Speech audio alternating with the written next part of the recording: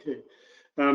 Welcome to the session in the Ontario Biodiversity Summit on restoring aquatic biodiversity. My name is Tom Willens. I'm with Trent University, and I'll be your host today. We're going to begin with an opening, and also with a welcome from Steve Hounsell. The opening is by Dorothy Taylor, and the welcome is by Steve Hounsell. So I'll turn the mechanics of that over to the people who are running today's session, and be back to explain more about the session after those have been provided.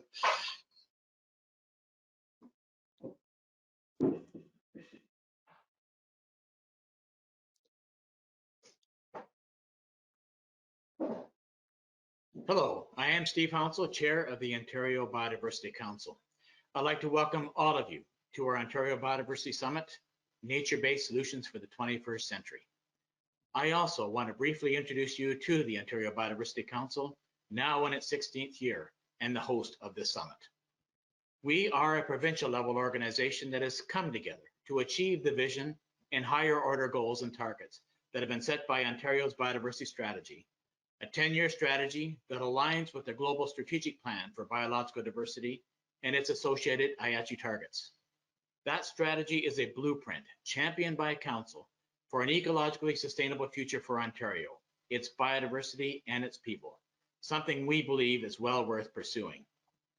We occupy a unique space that links global biodiversity targets with both national efforts and more local implementation efforts. We are working to mainstream biodiversity across all sectors and at all scales in an effort to protect what sustains us. It is embodied in the very membership of Council, with some 38 organizations from a broad constituency of industry and industry associations, conservation and environmental groups, natural heritage institutions, academia, Indigenous organizations, and the provincial government, all united around the theme of protecting what sustains us, our biodiversity. So again, I welcome you to our virtual summit. We hope that the summit will connect people from across Ontario, Canada, and around the world to talk about, celebrate, and most importantly, take action to protect biodiversity and advance nature-based solutions for a more sustainable future for all. You'll be hearing about the alarming state of biodiversity at multiple scales, including from here in Ontario, and the absolute need to bend the curve on biodiversity loss as we pursue a new deal of people living in harmony with nature. It is also an issue that is intertwined both in causation and in solutions with climate change and the pursuit of sustainable development goals, and hence our focus on nature-based solutions. More importantly, you will be hearing about practical solutions to move us towards a more inspired future for all. Remember, the future is all about choices, choices that we collectively make. We will be hosting a number of webinar sessions starting in late May and ending in October. You can find descriptions and outlines of each session on our website, ontariobiodiversitycouncil.ca. We encourage you to register for as many as you can, and yes, they are free. I believe there is something in this summit for just about everyone. We have brought together leading edge thinkers and experts on biodiversity, together with practitioners from many fields to help lead the way towards meaningful, practical, and cost-effective solutions. Let this be the start of an inspired journey to a more sustainable future. We also realize that we need many perspectives, and most notably, Indigenous perspectives, knowledge, and connectedness to nature in order to achieve the transformative change that we so desperately need to address the issues of biodiversity loss and climate change and the pursuit of sustainable development. Now, this was not a small undertaking. It takes a lot of work and organization to pull off such an event. I want to thank our summit planning team and session leads from the Ontario Biodiversity Council. These folks have been working tirelessly for months to bring this summit together. Thank you so much for getting us to where we are.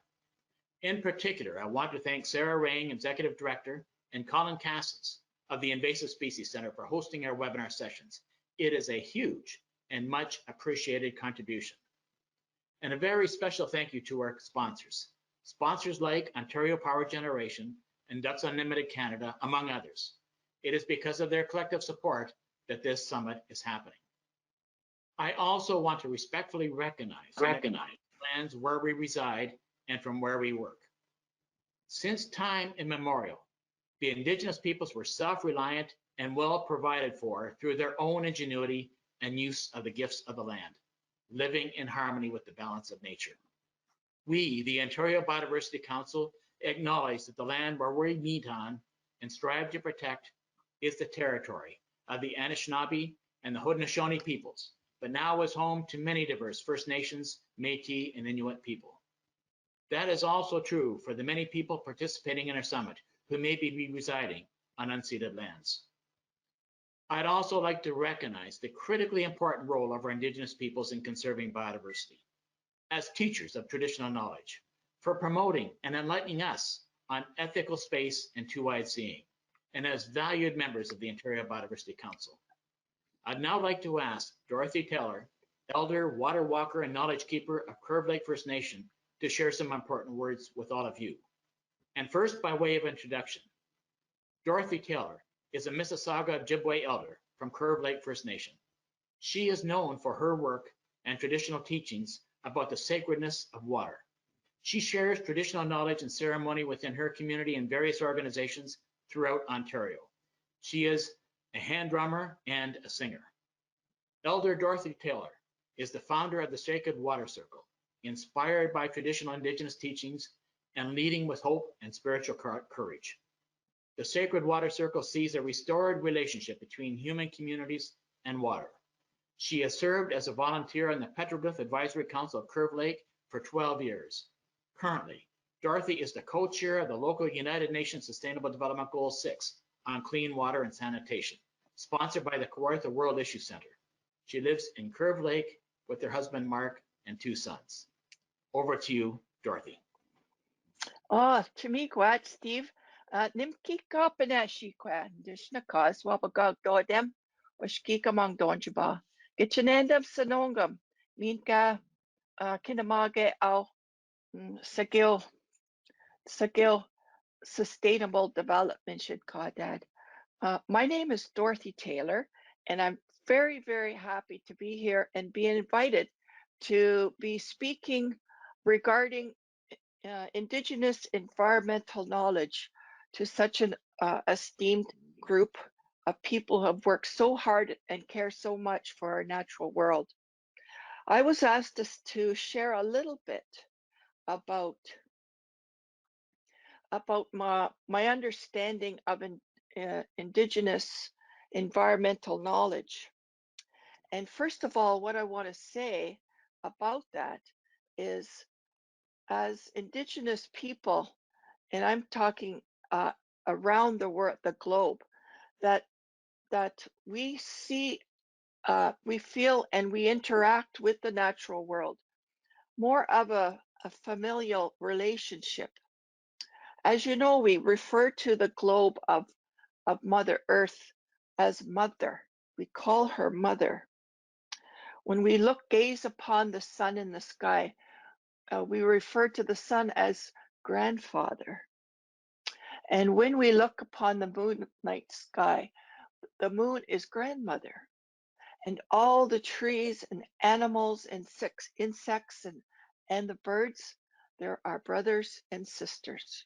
So you see how we have a familial relationship with the land, not necessarily a stewardship, because in our stories of creation, water was created first, the land was created next, and everything else was created that lives upon this world. But it was the human people, us, the 4 colors of man, that came to this land, the Mother Earth experience, I call it, because we're only here for a short time. We were here last. And so they welcomed us as the children of the earth. So when we refer to our interaction with the natural world as stewards, to me, the word steward is the definition as, you know, as maybe something in which a person control or organizes their interaction with the world. And, you know, that's not our job. We have to have a different perspective on how we interact with the land and with the water. Because to Indigenous people, the the water itself has a spirit, a living spirit. And the lakes, the oceans, the rivers, even the water that falls from the sky, it it is the veins of Mother the Earth. And when we interact with the water, our elders say that we must show gratitude to the or speak gratitude towards the water. So many of you who work on the land and you're always near water, say on a daily basis in your language, be it English, Korean, Chinese, Italian, or Ojibwe, which is miigwech. Say miigwech to that water. It hears us and it has a memory. In terms of the land and the trees and the air and the fire, you know, these are elements that must be treated with respect. So we have more of a spiritual relationship with the land. It's more than an element. It's more than it goes beyond being a resource. We actually have a spiritual familial relationship with the land. So as the four colors of man, we must all remember our original directions as we left the Creator's side. And just in brief reference to one of a certain part of our creation story, the white race was given the obligation to look after the air. The yellow race to look after the element of fire. The black race to look after the element of fire, of water, and the red race to look after the land. As Native people in the Ontario Island, which is the continent of North America, we believe that we still remember our obligation, and that's the obligation to the land. As you know, when you turn on the TV and you look on the news, it's always the Indigenous people who are leading many of those protests and on oil and mining and forestry and such, because we believe that there are certain places on our land that have a spiritual power. It's a sacred place. Sacred meaning it has a connection to the higher power. So what I shared with you today in conclusion is that number one, we have a familiar relationship to the land. We believe that land, water, sky, and air, we have a spiritual relationship with it, with creation. And also, it's very important that on a daily basis, we speak gratitude towards those gifts the Creator gave us. And that we're not necessarily stewards of the land, but primarily, we must live in harmony. And we have to live in a balanced relationship with the land. So what I shared with you today, I just hope that what our elders from present and beyond and prior, who have taught me the little bit that I'm sharing with you today, that this will help you in the work as you go forward as professionals and in the work that you do. So I say miigwech for inviting me and to sharing a little bit that I know. And I wish you luck and have fun on this biodiversity and this group this conference that you're participating in webinar. Now miigwech.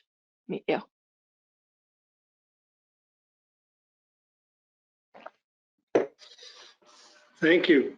Thank you. I'll remind the panelists that your microphone has been automatically unmuted during that presentation, so you'll have to reactivate it. I want to, first of all, thank Dorothy Taylor for today's opening. She opened the session in a good way. Your words, Dorothy, carry even more significance against the backdrop of the horrendous legacy of residential schools that has continued to be revealed over the past few weeks. And today's session is much more about, is very much about understanding how past actions impact current aspirations. You used the word balance, achieving balance in your opening, and I think that is a central theme to today. So we have a lot to learn, and we need to learn with humility. Miigwech, Dorothy, for that good opening.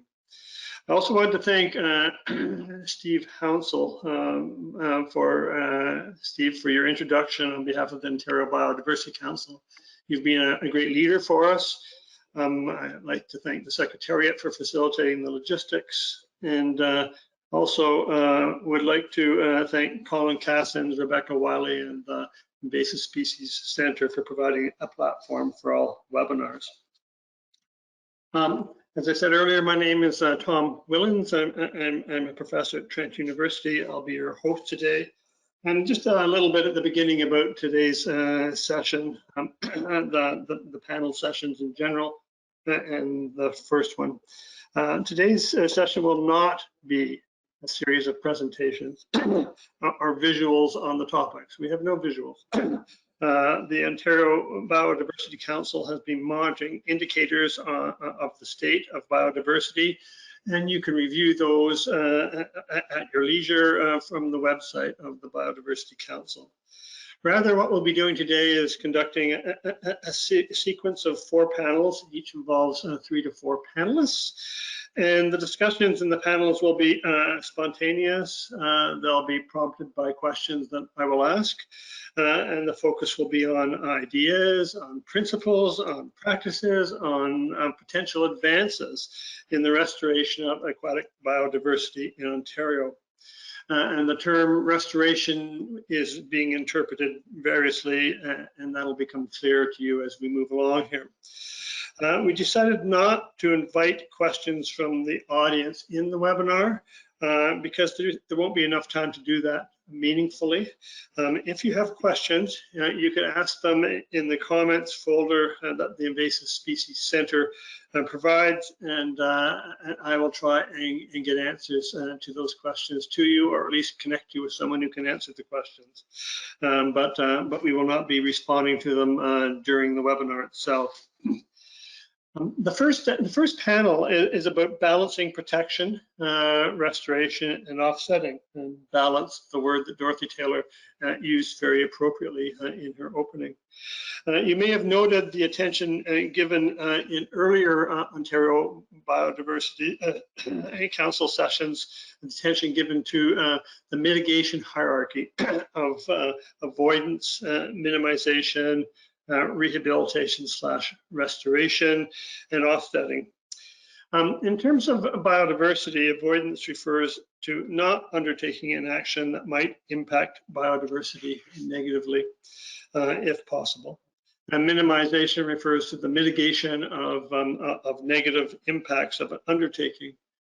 Restoration, rehabilitation, and a number of other related terms refer to the reclamation of area or ecological function or services through an undertaking. And offsetting or compensation, as it's sometimes called, refers to replacing area, function, or service that's lost to an undertaking through action elsewhere.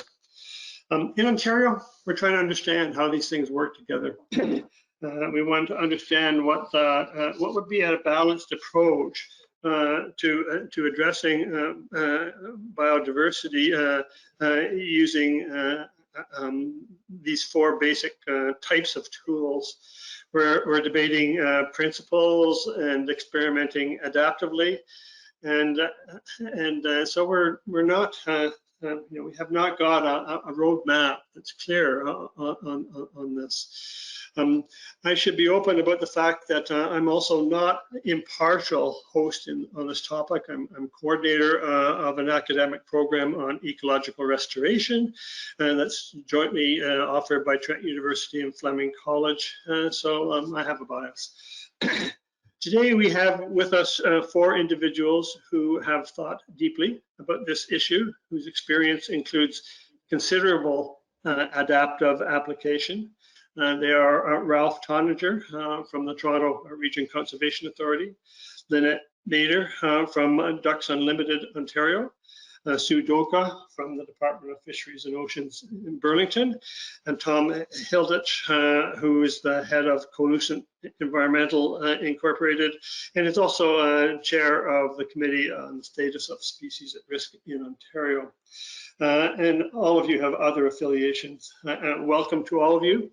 I have biographical material on some of you, but not others. And I thought, instead of posting partial information, what I'll now do is ask the panelists to introduce themselves and to take some time to situate their experience on the topic of today's session. So I have no particular order here.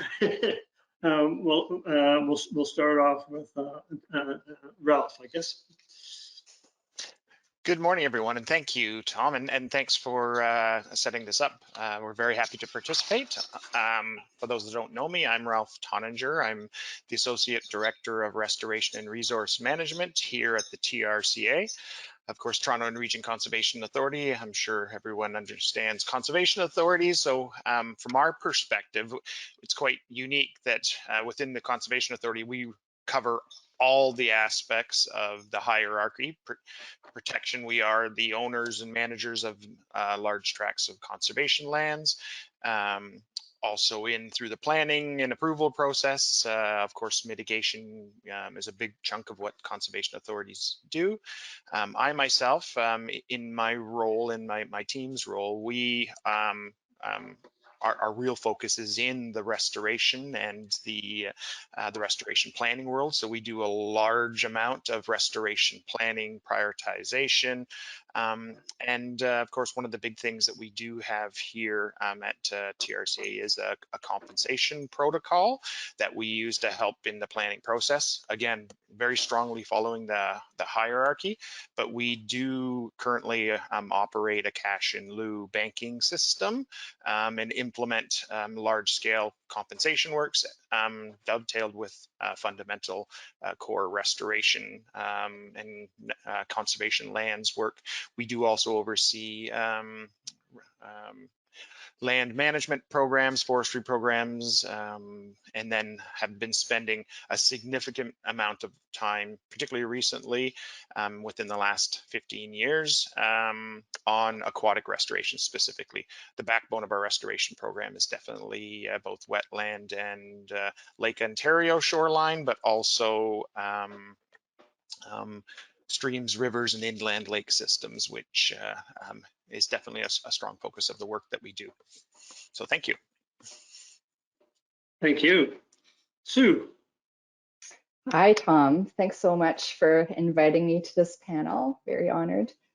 I am a research scientist with Fisheries and Oceans Canada, as Tom mentioned, out of Burlington, Ontario. I belong to the Great Lakes Laboratory for Fisheries and Aquatic Sciences, but we do more than just Great Lakes work, although that's the bulk of what I do. I've been with the department for 25 years now in various capacities, and I mainly do research projects internally to provide science advice to our policy and regulatory programs, as well as to our external funders and partners, which includes Environment Canada, our Environment and Climate Change Canada is their relatively new name.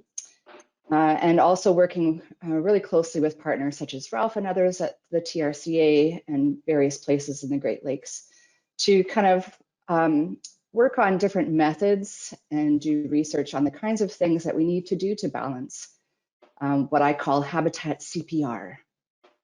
And that's conservation, protection, and restoration. And I say conservation in the sense that it is the conservation of habitat. making sure that we account for its value and try to achieve no net loss or net gain in places where we need restoration. So that's my pet name for it, Habitat CPR. We work closely with Aquatic Habitat Toronto, with the St. Clair Detroit River System Initiative. Recently, a group called Aquatic Habitat Canada has started up, and also working with various agencies, including municipalities in Hamilton, for Hamilton Harbor restoration. So really highly urbanized areas, but then there's also areas that I've been involved with in the north, in Nunavut, for example, working with mines and what we need to do for offsetting in those kinds of situations. So a little bit of breadth of what I do, working on multiple stressors and multiple threats, and also trying to create tools that we can use for integrated planning. So tools we use for offsetting purposes, for equivalency, and also trying to identify the important fish habitats that we have out there for protection. That's a nutshell for me. Thank you. Thank you. Tom, we'll go to you. Thank you. Thank you very much, Tom. I'm grateful to be here today, and thank you for including me in this panel. I've got about 40 years in the environmental industry. I've worked mostly in consulting, environmental consulting, since Gartner Lee in the original consulting days, where I was. I created companies and grown companies and bought and sold companies. So my experience has principally been in the private sector. Most of the work I've done is related to natural heritage. I've done natural heritage system design, planning. I've done ecological restoration projects in large areas of Ontario, including some large projects in Brampton, in urbanizing areas in Milton. Some of the clients I work with are some of the largest private landholders in Ontario and in Southern Ontario. And probably in terms of bias, the bias I bring here, I'm an ecologist. I've spent my earliest years with TRCA, Lake Simcoe Conservation Authority, as ecologists. I worked on their ESA studies. I'm a self-taught naturalist from my days wandering the Humber River Valley systems of Toronto, but I'm an ecologist, and I really am biased towards action, biased towards getting things done. I'm interested in seeing the process of ecological restoration, rewilding, planning move more quickly, and biodiversity conservation move more quickly. I've seen too many situations where it hasn't moved quickly. Through my career, I've also worked with governments, municipal, provincial, federal. In one case, I've worked as the Environmental Stewardship Commissioner for 3 First Nations in Ontario. And I learned a lot about Indigenous people and their knowledge and their traditional wisdom around nature. It was a refreshing and eye-opening project I did for 3 years on behalf of principally Envy Inlet First Nation, where I learned quite a bit from Chief McQuabi about how they interact with nature. So I've had a diverse career. I'm not finished yet. I love what I do, and I plan to be helping groups and helping individuals advance ecological restoration in a practical and efficient manner going forward. Thank you, Tom. Thank you. And Lynette. Thank you, Tom. My name is Lynette Mader, and I'm the Provincial Manager of Operations for Ontario for Ducks Unlimited Canada. And I'm tuning in from the metropolis of Craighurst today, which of course is just a tiny little hamlet. So if my internet connection goes, give me a hand signal or something. I can't always tell before you do. Interestingly enough, Craighurst is very close to the village of Elmvale, which historically was one of the largest Wendat settlements in Canada, and not far from St. Marie among the Hurons. There's a lot of culture and learning in this area. So I'm very privileged to live in this area and to be able to tune in from home. As I mentioned, Manager of Provincial Operations for Ontario for Ducks Unlimited. I also sit on a number of provincial committees that are somewhat relevant to our topic today. I'm on the Species at Risk Program Advisory Committee, as well as the Protected Areas Working Group. and I'm vice chair of Ontario's Climate Change Advisory Panel. But perhaps one of the roles that I was very honored to have that's most relevant to today's discussion was in 2018, I was co-chair, along with Kim Gavin of Conservation Ontario, of a wetland advisory panel whose specific task was to look at developing a framework for an offsetting policy. And that panel was made up of a diverse cross-section of industry and conservation organizations, municipal representatives, a really great cross-section of great brains. And within a very short time, they were able to come up with some really good recommendations towards a framework for wetland offsetting specifically.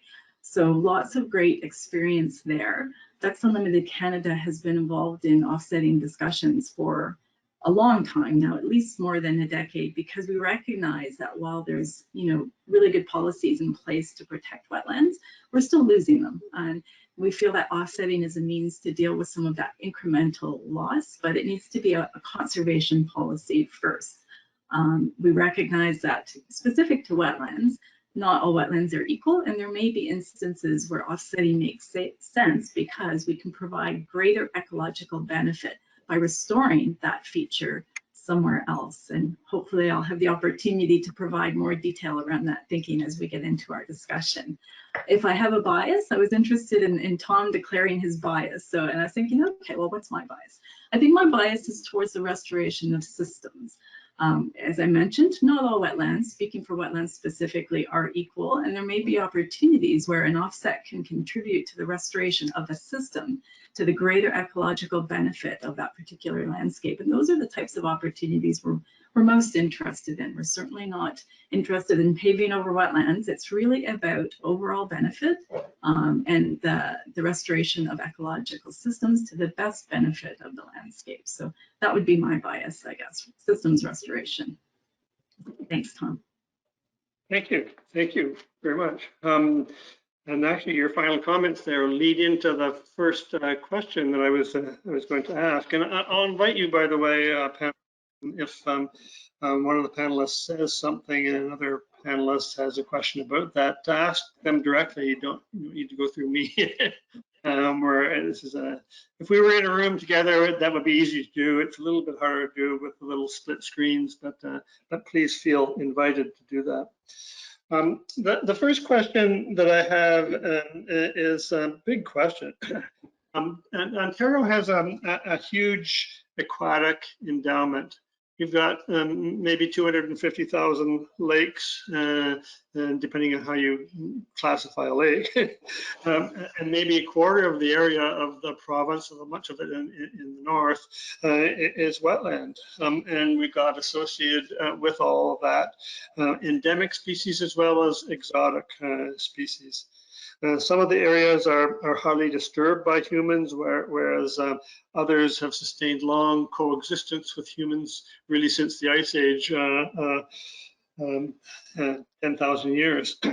Even with the disturbed and relatively undisturbed areas, there can be a range of conditions. So do you, in your work, have a system or an approach for considering protection, restoration, and offsetting on a landscape or on a waterscape scale? Or do you do this more on a case-by-case basis as need arises? And that's an open question to all of you. Ask for a volunteer to step forward with their approach. Tom. It's an excellent question, Tom. I've found in the last 5 or 10 years, I've invested quite a bit of time trying to really understand the landscape more effectively than I have earlier in my career. And I respect and understand watersheds and watershed planning. That's a fundamental part of everything that we're doing. But there's something that I've been feeling has been missing, and I've been working on trying to fill what I call the missing link, which I refer to as a physiography. How physiography, especially in glaciated Ontario, how the physiography in some cases transcends watershed boundaries. And I look at it, I developed a functional assessment framework that's based in part on European work and American work, where I've categorized functions, ecosystem functions, hydrogeological, hydrological, ecological, and then into cultural and socioeconomic. So I developed a functional assessment framework that I try to apply in every project I do now, across watershed boundaries based on physiography, so I can measure the functionality that's occurring in a landscape and understand the degree of functionality on that landscape without the constraints of municipal boundaries or even conservation authority boundaries in some cases. So really using physiography and the old Chapman and Putnam references to help us understand what's there now. Why is it there? How does it function? And where might it come back more effectively? So in my life, I use this functional assessment framework in part, but I ground it in a really good understanding of physiography and interpretation of it. So all of the two-dimensional thinking I would do around ecosystem planning and patch connections and things has really become a much more fluid and three-dimensional and more once you bring in spirituality and understanding of indigenous peoples and cultures. I've really transformed the way I'm looking at landscapes now. So that's my eclectic answer to your question. Ralph, you have some. Yeah, I'm happy to jump in, and you know, I'm privileged to work for a conservation authority whose mandate is a watershed, and already to look across jurisdictions and to mirror some of Tom's comments. One of our sort of key philosophies, you know, even within the watershed, is still we really like to approach the landscape from you know, the simple ABC perspective. You know, the abiotic. We have the Oak Ridges moraine. We have, you know, and we know even in a watershed context, we've got perfect examples where water from the moraine that's technically in the Rouge, we know through tracking it comes out in the Duffins. There's lots of things. So while we are watershed based, which is really helpful, we deal with the ABCs, the abiotic first, the biotic, you know, then looking at those communities, those corridors, those connections. We have natural heritage strategies that bridge our watersheds and work very closely with you know, our neighboring CAs, and then ultimately the C, you know, the community, the people. We need to understand the municipal boundaries, the province, the you know, and bring that all together to really try to take a landscape approach, to use that, you know, island biogeography theory, or at least the, you know, coming at it from the 10,000 foot level. That is the core of how we approach, you know, particularly our restoration planning and our protection, that we try to balance, you know, across watersheds. There is always a little bit of competition between watersheds to try to set some you know, using some of the ideas that have come out of, you know, how much habitat is enough, you know, how much do you need within a watershed. But to do that, we really need to pull all those aspects together to approach a holistic strategy of protection, restoration, you know, or mitigation, restoration, and then ultimately offsets and compensations. But we do try to balance those to try to maintain in our approach a consistent approach that ideally hits the mark at every level. What's good for City of Ajax is also good for the Duffins watershed. It's also good for our overall jurisdiction, and even is good for connectivity to the Greenbelt in Northern Ontario. Lynette, you know, you work for an organization that I started off framing this in terms of Ontario, but you know, you deal with North America. And so I don't know to what degree the approach you use in Ontario is the same as what you do in North America, but you're dealing with scale all the time. What is your, how do you wrestle with this?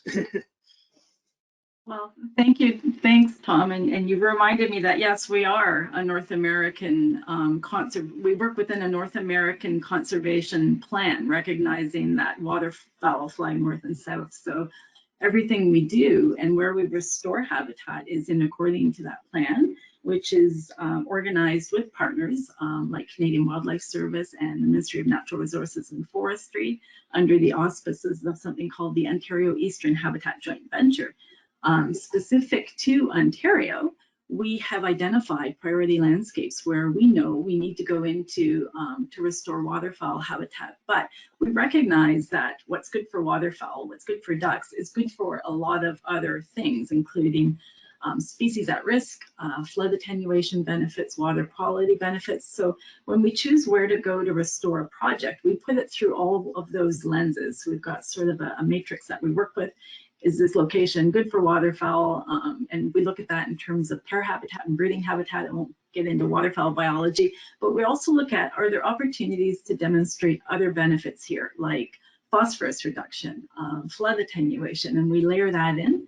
And then because most of our restoration projects are implemented with partners like conservation authorities or NCC or stewardship groups that exist out there across Ontario, we then apply their lens and we work within their system. So NCC will have their own priority areas. They'll have a great idea for a project and we bring our criteria and we kind of line it up with theirs and we move forward. Same with the conservation authority. When they're the implementing partner, they're often finding the project for us, delivering it and negotiating a conservation agreement on our behalf, which is an excellent system that allows us to get scale across the landscape.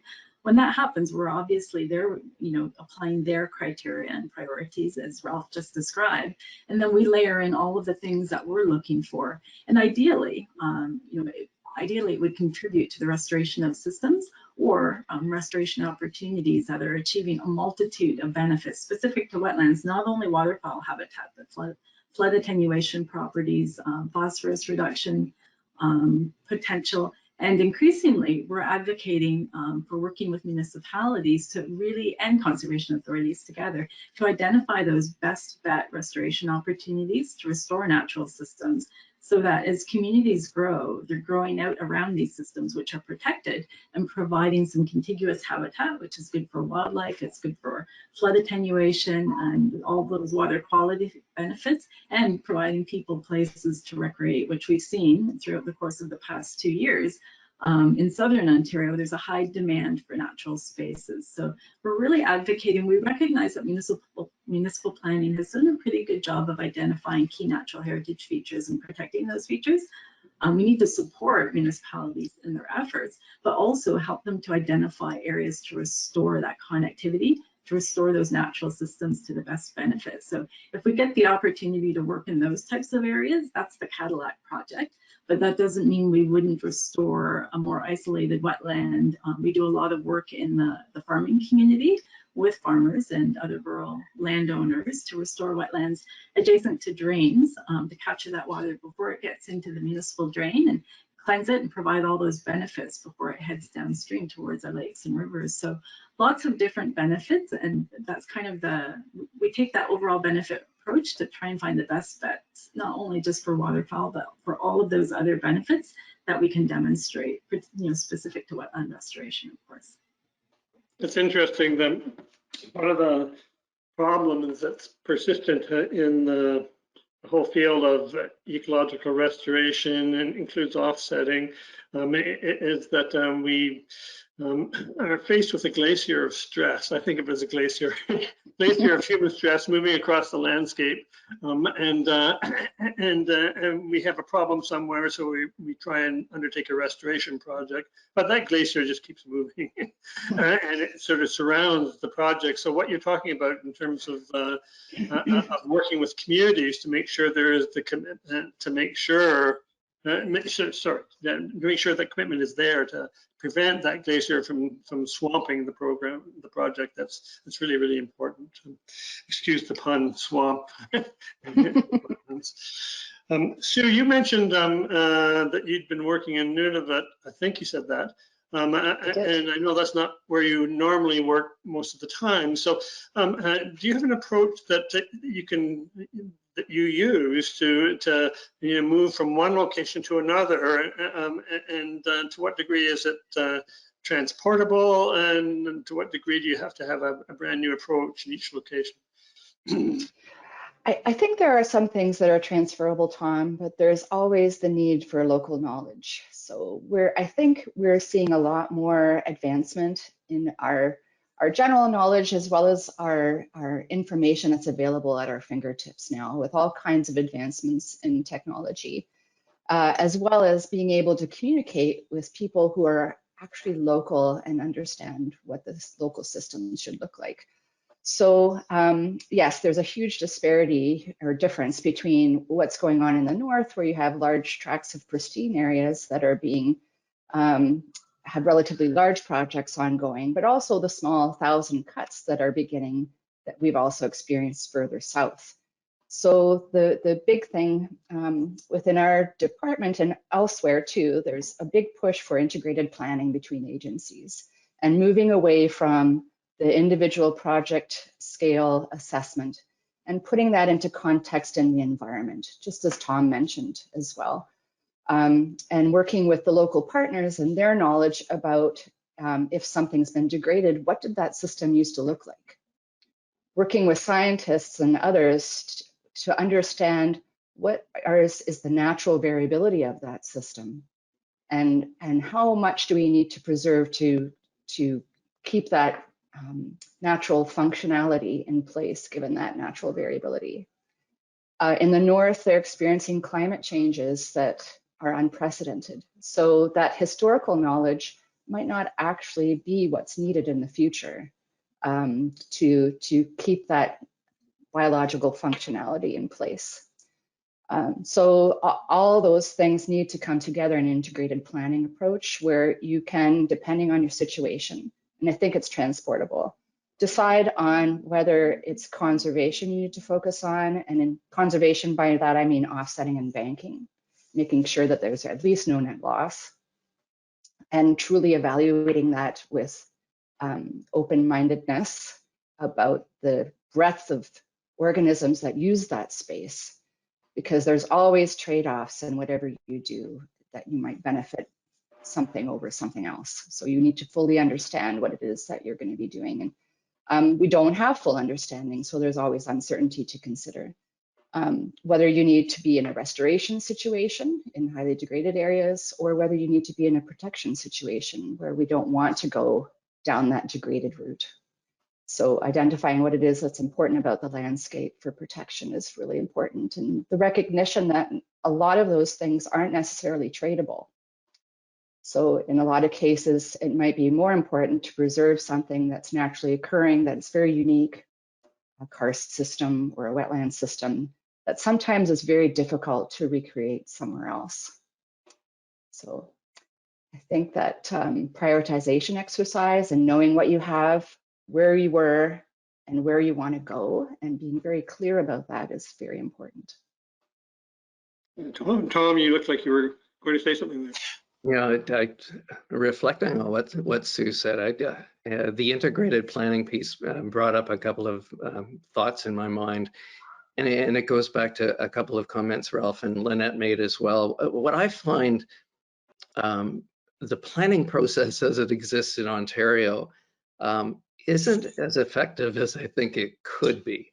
You know, we've gone through a period of time where, and Ralph, I think you mentioned the Islands of Green, you know, going back into the 70s and 80s when Stuart Hiltz wrote his book, and we were talking about finding the patches of nature and trying to connect them. And we've moved beyond that into more of a systems approach with natural heritage system planning provincially. But my sense still is that we've invested so much time and resources into the planning process and official planning process without that understanding fully embraced. We're still dealing with arguments that are consuming incredible amounts of time and energy and money that we could much more efficiently and effectively use for restoration and offsetting. So the whole planning process, when Sue, you talk about integrated planning, I think that's a wonderful idea. And I would encourage us to think about how we could get Ministry of Municipal Affairs and Housing thinking differently about natural heritage system planning so that we have a little bit more flexibility to do things better. You know, and Lynette, I've talked to Lynette before about, you know, they've developed a tool that they use for finding on the landscape where wetlands are best located, and they're doing that at a provincial scale. I know TRCA is quite advanced in that thinking, as well as a few of the GTA conservation authorities are. But there are many tools out there that would help us figure out whether it's in brokering deals with private sector, encouraging and inspiring landowners and Federation of Agriculture participants to do things a little bit differently. I think there are opportunities here that don't have to wait necessarily for rules to change. We just need to integrate our ideas a little more effectively and bridge the private sector into this more effectively too, so that we use those resources much more efficiently than we have been using them. Because everybody in this panel, and probably the people who are listening, have had experiences where we want to do the right thing and the resources are there. We're not connecting the dots to get it done effectively. So I think Sue's comment about integrated planning is a really good one that we should step back and look at more broadly and think about how do we do this efficiently and use our resources really wisely. Mm-hmm. Ralph? Yeah, thanks, Tom, and I completely agree. I mean, integrated is the core of so many of our programs. Our integrated restoration strategies. Some of our best examples is where, of course, we're bringing major groups together. I think some of our best examples, Sue had mentioned Aquatic Habitat Toronto, which is really essentially a group of organizations that have been committed to the cause of habitat, and we have done amazing things collectively as a group in a lot of cases in absence of provincial, even federal strategies. We've been talking through that committee, and that's a group made up of ourselves, DFO, MNR, City of Toronto, and it was really to look at, in some of the early days, how to streamline approval processes, but how to get habitat at the planning stages of projects, and how to look at the Toronto waterfront in that case as a resource and making it work together. And really by bringing those groups around and all of the various strategies, it's been a strong force. I mean, it has helped form the foundation of our own integrated restoration planning and our compensation strategy. I know we've had tons of discussion in the early days with the DFO's own offsetting program and looking at that. We are blessed in our jurisdiction with many fairly wealthy municipalities who, through working with definitely leaders at times that have the habitat and aquatic habitat in mind, have been able to do great things even in absence of a provincial-wide strategy. That I think there's many of these examples of NGOs, groups working with Indigenous groups and working with local knowledge that are really forging ahead to make big things happen on the landscape. Just for a point of clarification, so as I understand it, when you're talking about working on the landscape scale, the TRCA has got a really interesting approach to doing it. So let's suppose that some money becomes available. You mentioned in your introduction that you sometimes receive funds as a form of compensation, and the Fisheries the Fisheries Act allows that to occur. So money comes in with respect to a particular project, and you don't necessarily use it to focus on that area, that location where that project's going in. And what you do is you scan the watershed. You've got a way of deciding where the watershed is going to best benefit from restoration or offsetting, and then you focus your attention on that.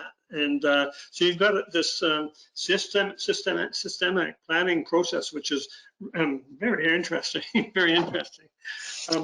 Is that true? Have I captured it correctly? Yeah, no, for sure. And again, because we're conservation authorities, we already have watershed plans.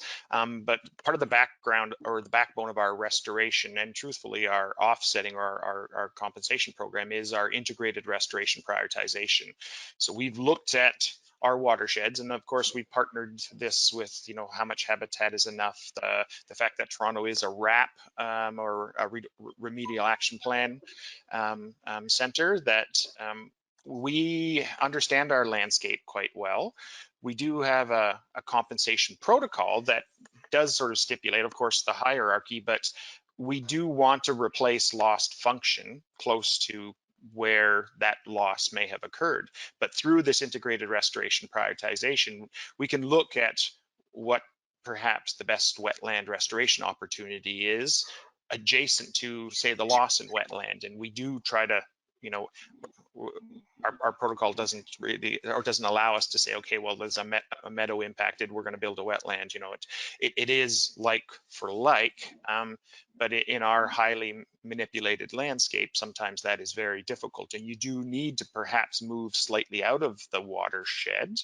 But we try to produce it and can track that as to how far away from the impact.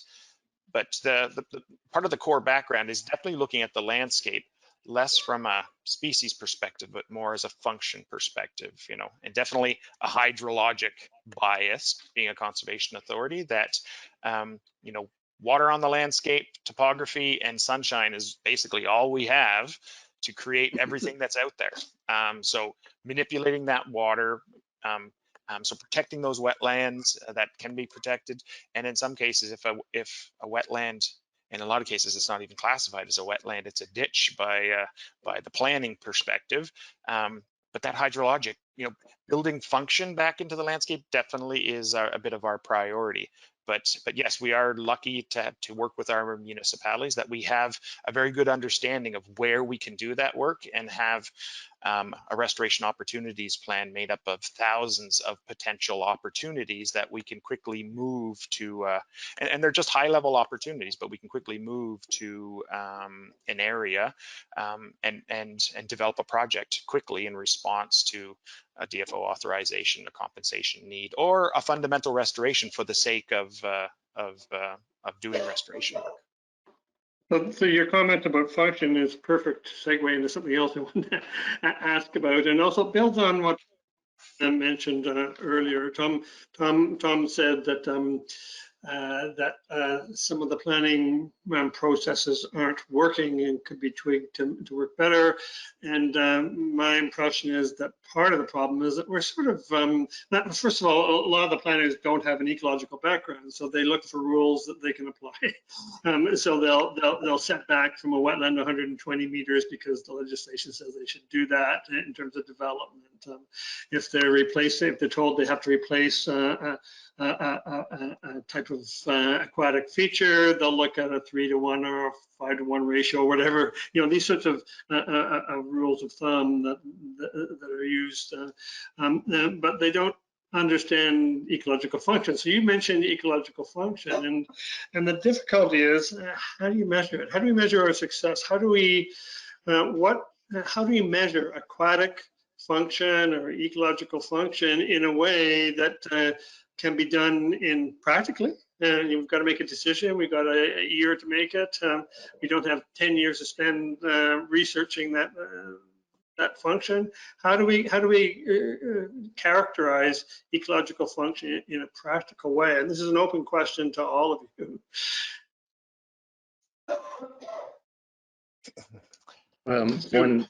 One thing that, Sue, one thing that strikes me in terms of the practical aspect, and I've had discussions with people about size being the simple choice. Let's just use a size metric, but I don't think size captures what we need to, everything we need to deal with. Like in so many cases, I've been dealing with small wetland features that, you know, as Ralph said, you know, they're on the landscape, they're in a particular watershed.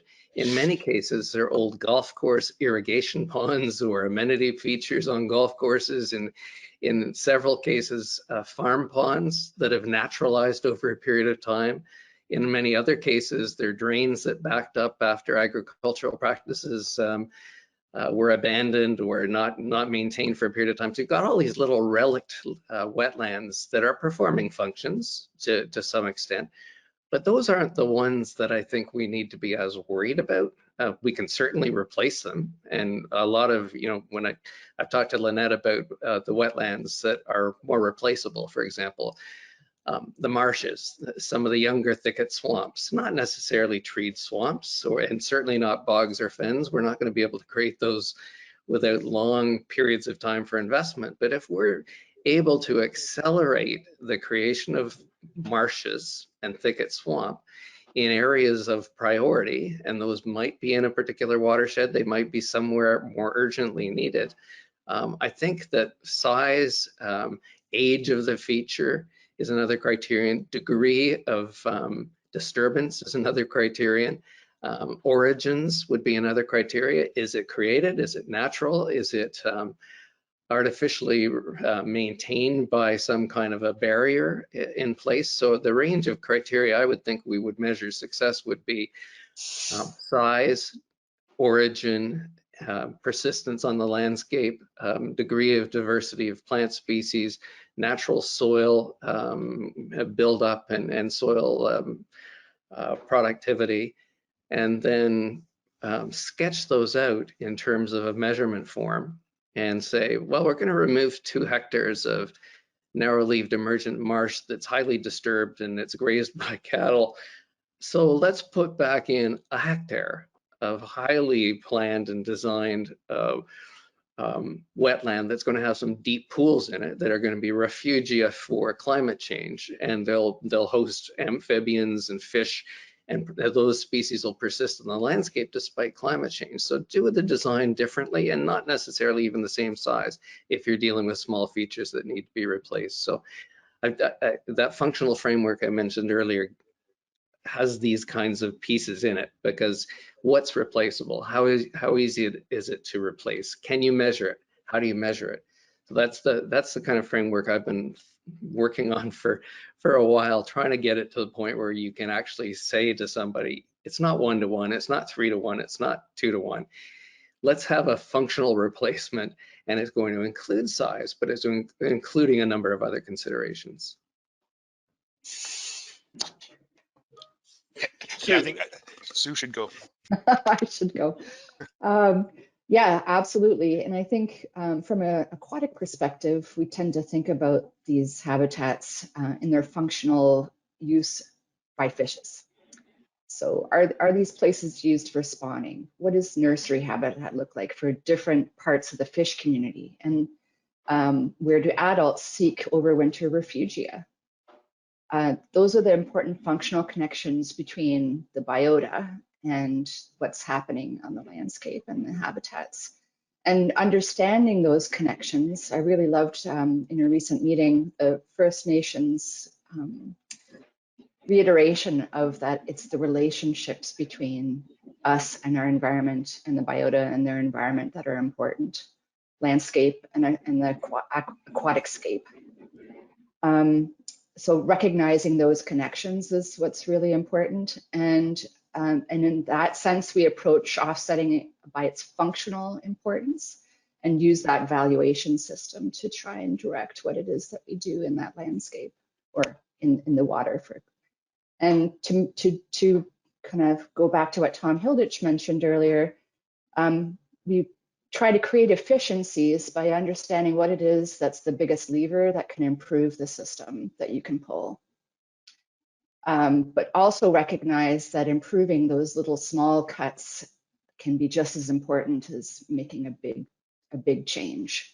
So trying to approach it from a systems approach, taking a precautionary approach, but also understanding those functional relationships can help guide what it is that landscape might need.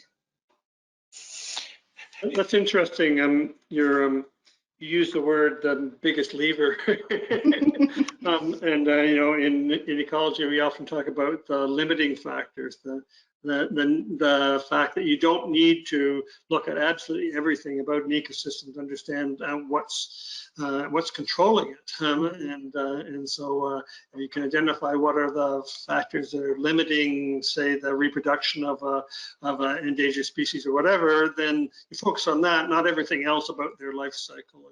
And I think that's sort of the flip side of what you're talking about, or at least part of the same different analogy, but the same thing. Ralph, you looked like you were going to say something.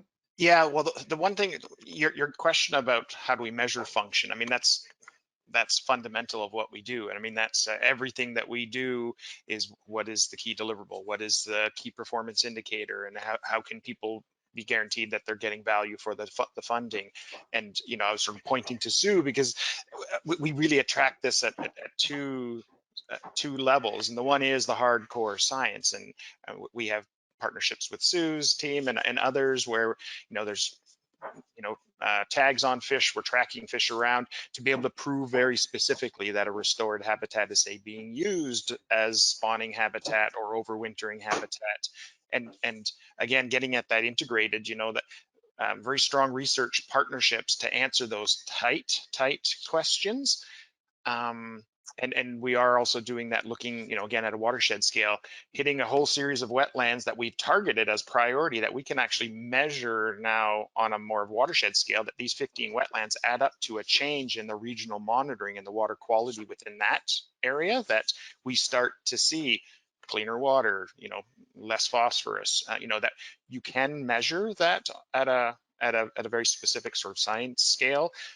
We as an organization, we're more of a practitioner. We partner with people on this, but I also do want to sort of flag the, you know, measuring function is also sometimes really simplistic in a way that, you know, the algae is reduced, or local, you know, with local knowledge that, you know, you had a problem, hot water in a, you know, in a unvegetated wetland, adding vegetation and enhancing that just thermal reduction. How can you measure that? You know, I mean, it's a real simplistic. Sometimes it's those real simple pieces. We've done wetland restoration on the waterfront, and now we have muskrats exploding like crazy. We now have a river otter. The science in that, nobody can really prove the connection, but it's the hardcore science plus the anecdotal and the citizen science that sometimes is, you know, accompanied with that.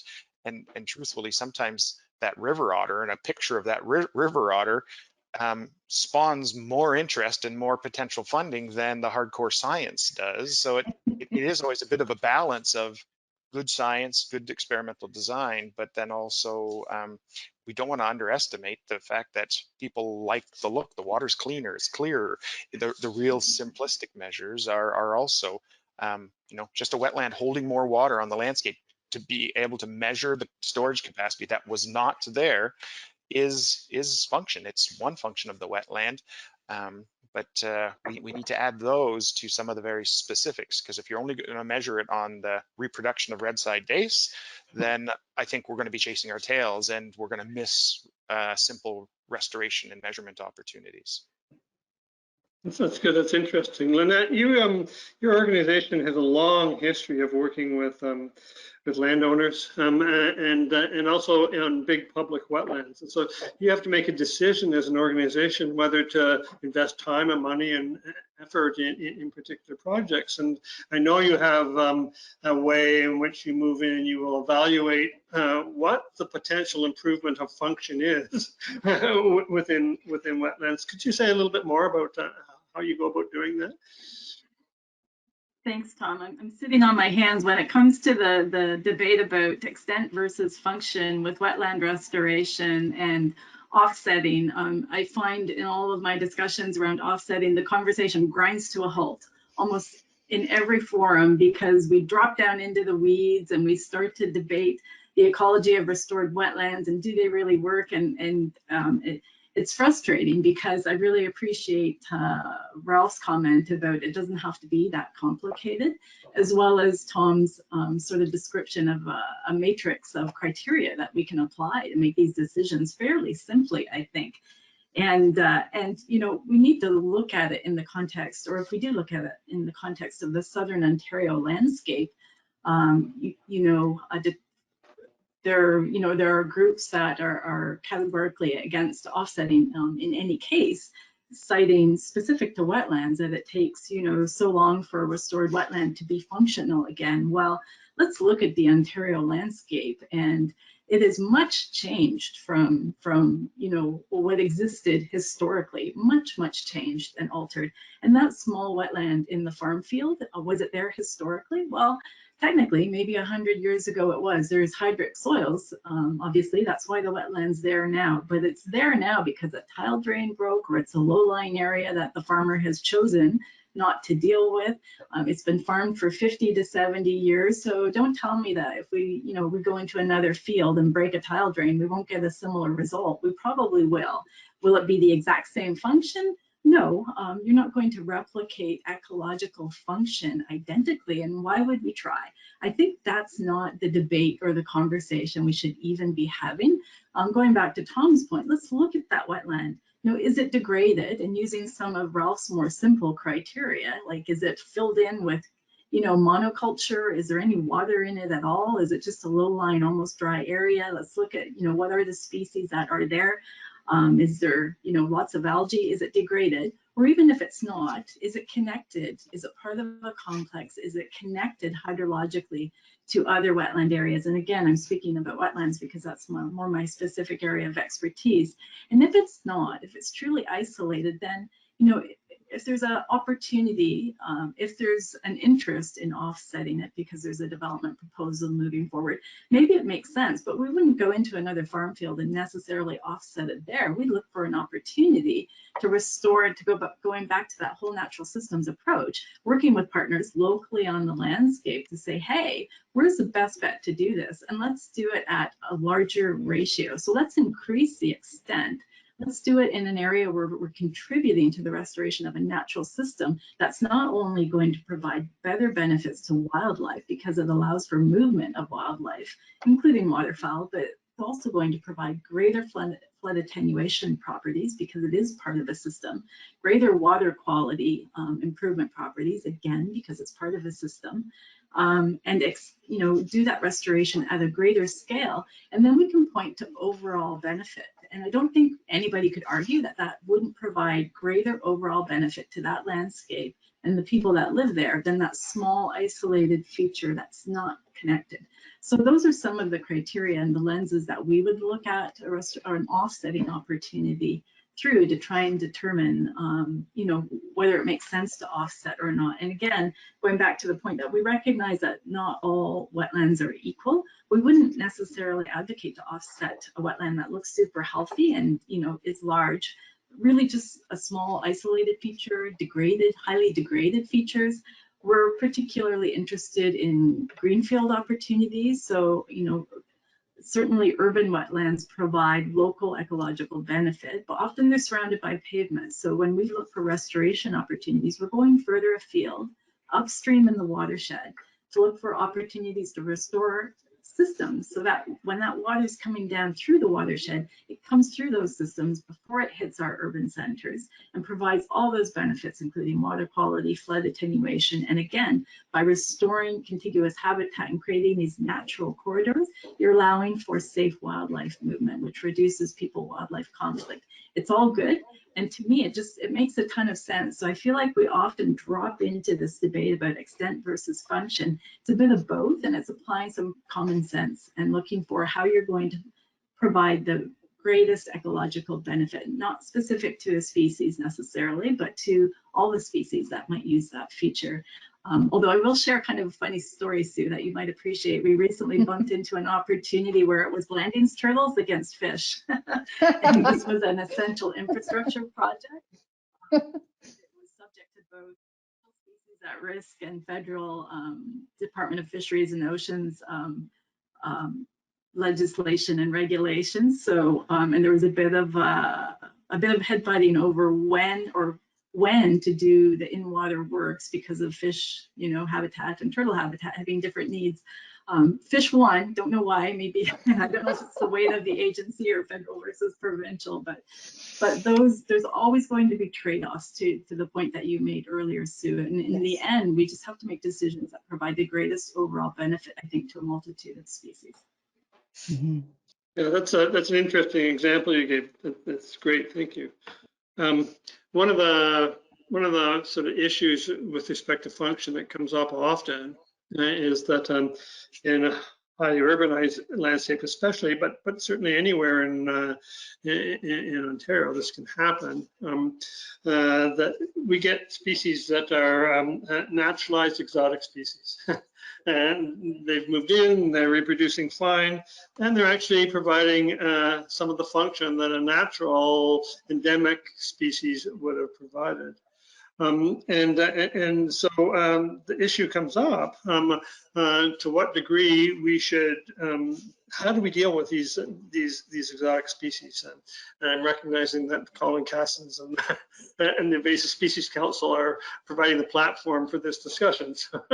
But at any rate, so for example, we've introduced species that some people don't even know aren't endemic, brown trout. Some of the Pacific salmon species people might think were here before. Brown trout's a European fish, and there are 3 or 4 Pacific salmon species that are reproducing naturally here, including rainbow trout, which most people don't think are Pacific salmon. So they're providing function, and they're providing services, and they're sitting in aquatic habitat in places that other species like Atlantic salmon used to be. And the issue is to what degree do we sort of fight their tendency to move in or accept that they are providing a function that was there provided by indigenous species, and to what extent do we need to learn to love them and not fight them all the time? The common carp has been here since 1880s, and it's not it's not going to go away, and there's no way we can get rid of it. We can, as Sue referred to the Hamilton Harbor restoration, we can find ways of keeping them out of areas where they're causing a problem, but not necessarily get rid of them across the landscape. So how do you deal with the non-indigenous species that are providing function, and how do you decide whether you're going to campaign against them or find some way of getting rid of them, or how do you live with them? If I can jump in, and I think even also just to follow up the last comment that Lynette has made, truthfully, and there's a bit of a bias here, I think some of the species at risk legislation and some of our species focused, and even ELC and rare communities sometimes gets in the way of really good restoration. We get caught up on spawning depth, on very specifics, how to eliminate carp. I mean, carp is something that we extensively work with on Lake Ontario, and one of our major approaches, more on the restoration, not on the necessarily the protection side, but definitely on the restoration, is again this the ABCs, the getting the abiotic, those simple measures, again, the function of the wetland or the function of the community, and some of those basic premises that sort of diversity is good, fluctuation is good, dominance, monocultures are generally frowned upon. That we did do some very targeted work, probably in the earlier 90s, when there was a lot of this, targeted black tern restoration, targeted turtle nesting habitats. We add those features in, but we've really adapted this now to be more of a systems approach. And it if you can get the A correct, the abiotic, the hydrology, the nutrient cycling, some of the basic functions, that old adage again, build it and they will come. I think our most successful projects have been ones where we haven't taken a species specific approach, that where we've adaptively managed through the adaptive management circle, the basic work that we've done. And now through greater science, work with some of Sue's teams, for example, we've done tons of coastal wetlands on the Toronto waterfront, Tommy Thompson Park, some of those cell capping projects. some of the things that we learned is we were getting great veg cover, but we're realizing we are missing some of those critical depths that we've done overwintering studies, and now adding those pieces. But the reverse, like Lynette sort of said, I've been in rooms before where we're trying to layer on. We've had the perfect storm of red-side dace, bobolink, and Jefferson salamander. Who wins? And we were paralyzed for years trying to sort that out. Instead, we have get the wetlands in place, get the form, function, the hydrology, and then adaptively manage it and add those critical components as the science comes along. And that's sort of the same with invasive, species. We typically see invasive species are taking the most aggressive hold on habitats that have impaired function. We'd like to think our restoration strategy targets function restoration, and hopefully and then the species will come with more targeted approaches.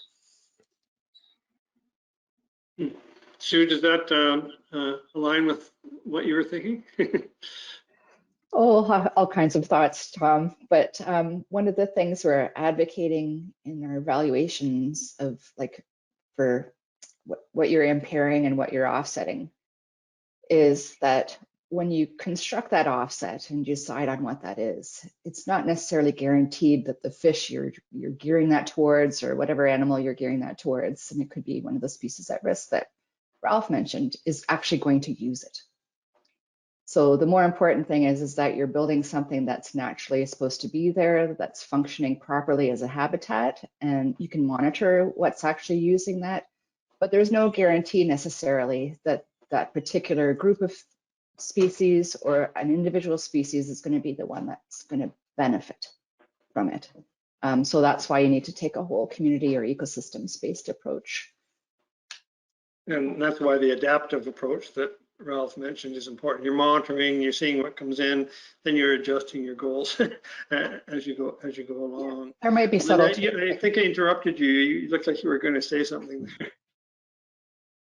Oh, thanks, Tom. No, I think that when it comes to invasive species, they're not perhaps all equal in their level of disruption. Some are worse than others, and they really do permanently impair important habitats. So I'm thinking of Phragmites, for example. Not nice. Nobody likes it, and most species can't use a wetland once it's frag dominated. So that's been a real challenge in southern Ontario, southwestern Ontario especially, and it's moving east. But there are some great success stories too. And I think the whole key with invasive species is to get out ahead of them, identify them early and deal with it early. Purple loosestrife, I think, is a relative success story. You don't see it around as much. There were lots of programs put in place to deal with that early on. We've discovered something called parrot feather in a few isolated areas, got in there quick, got it out of there. Water chestnut, European water chestnut, another success story. Identified it early, mobilized, partnered up with local organizations, mobilized quickly, got people out in the field to get it out of our waterways. Largely a success story. We feel it's under control and we're keeping an eye on it. Phragmites definitely got away from us for a lot of reasons that we probably don't have time to explain here, but has to do with limited ways to control it.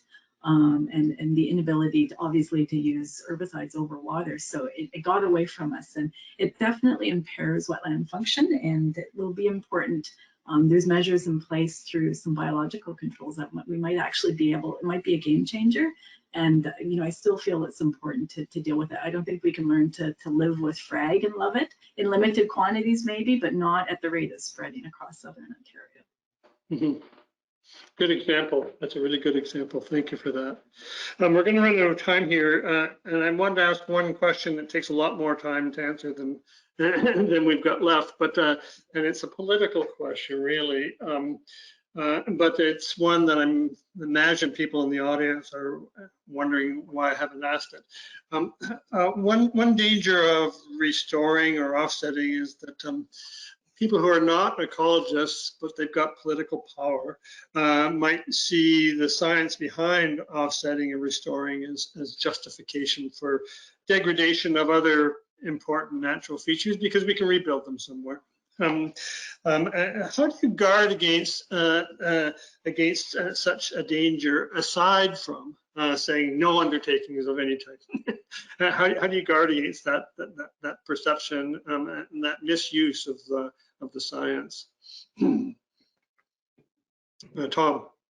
It's a great question. I've wondered that over 40 years of work. It's interesting, you know, all of the people, all of the clients I've worked with over the 40 years, all but probably a handful, are really interested in doing the right thing. And I think we underestimate people's ability to do the right thing. People want to make the environment better. Sure, they want to achieve other objectives, but I think we need to be more encouraging, and we need to be more flexible and be more adaptable, because we've been in a period of regulatory process that has prohibited activities generally on the landscape where there are these features, regardless of whether they're really significant. So I think we need to be less oppressive. We need to encourage and inspire people to think differently about what we're trying to achieve. And we need to trust the majority of people that they're trying to do the right thing. And we need to have measures where they're not, or those individuals are not trying to do the right thing, that there's a level of punishment that's appropriate, and it feeds into a conservation fund that deals with this. But in my experience, even if they don't understand the science, people generally want to do the right thing.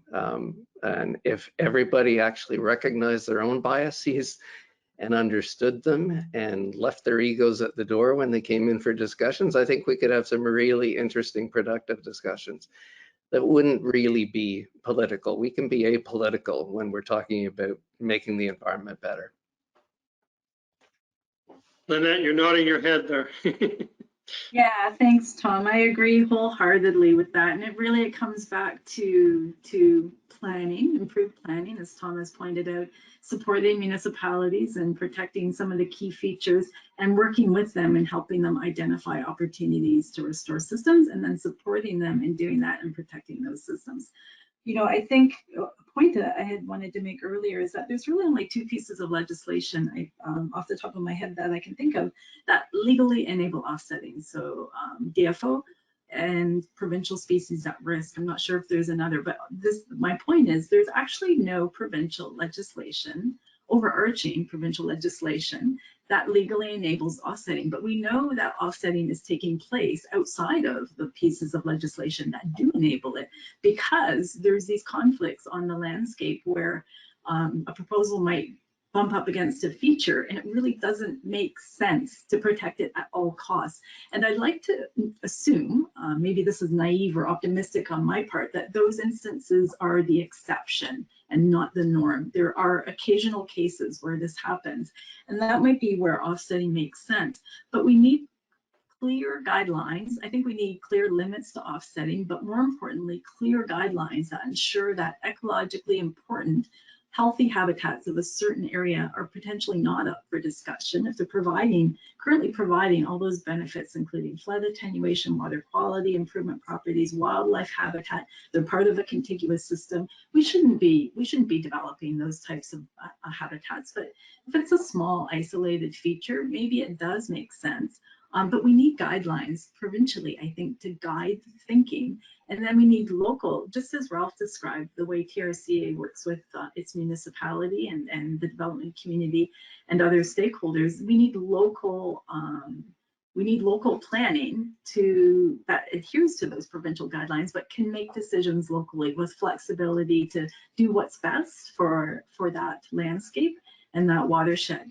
So, you know, I think it can be done, and it doesn't have to be political, and it comes down to a lot of common sense and like Tom says, wanting to do the right thing and being able to demonstrate best benefit and overall benefit, and it doesn't have to be that complicated. So we have 1 minute left. Ralph and Sue, do you have any last comment that you wanted to make? Go ahead, Ralph. sorry, I muted myself. I think to Lynette's comment, it's perfect. Yeah, I do agree. I think we need a sort of a provincial framework, but in absence of that, there's amazing things municipalities and local groups have done, and even groups like Metrolinx and others that have implemented voluntary compensation and offsetting. Just having that discussion, they've done amazing things through tree bylaws and through ravine strategies that are already doing amazing things. A lot of the compensation work we do is tied to our local municipalities to protect ravines and protect wetlands. So definitely totally support, and want to push for that. But working together with those locals is definitely a key aspect. Sue? No, I'm good, Tom. I think I mentioned earlier in my introduction that, and I'm speaking as a scientist here, not as a politician, that not everything is tradable. We do some amazing things with restoration and offsetting, and are hopefully heading towards more banking, doing those offsets before the actual impacts happen. But scientifically, we can prove that not everything is tradable and we can't restore it all. Yeah. Well, thank you for that, and thank you for mentioning banking too, because they do it in the States and they don't do it properly. I think having a framework in place, sort of like what Ralph identified, where the Conservation Authority identifies the areas where offsetting or restoration is needed, and if someone wants to invest privately in a bank, and we don't allow that to occur yet, but if they were to allow banking, then they pick those areas. They just don't go pick the cheapest area they can buy to develop a wetland and sell it to a developer. So, there are ways of approaching this that are much better than exists elsewhere in the world. Anyways, we're not going to solve all the problems of the world today. We've raised a bunch of issues and that relate to balancing the protection, restoring, and offsetting.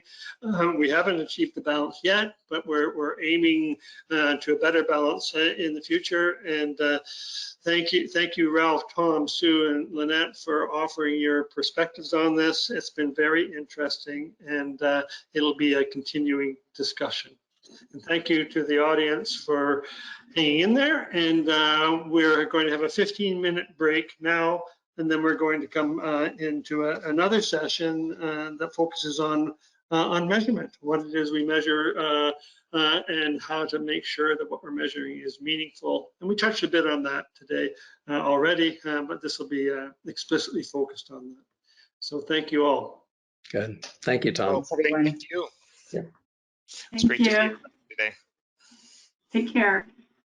Yep.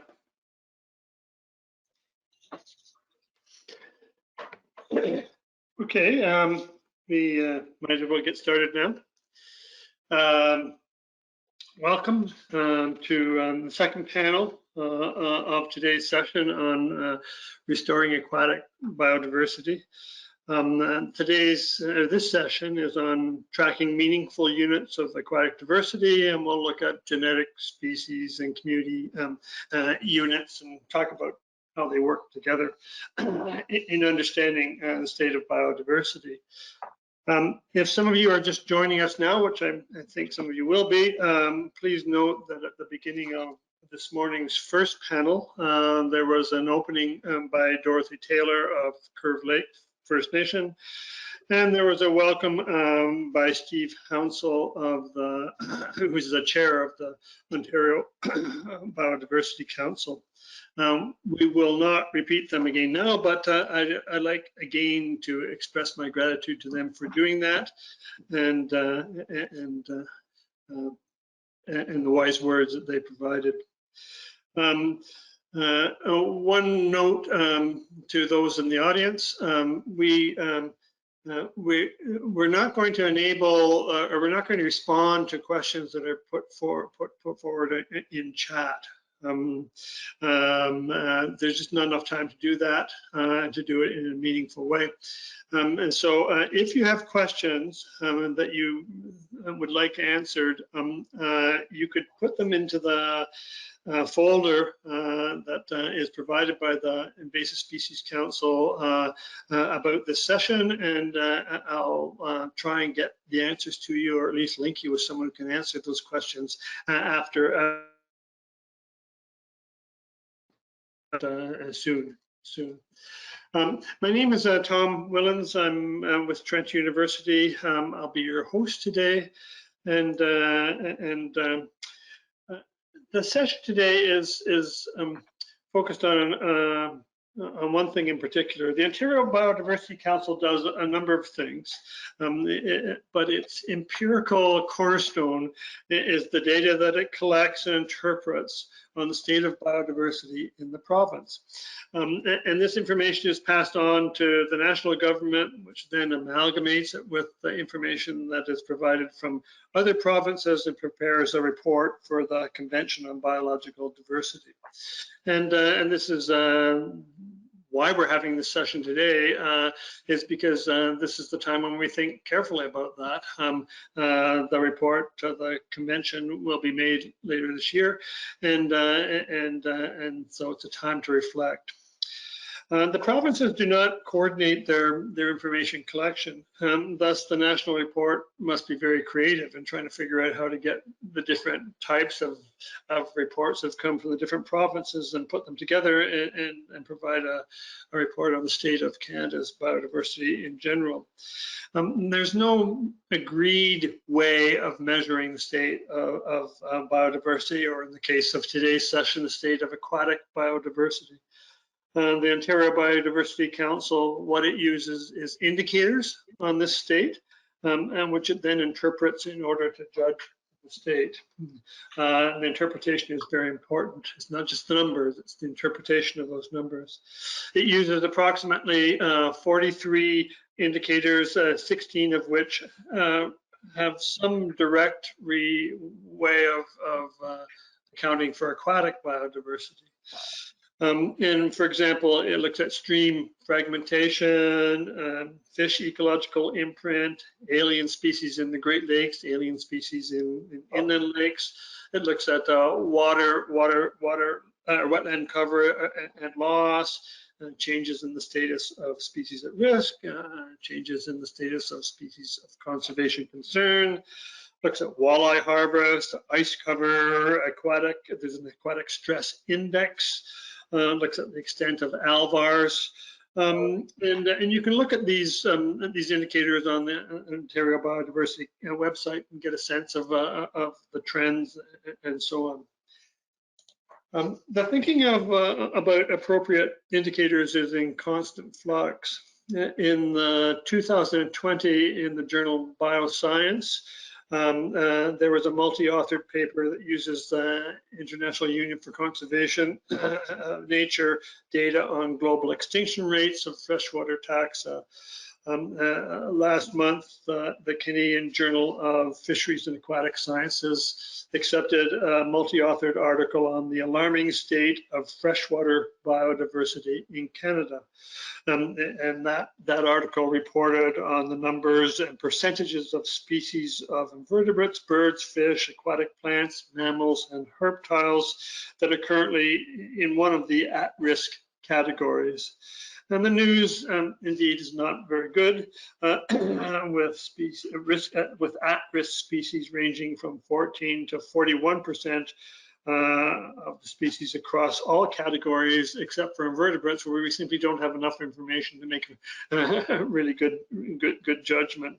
53% of the invertebrate species that we know about, we don't have sufficient data to make a judgment on them. You can find comparable data on the Ontario Biodiversity Council state of biodiversity. You find comparable data in their summaries. And so there is information out there to have a look at. I will post references, links to the Bioscience article and the Canadian Journal of Fisheries Aquatic Sciences article in a resource document that'll be posted on the website later on, maybe a day or so from now, as a follow-up to this session. Freshwater covers about 1% of the Earth's surface. It supports about 12% of all of the described species, and it supports 33% of all vertebrate species directly. Canada has 20% of the world's standing freshwater, so it's really important that we have a way of understanding aquatic biodiversity, a way of measuring it, a way of judging whether or not we've been successful in our various management and restoration programs. And today in this session, we'll be discussing some of the ways that we have monitored or could potentially monitor the state of biodiversity, focusing not simply on the units that are measured, but on what they signify. We have three panelists who I will introduce very briefly and then let them introduce themselves. We have Chris Wilson from the Ministry of the Ministry of Northern Development, Mines, Natural Resources and Forestry, which we tend to think of as the Ministry of Natural Resources and Forestry now. And Nick Mandrick from Scarborough College at the University of Toronto, Eric Sager from the Frost campus of the Fleming College. And I apologize for the lack of female panelists.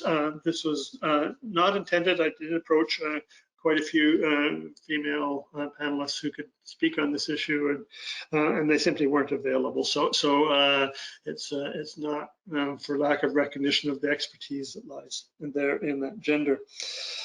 Welcome to all three of you. As with the previous panel, I have some biographical material on some of you, but not the others. And instead of posting partial information, I'm going to ask you right now to introduce yourselves and to take some time to situate your experience on the topic of this session. So no particular order. I'll start with Chris. Start with Chris. Oh, sure. Put me in the hot seat. Okay. Well, for the past 20 odd years, I've been the research scientist for aquatic biodiversity with, I still think of it as Ministry of Natural Resources, but yeah, Ministry of Northern Development, Mines, Natural Resources and Forestry. We're working on getting a good acronym. So essentially been hired to do research on aquatic biodiversity, and it's everything from do we have our parks in the right place down to genetic diversity of species and populations. One of the things I was happiest about contributing to early on in my career was contributing to the provincial biodiversity strategy, which has evolved over time. It was a very necessary piece of work, and I'm very happy that it did broaden out. But it's no longer an agency-led effort, but a province-wide collaboration of multiple agencies. With other expertise with respect to this, I'm a past member of the Freshwater Fish Subcommittee on COSEWIC, the Committee on Status of Endangered Wildlife in Canada, and on the Board of Technical Experts for the Great Lakes Fishery Commission. So my research is based largely at Trent University, where we have a lab there. It's basically looking at some biogeography, a lot of genetics, and asking the simple questions: who are you, where are you from? So from this mapping out spatial structure and diversity of multiple species, it's largely been focused on native species that support important either commercial or recreational fisheries, also species at risk, so fish and mussels. And in recent years, I've been pulled into working on invasive species as well. So sort of jack of all trades. But the goal is essentially getting information to support sustainable management. Thank you. Nick. Hello, everyone. I guess my experience with the fish biodiversity goes back to my undergraduate days when I looked at the effects of climate change on fish communities in the Great Lakes with Henry Regier, and then continued looking at broader scale distribution patterns of Ontario fishes during my grad days under Dr. Crossman at the Royal Ontario Museum. Since then, I've developed and led a DFO aquatic biodiversity research section at the Great Lakes Lab in response to the Species at Risk Act. And for the last 8 years, I've been at the University of Toronto Scarborough, where I developed and direct a professional master's program in conservation and biodiversity. And I have a research lab that basically works on applied conservation of freshwater fishes.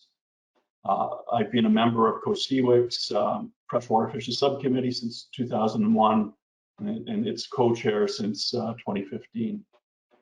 And so my interests are in basically identifying the threats to native biodiversity, and that's one of the reasons I spend a lot of time looking at invasive species and how we may be able to control invasive species and better identify their risks. And from a native perspective, I'm particularly interested in the mechanisms that are related to the threats to our endangered fishes. Okay, thank you. Eric. I'm the junior one on this panel, obviously. I always tell everybody that the reason I am doing what I'm doing is because I grew up in Green Bay, Wisconsin. And so one can't help but understand the impacts of cultural and industrial stressors on lake ecosystems without growing up in Green Bay. And I had also had two parents, I think, that strongly influenced my journey into this whole world,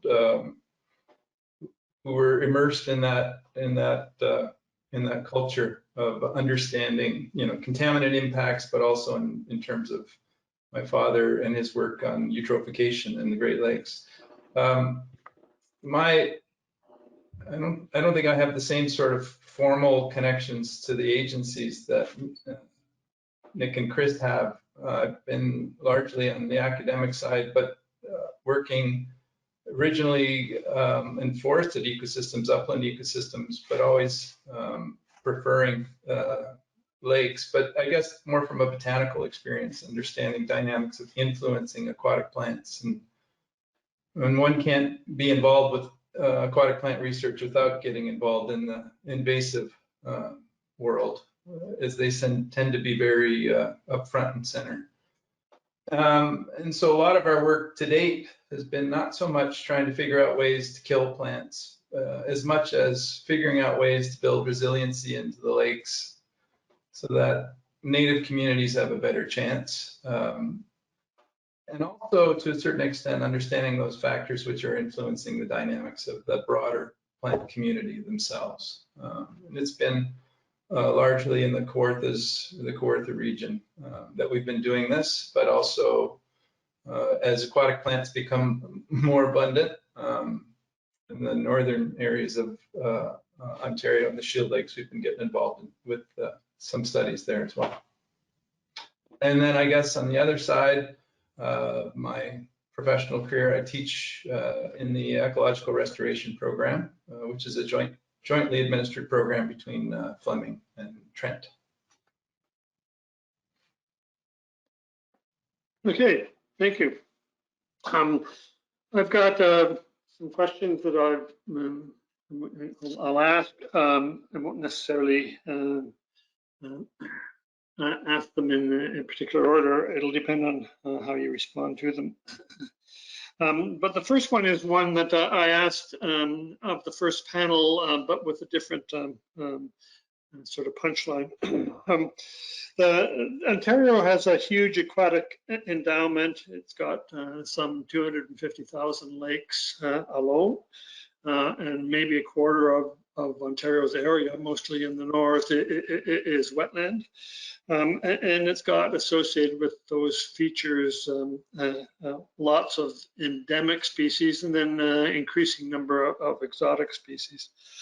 And we're faced with understanding the status of and the changes in the diversity, the aquatic diversity of these ecological communities in terms of species, the actual communities themselves, and in terms of the genetic variants that exist within them.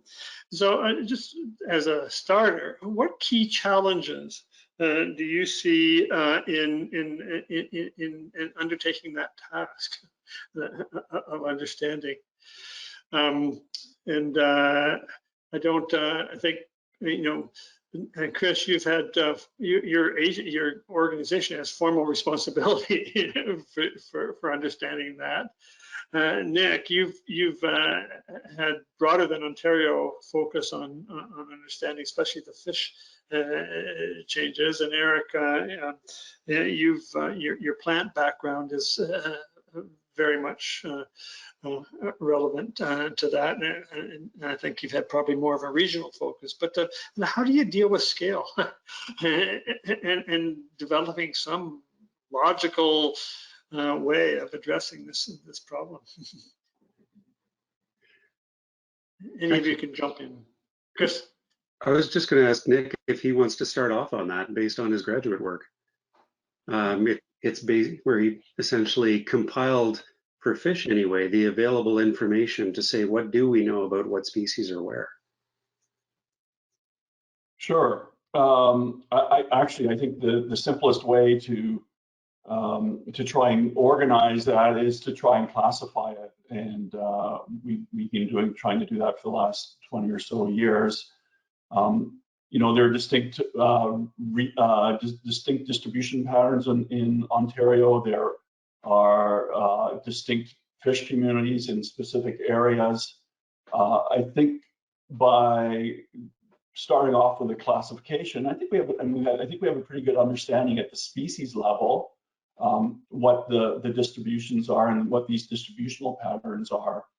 You can then develop let's say a stratified approach to say, for example, monitoring our different elements of biodiversity. So I think in the simplest, the simple answer is classify. We understand the distribution patterns. Now we have to implement stratified strategies that would allow us to evaluate the different components of biodiversity on an ongoing basis. And I think that's where we're still challenged. It's not, I think we know what we need to monitor. It's not necessarily having all the resources that you actually need to do the monitoring that is the challenge. So if I can just expand a bit on what Nick was saying, for people not familiar with it, part of his graduate work was basically mining the existing decades of data from fish sampling efforts, which was not targeting communities. It was targeting particular species of interest and largely ones that were fished. But along the way, just pulling together decades of information and compiling it to get more fleshed out distributional records. And from that, start assembling, here are the different communities, the species that tend to co-occur, the species that don't. And then overlaying this on a post-glacial framework. So Nick and I were starting out at similar time in the late 90s at Trent and in work with different employers. But we were pushing at the time to try to build an aquatic classification system. And one of the early things Nick did was look at the terrestrial classification systems. And he had to demonstrate these don't work from an aquatic perspective because aquatic systems are structured by different rules. So shared history in terms of glacial history, but not just quantitatively, but qualitatively different structuring factors. So on a coarse scale, we know who had access to where and what species are there. So since then, he and his team and some collaborators have built this predictive framework. We've got a pretty good estimate of what should be there across the landscape. We can't sample 250,000 lakes. We're still working out what are the most effective ways to sample rivers. So we need this predictive framework where we can then go in and test. And the current provincial effort, this broad scale monitoring, was built to look at communities, and it is a stratified random design, mixing fixed reference sites where it's going in and sampling every few years to see, do we see changes in the resident communities and populations of the particular species? But it is a community focus, not just we're looking at a handful of species. So we have some of the tools in place. We're never going to have enough resources to sample everywhere, so we need a landscape approach to deal with landscape issues. So as Nick said, we know where we need to be looking. We have a pretty good idea of how we can assess this. There's still other limitations. Tracking population trends is extremely difficult, and current netting efforts are not sufficient to reliably predict population trends or trajectories. Just the netting effort to do that is so intensive, you could not cover the landscape at the same time. So we have other potential tools, but they've yet to be implemented. So, and So Chris, it's fair to interpret that as in terms of the Biodiversity Council's interest in monitoring aquatic biodiversity, that you have a way of classifying aquatic environments or situations within Ontario in certain ways. So, for example, that we know where all the oligotrophic lakes are that support lake trout, that sort of a thing. And then if we monitor some of those, we get a sense of how the whole set might be faring. Sort of. You have sentinel sites. And so we know from a very broad scale, work that was actually done in the 60s predicted broad classifications of lakes across the province based on glacial history. So Dick Ryder's work. And so oligotrophic lakes up on the Shield, he was able to anticipate before we knew about acid rain, which ones would be vulnerable. So what's the buffering capacity? What's the productive capacity? And it fits with glacial events. So what's been scoured off? What's the remains of a marine sea? So high conductivity. Nick and his team have been the primary leaders in getting us beyond that, to have stronger prediction, be able to predict communities, not just habitats. yeah, and I think we're doing really well, and I point to that broad scale monitoring program. That is an excellent example of the type of monitoring that is required, and it monitors those lakes really well. But Chris pointed out the weakness that we have. One of the weaknesses that we have is we don't have the equivalent for rivers, and particularly rivers south of the Shield, where we have a lot of our aquatic biodiversity.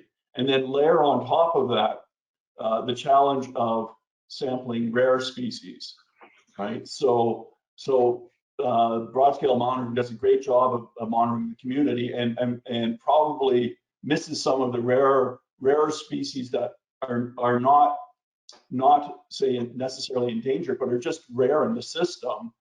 But then you go to southwestern Ontario, where rare species are actually endangered, and we don't really have a good standardized monitoring method or series of methods for those species, many of which are either riverine or wetland species.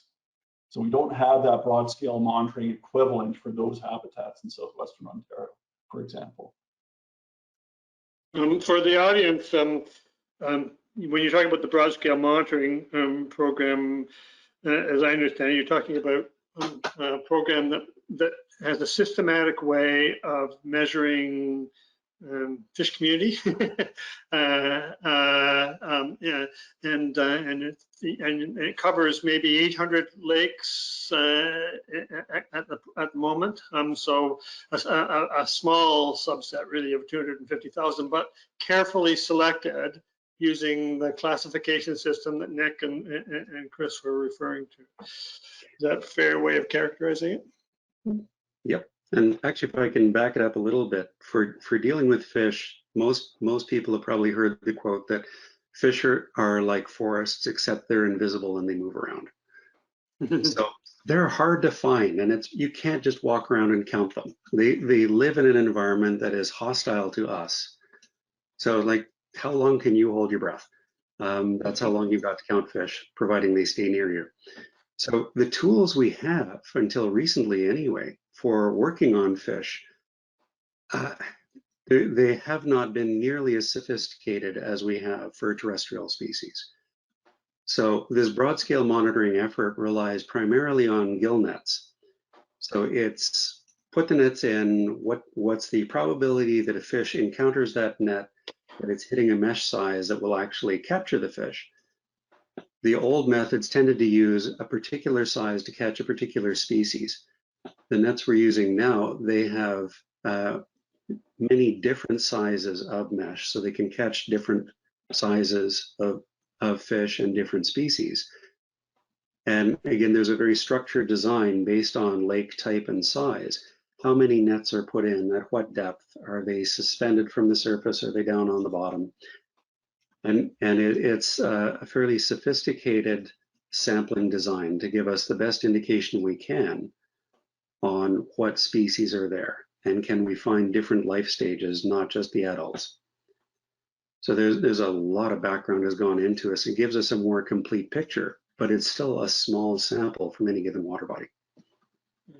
So Eric, you must be looking at this with kind of envy in that I don't know a broad scale monitoring program that focuses on aquatic species, and especially your specialty is really submerged aquatic species. So on those, although we do have programs that look at wetlands. So how do you how do you answer that question that I asked about what the challenges are for understanding the state of aquatic plants in Ontario? Well, the advantage with plants is that they don't swim away, at least most of them. And so, if you can get into the water body or near the water body, then you have a better chance of seeing what's there. And then it usually comes down to effort. But it's, when you look at all the historical data, aquatic plants are just listed as fish habitat, and maybe they're clumped into some broad life history categories: floating leaf, submersed, and then the most abundant, maybe top 10 species might get listed for a given lake. So not a lot of specific information gets included from a community perspective. But I think there's been progress made in more remote technologies, so that will allow for more comprehensive, maybe lake-wide surveys, not just the extent to which you find plants, but also trying to distinguish some of the different species. And I'm thinking with drones as the sort of the visual detection techniques that are flying on the drones increases. And there's still people that are playing with satellite imagery as well.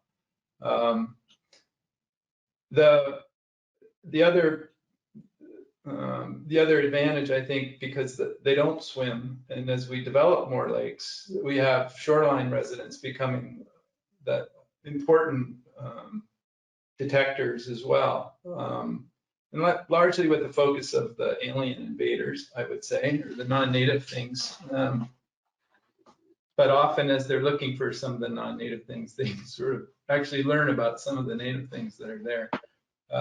And that's often, a first cut. And so if you look at sort of, south of that, North Bay across the Kenora line, where there are cottages on lakes or camps on lakes, there is some local data that can be accessed in terms of reconstructing. And like Chris was talking about with respect to classifying lakes and having a sense of the types of communities that are there, we have that same understanding with respect to the plant community, that there's a certain complement of species that are going to be growing in the Kawarthas and the Rideau system, where we've got the high alkalinity water. And as we move up onto the Shield, we're going to get different life history types, and diversity is going to be lower. So you have a sense of what you're going to be looking for to a certain extent as you move into some of these different environments as well. So, but ultimately it's getting in the water, really, and doing the surveys. And so it's resources. And the other challenge institutionally, and I know the province, I don't know about the feds, but their workers can't get in the water anymore.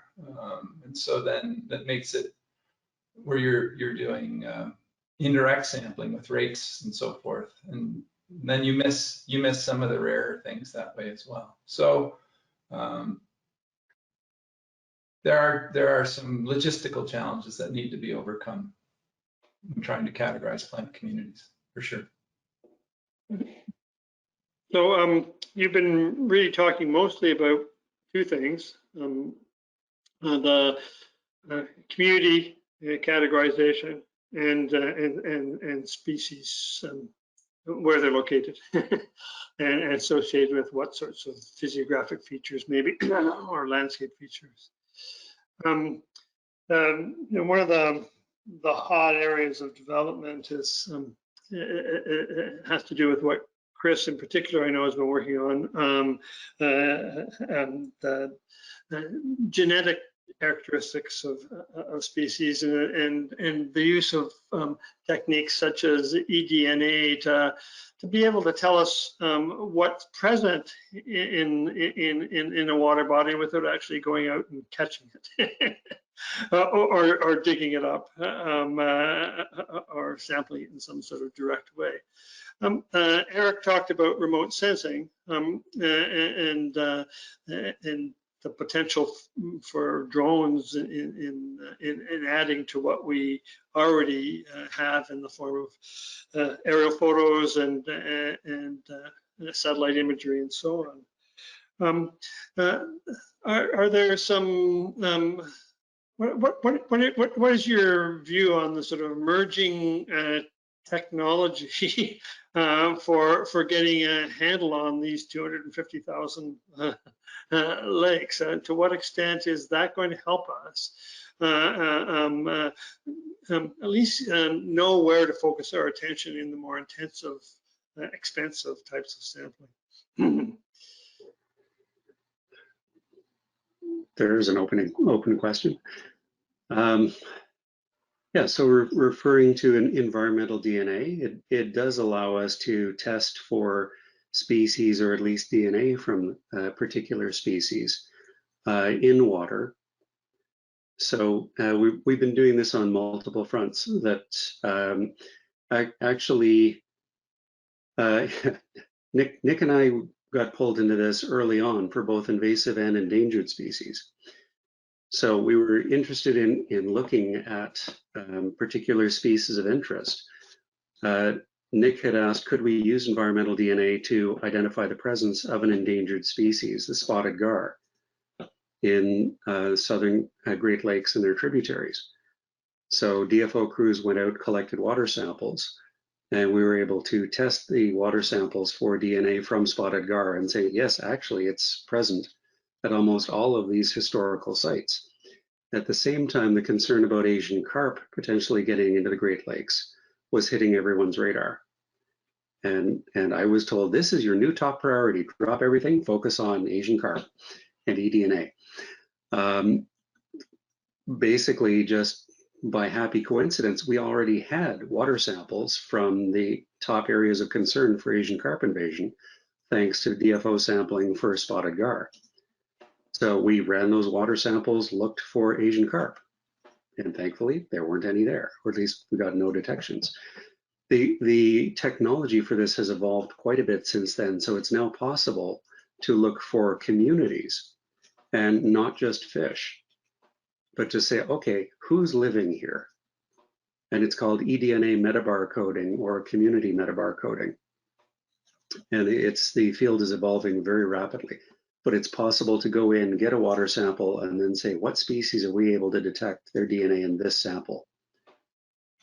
So there's a national effort being led by the University of Windsor called GenFish, and they're wanting to piggyback on the current broad-scale monitoring for Ontario to look at indicator species and communities. And Nick and I are both involved in this as well.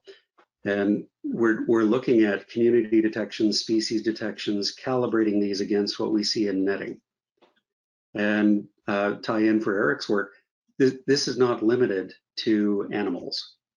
This basically is grown out of DNA barcoding, which is a way to identify species by sequencing diagnostic chunks of DNA.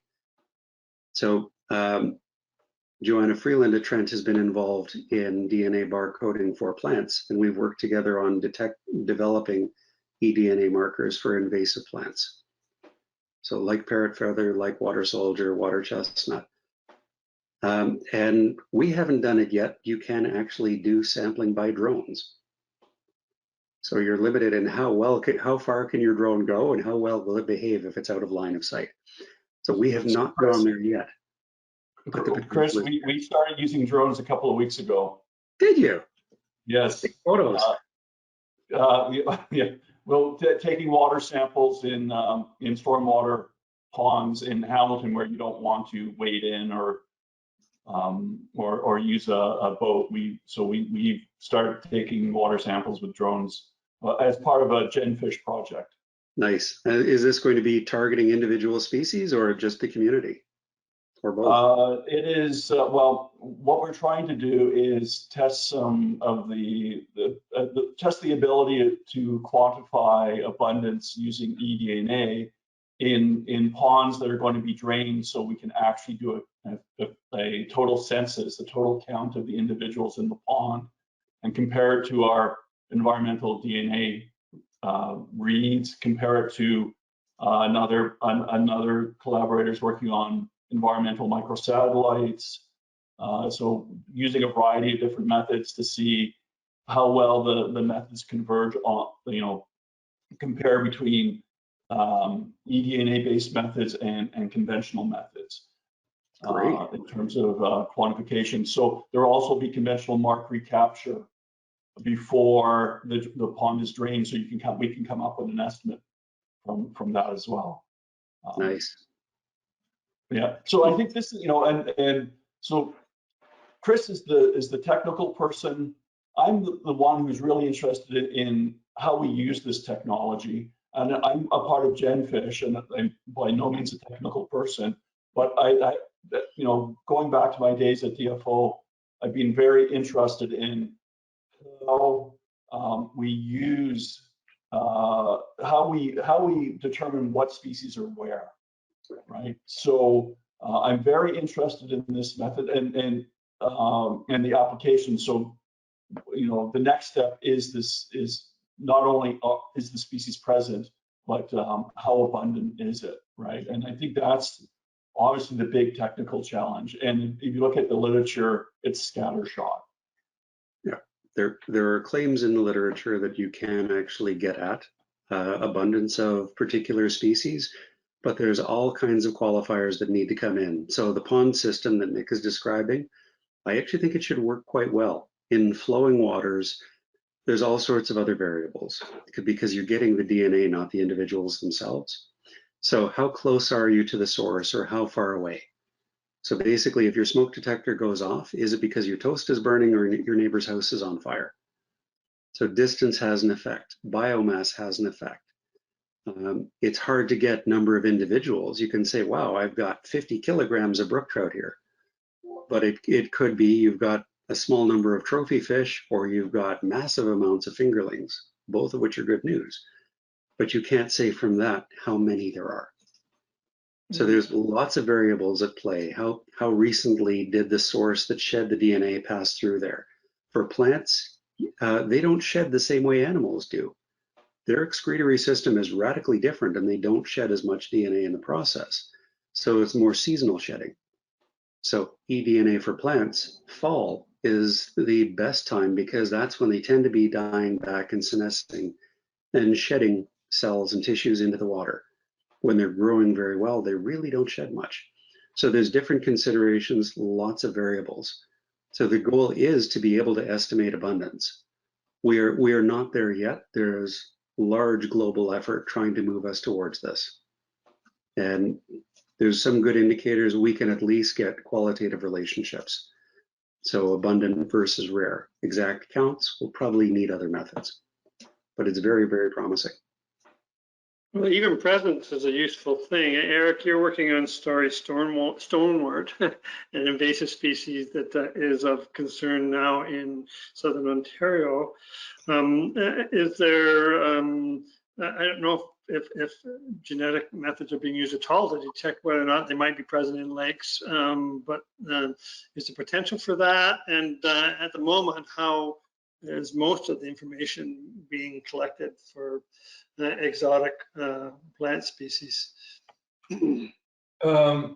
Chris can probably comment if anybody's doing anything with eDNA work and STARI. I'm not aware of it. I know Andrew Kirkwood's group was looking into it, I believe, down at Ontario Tech, I think it's called now. Otherwise, most of it is related to citizen science, so to speak, in terms of the EDMAPs and public outreach programs run by the Invasive Species Center and OFH and so forth, working with shoreline residents and putting out lists and pictures of things, and then the public reporting that, and then it gets somewhat confirmed. Or it's related to when we first discovered the starry stonewort in Scugog. It was just because we were down there monitoring some of the old milfoil stocking sites that they had established and found it. So I think it's almost becomes, if you've got a research program in a lake and you're there, then you're actively monitoring it. But I also think with respect to starry stonewort that it's been around much longer, and we did a poor job in terms of identifying it. We misidentified it with some of the other charophytes.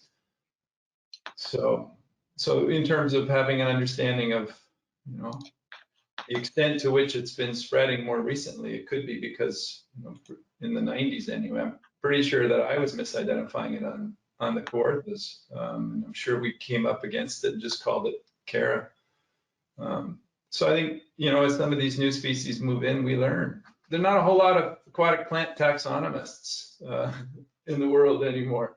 And so it's a small community of people. And when you come up against something new, sometimes it takes a while for that to sink in, that you're not looking at something that you've seen before. Just to follow up on that point, I think it's not just plants where we're lacking taxonomists. It's most taxonomic groups, and because of that, we're making the assumption that we know what species we have in our system, native or invasive, right? And we're making there's undoubtedly cryptic speciation going on, but it's relatively recent in Canada because our faunas are only 12 to 14,000 years old. But when we think about enumerating and protecting biodiversity, I think we're on firm footing on our existing species, but we are undoubtedly missing probably some species level biodiversity, but probably undoubtedly a lot of intraspecific diversity that's related to, for example, post-glacial dispersal patterns. And some of this is related to the lack of taxonomists, and then some of it's related to the lack of interest in biogeography in general in Canada. Yes, it's been a struggle to keep biogeography being taught at quite a few universities. And Eric, I don't know if you've encountered this, Nick and I both have. And it's very important because it's really the integration of ecology and geography. So ecology is sort of the here and now. It's one slice of time. Biogeography is ecology over evolutionary time and scale of continental drift. More recently, glaciations have been the single biggest effect. But a lot of people going through colleges and universities don't get this appreciation of evolutionary time or even ecological time that they would from biogeography. So we have used genetics to try to reconstruct how species got to where they are today. And it's very helpful. One study that is now quite dated, it's more than 20 years old. We looked at what is the sort of spatial structure and diversity of freshwater fishes in North America and compared species in glaciated environments versus non-glaciated. And species in Canada have on average 10 times the range size that species do in the US, but only 10% of the genetic diversity. So Canada's habitats are a geological paradox. We've got some of the youngest habitats in the world on the oldest rocks on the planet. So the oldest habitat in Canada is barely over 12,000 years old, and it's way up in northwestern Canada, sort of northern Yukon and parts of Banks Island. We were glaciated until almost completely until about 12,000 years ago. So on a per area basis, our species have roughly 1% of the genetic diversity of species in habitats that were never glaciated. So it's a great place for ecological opportunity, but we don't have as rich aquatic communities because they were limited to, do they have access to these deglaciated habitats? And there was a narrow window. As the glaciers melted, there were these enormous meltwater lakes. The Great Lakes are the remaining puddles from a couple of those. And by comparison, they're puddles. So when all this water melted, the ice retreated. It gave opportunity for these species to move across the landscape and into these habitats. They arrived, there wasn't an established community, but they were limited by the ecological conditions of the time. So cold water species had the first access, they moved the farthest. Then cool water, then the warm water species, largely limited to southern Ontario. So they were driven by habitat accessibility, suitability, and their own physiological needs and restrictions. We have a good idea of how at least some of the species got to where they are today. We have much better knowledge for this for fish and mussels than we do for plants. We need more knowledgeable plant ecologists, especially on the aquatic side. We need more Erics. But in terms of the functional genetic diversity, we see lots of morphological variation as a result of ecological opportunity. We really know very little about what's the adaptive potential in terms of novel stressors. How will all of these species cope with climate change? Mm-hmm. Nick and I recently wrote a chapter on our reconstruction of how lake trout evolved. Very high profile indicator species. They're an iconic cold water species. They're essentially an ice age fish trapped in the present. And my lab, so if you want some fun reading, some wild speculation, I'd recommend that. But my lab's also done some research on what's sort of the adaptive potential with the core metabolic abilities of lake trout, and they are literally a cold water species trapped in the present.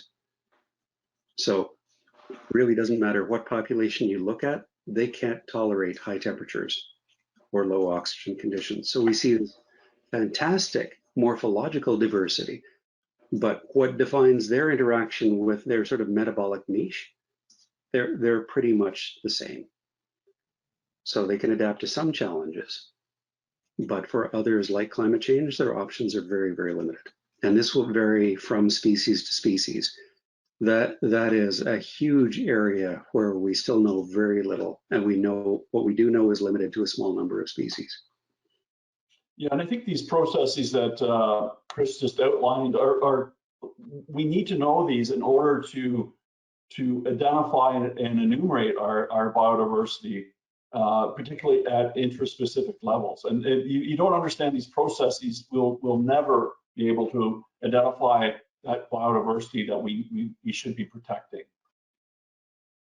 Yeah, I mean, I know myself, I get caught up in the, what we're seeing in a lake is representative of what's happening to that lake right now. And if there are stressors on the shoreline, if there are atmospheric stressors, then that's influencing, the dynamics of that system. But think we need to remind ourselves that the system is still adapting from that disturbance that Chris was describing. And we, from a plant perspective, you know, I don't think that gets taken into account at all. I think we're very focused on the short term, the more immediate.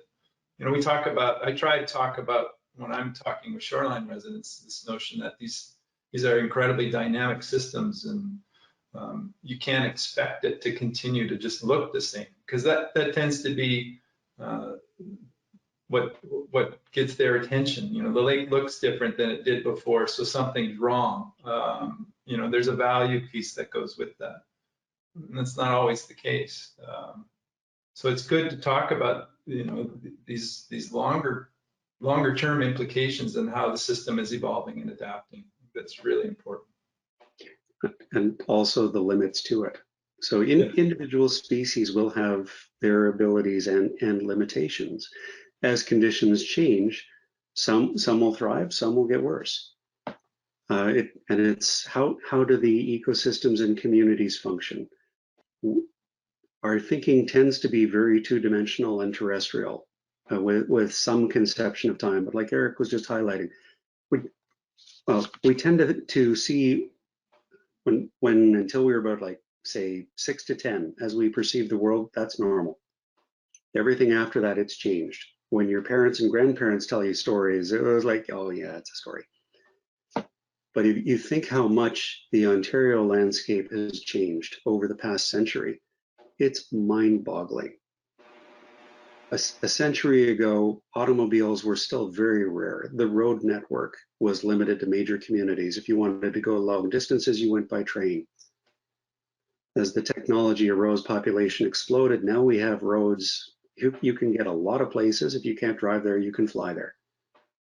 So we've spread hugely within essentially one long human lifetime. Mm-hmm. But we tend not to remember that. We still don't know what's sort of the ecological debt that is already built up. And what we're seeing is that full lag effect has not kicked in yet. It's like the concerns over climate change. If we can cap off at whatever level of emissions, how long is that effect still going to carry forward? We're going to continue to see carry forward effects from what happened decades ago. But the big question is, what is the baseline against which we judge? So we've got a landscape that was glaciated here in southern Ontario, and the glaciers melted about 10 to 12,000 years ago and freed the land. And then the land has been bouncing back. So, you know, the marine invasion that existed at the east end of Lake Ontario doesn't exist anymore because the land has bounced back up. We don't have the same whales and so on that were there in the waters at that time. We've got a landscape that is restoring after Europeans came in and cleared the land. We've got a landscape that has been recovering from that set of injustices that were applied to it, and so we're watching the aquatic system respond. There are streams on the Oak Ridges Moraine that didn't have any water in the 1920s because the forests had been cleared off. They're now supporting brook trout. So you know, we're looking at restoration occurring on a landscape that itself is restoring. So we're looking at specific locations restoration, and then landscape as a whole restoring, and that whole landscape changing, evolving from the post-glacial effects that have occurred. So it's really difficult to decide what's the benchmark against which we judge whether we're doing a good job or not. And I don't know how you address that question in your respective work, but how do you set the benchmarks? How do you know you've been successful in a restoration? Is it going back to what was there before? We don't know the pre-colonization baseline.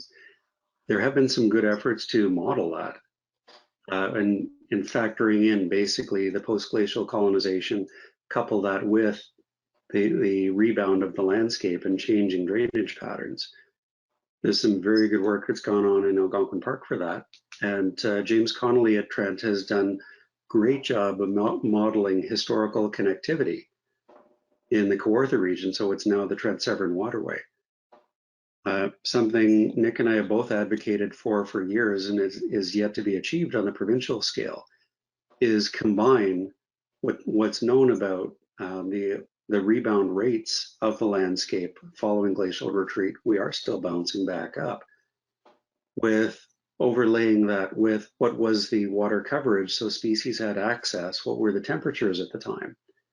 These pieces are all available. It would take some fairly complex and ambitious modeling, but you could actually generate, here is the assemblage of species that came in, here's what the habitats were, based on contemporary data, what species are able to coexist and which ones are not, and model with probably pretty good degree of accuracy what was the baseline. The difficulty from there is we can't go back. We have to go forward. And Tom, you pointed out, we now have good quality habitats on tributaries off the moraine, largely in thanks to flood control efforts and the establishment of the conservation authorities. So where the habitats are restored, if species have access, they will do what comes naturally and what they've done for thousands of generations. Part of the question is access. But the other thing is we cannot go back in time everywhere. So it's sort of feeding into the previous discussion. Mm-hmm. Yeah, when you talk about baseline, I immediately think about where we do a lot of our research in southwestern Ontario, and you know, it's highly agricultural. You know, the hydrology is highly modified into agricultural drains. Headwaters have been buried, and you know, it's so difficult to even think how you would compare what's there now to the baseline, because it's such a radically different environment, right? And what we need to think about that, because that's where our endangered species hotspot is, right? And the question is, we're not going to revert back southwestern Ontario to what it was like before humans, so to benefit all these endangered species. The question is, what can we do? Right? It's not going back to a baseline. What can we do, if anything, to actually prevent these species from going extinct? You know, you guys work on ecological restoration. It's been attempted in southwestern Ontario, but it just seems like it's totally overwhelming. The existing landscape is so totally overwhelming, and you know, any sort of restoration is like, you know, the needle in the world's largest haystack, right? You know, and on top of it, then fish have to find that needle so they can carry out their life processes, like Chris said. You know, you restore habitat in environments that are connected, then that habitat will be found. But it's the environments are so disconnected from a hydrologic as well as a habitat perspective in southwestern Ontario, that's a whole different challenge. And I guess that would be a whole different discussion, I think. I think in the restoration world, they've almost moved away from the whole concept of restoration as opposed to maybe rebuilding resilience. So if you have this highly developed landscape like Nick is describing, you know, you try to mitigate the impacts of the development on the remnant ecosystems that are there. And I mean, then what you end up selecting for, certainly from a plant perspective, are those species that can withstand the conditions that have been created. But at the same time, they're also the species that are providing some service, so to speak, you know, in terms of mitigating the consequences of that development. So it's like, but it's not the diversity of species that we would expect. We see that in the certainly in the Kawarthas, and you know, in some of those the tributary systems down in southwestern Ontario, where you've got maybe 8 or 9 species of aquatic plants. Pat Chow Fraser's macrophyte index, classified them as the eutrophic community. We just did a whole, lake treatment for a water soldier invasion up on the Trent River, and did a, good job removing water soldier. And now that community will recover to that classic, 4 or 5 species of submerged plants, which is nothing compared to the traditional diversity of species we had there. But it's the community that's responding to the conditions that are created. That's the challenge in terms of thinking about baseline. If we evaluate it in the context of a baseline community, then it's always disturbed, it's always degraded. But we're never going to take that disturbance away. And so then I think it becomes about thinking more about resilience, which sometimes doesn't align with thinking around biodiversity. It's like a larger challenge, because inherently you're losing some of the rare things then, because they can't compete with those species that can exploit those conditions.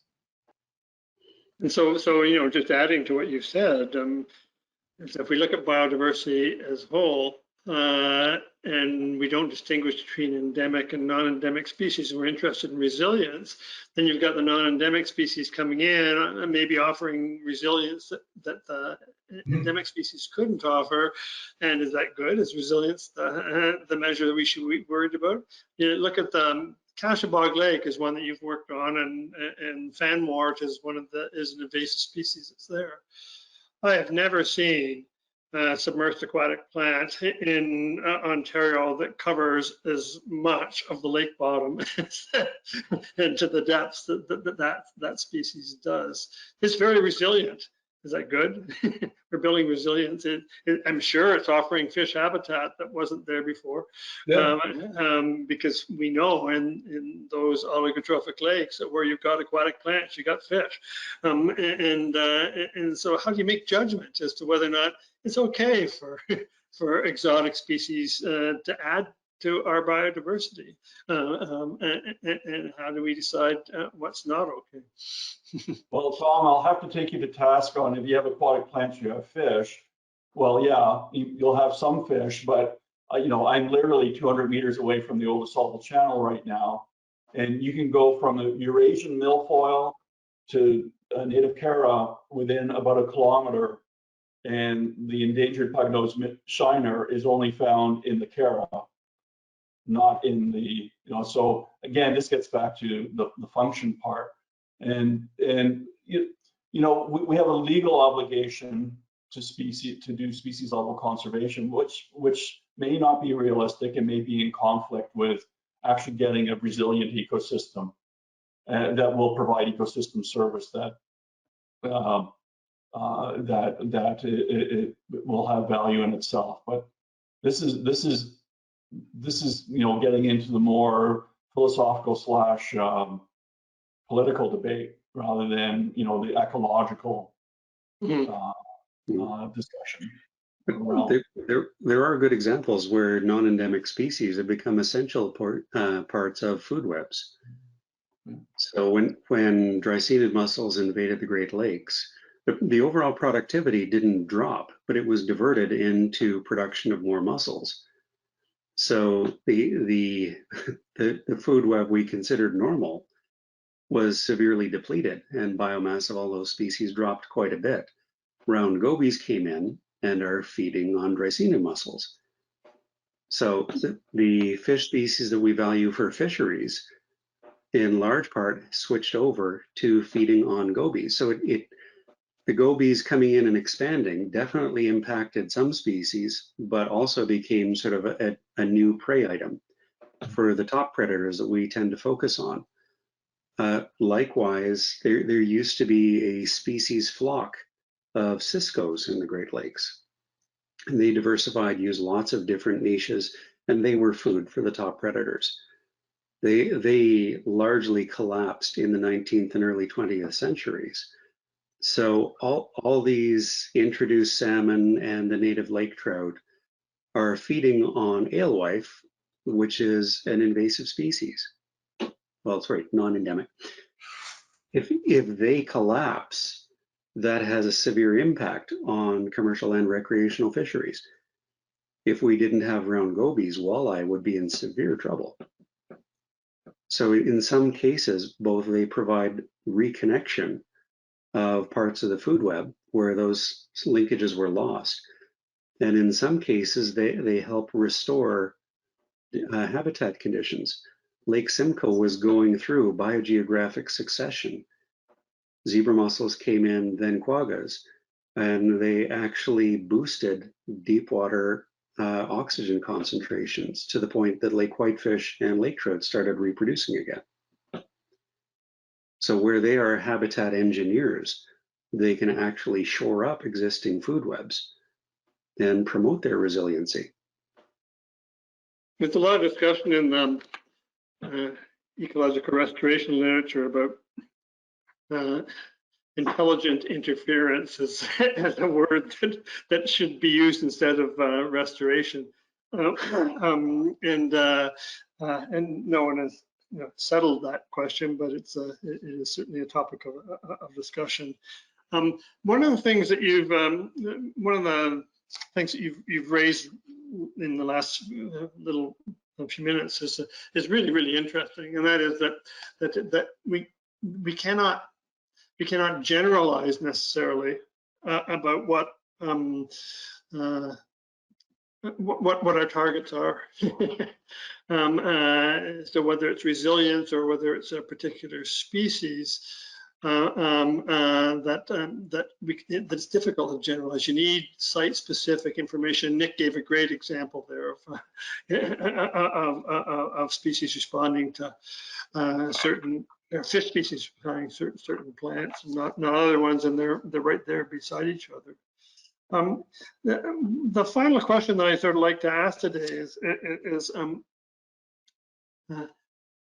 how do studies of individual plants and fish, individual species, add to our understanding of biodiversity? I know that two of you are involved in biotelemetry and you're following individual species around. And Eric, you're out there and you're sampling and you're focusing on a particular species because it's a problem. How do those types of studies contribute to our understanding of aquatic biodiversity? Maybe they don't.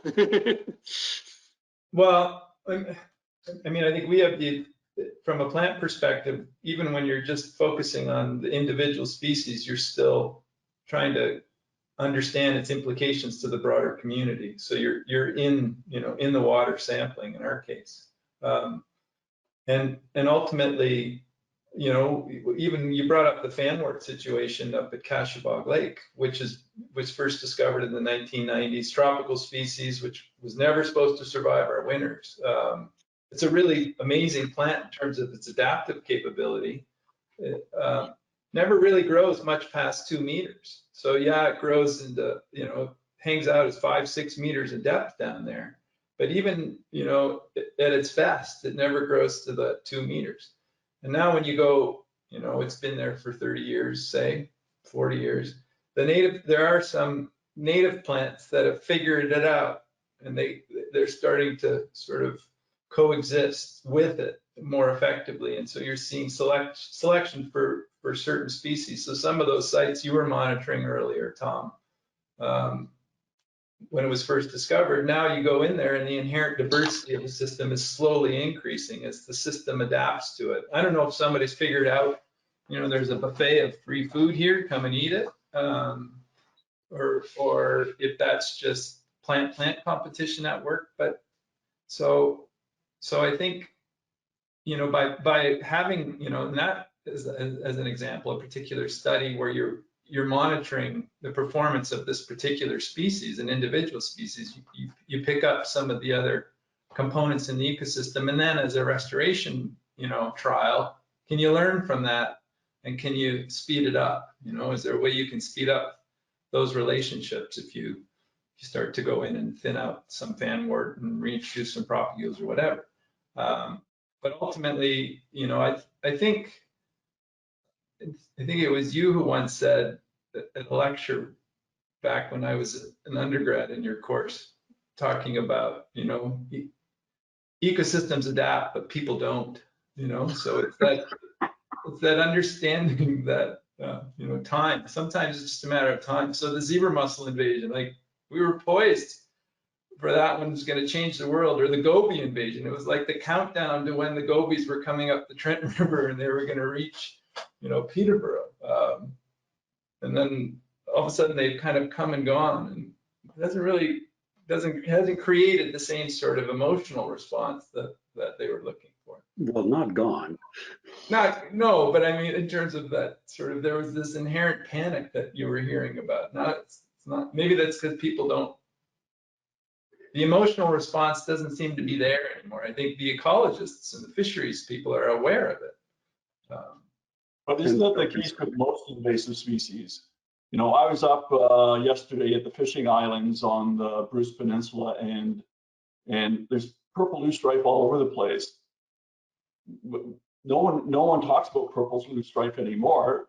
I think there's this, you know, there's initial awareness, and then we end up just living with it, because for most species we just don't do anything about it, actually, right? And we I guess you know, the decision makers just wait out the storm, and we end up having all these species that are changing our systems, and we just learn to live with them. Yeah, or our options are limited. Tom, my question though was how study of individual species gets us to understand biodiversity better, or does it? Okay, well, I can step in, you know, because we do a lot of species-specific studies, Yeah. but a lot of it is related to threat elucidation. Basically, you know, if you go and read a Corsica report on just about any fish in southwestern Ontario, it says agriculture is a threat. But what is it about agriculture, right? And it's not until we understand the mechanism that we can actually identify solutions, right? So that would be my justification for the research that we do. Yeah, we're working on individual species, but we're trying to understand what is the underlying mechanism of these general threats that have been identified in the past through expert opinion or correlation. And you know, it's only once we understand the mechanisms that we can actually come up with meaningful solutions. you learn a lot about the individuals and the species they belong to as well. So what's their movement patterns? What habitats are they using when? What's their seasonal ecology? And a spin-off benefit is it's one of the best ways I know to engage people's interest. If they can track what is happening, so we can say, this is what brook trout are doing in the winter. Here's their depth. Here's where they're ranging across the lake. So some seasons they're limited and say, this is the habitat they're restricted to. Other seasons, they're everywhere. So we learn so much more, and we can identify with that species. So both we can learn from a management perspective and engaging the public. And that, to me, ultimately is the critical part, is engaging people, get their interest. If they can have their interest, they can identify with it, and suddenly they care. So I see citizen science as one of the best ways forward, and web accessible biotelemetry data is a very potent tool to engage people and bring them on board. We have a session this afternoon on engagement, so that feeds into that really nicely. But also, I think the point that you're making, I'll just state it in a different way about one aspect of this, is that whether you're going out and you're studying individual plants, the way that Eric was talking about, or whether you've got a radio telemetry operation, you're following fish around, those organisms are sampling for you.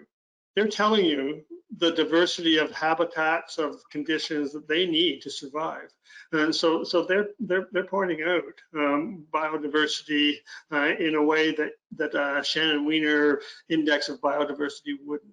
They're conveying meaning And I Yes. think that's a really, really important understanding that you're communicating to us.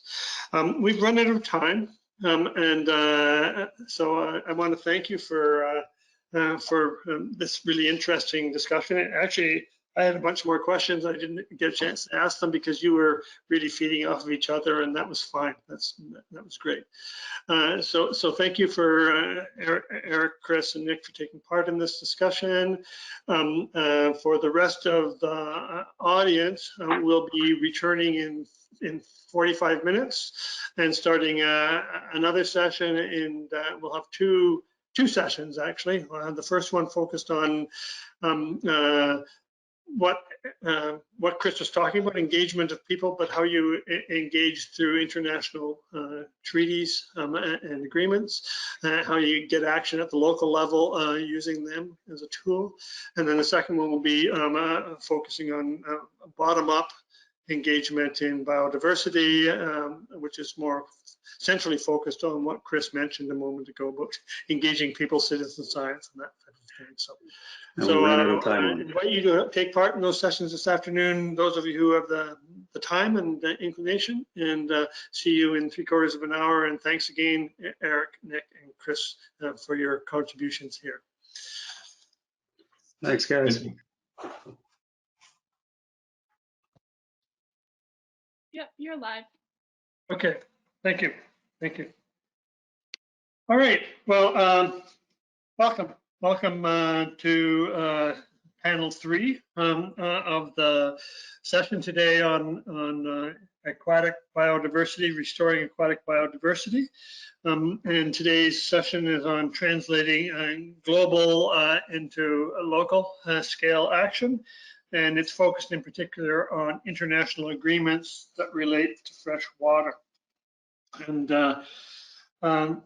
just one housekeeping thing. There is a chat function, I'm told, but we did not plan on responding to chat or to questions that are from the audience in this session.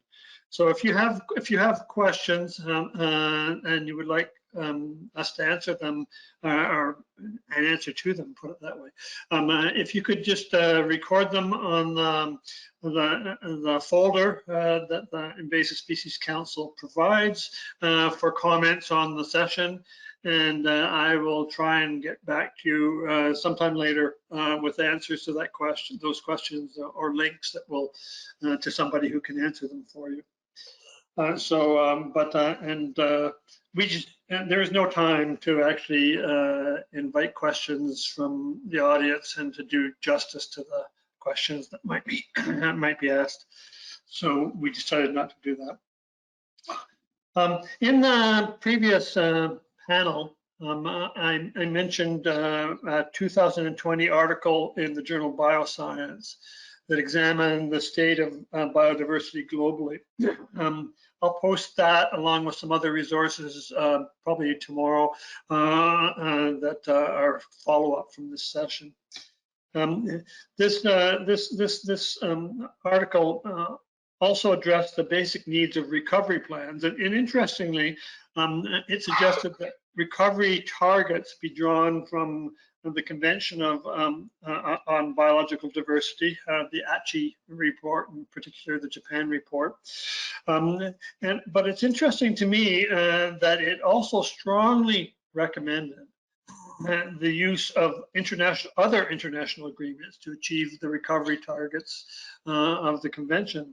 And in particular, it focused on the UN Sustainable Development Goals, suggesting that they might be used to also address biodiversity.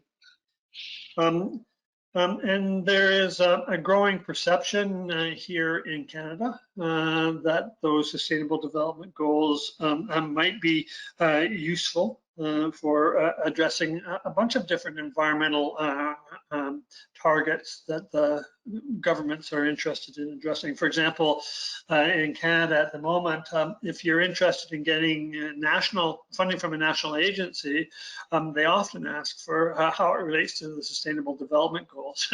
and that the UN provides. So there is that recognition that the international can translate into national priorities that can, in the form of this session, can be translated down to local priorities. And what we're going to do is try and address that. Our chair of the Biodiversity Council is Steve Hounsell.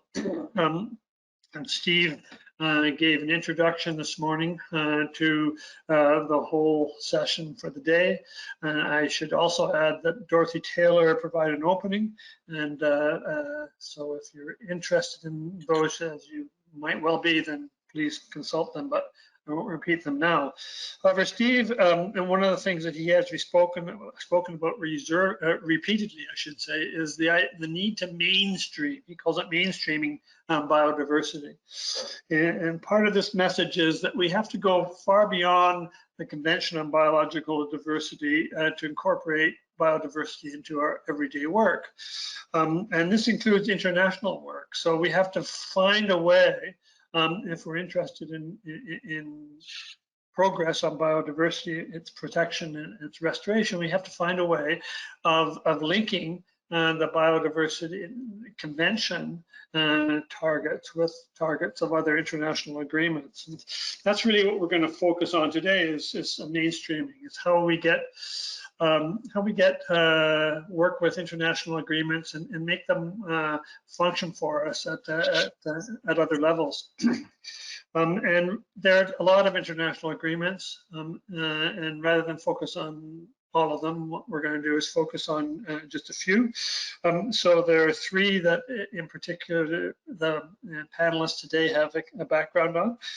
One of them is the UN Sustainable Development Agenda, and in particular the 2020 to 2030 decade of action to achieve the 17 Sustainable Development Goals. And this, by the way, coincides with another agreement, which is the UN Decade of Ecosystem Restoration, exactly the same decade. And the second international agreement that we'll be talking about is the Convention on Great Lakes Fisheries. The Great Lakes Fishery Commission coordinates the strategic management of the whole system and lake by lake management, and it coordinates. It doesn't do the management. There are particular insights that I think that conservation agriculture can bring into this discussion in particular. And so we'll be talking about that as well, about how it fits into the restoration of aquatic biodiversity. And the third international agreement is the Canada-US Water Quality Agreement that's administered by the International Joint Commission. And in particular, the 1987 focus on areas of concern and the need to develop remedial action plans to address that. And also in 2012, when that agreement was amended, Annex 7, which addresses species and their habitats in the context of water quality. So those are the three international agreements that we'll be talking about in different ways today. And we have panelists who've got windows on each of these and central roles in particular aspects of them. And we'll be thinking about how they can help us at local levels. So the panelists are Bob Lamb, who's the Executive Director of the Great Lakes Fishery Commission, Kevin Loftus, who's the head of the Agriculture section of the Ministry of Northern Development, Mines, Natural Resources and Forestry, and I had to read that. That's a long new name for that ministry. Shelly Wabajigi, who's with now the Kawartha World Issue Center, and I should add, was one of part of the emerging leaders on biodiversity that came out of our 2015 meeting of the Biodiversity Council. And Brad McNevin, who's with Quinte Conservation, which has been central in one of the remedial action plans on part of the Great Lakes that relates to the International Joint Commission. So I will welcome all of you. And as with the previous panels, I have biographical information on some of you, but I don't have it on others. So rather than posting that, what I'm going to do now is ask you, each of the panelists, to introduce yourselves in your own way and to take some time to situate your experience on the topic of this session. And there's no particular order here, so whoever wants to jump in can do that, or I'll point to somebody. Bob, we'll point to you first. Okay. Thank you, Tom, and thank you for having me. Thank you for the council for having me join you today on the panel. I'm quite excited about the opportunity to chat with our fellow panelists here on what's been a great meeting thus far. I listened in this morning, had some great panels this morning. So my name's Bob Lamb. I'm the Executive Secretary of the Great Lakes Fishery Commission. I won't talk about what the commission is right now or the treaty, because I think that's part of what we're going to chat about as part of this panel. But some of you who know a little bit about it may know that it's based out of Ann Arbor, Michigan, but I am Canadian and I'm on home turf this week. So I got to head back to the US tomorrow, but I'm actually on the, dare I say, the right side of the border today.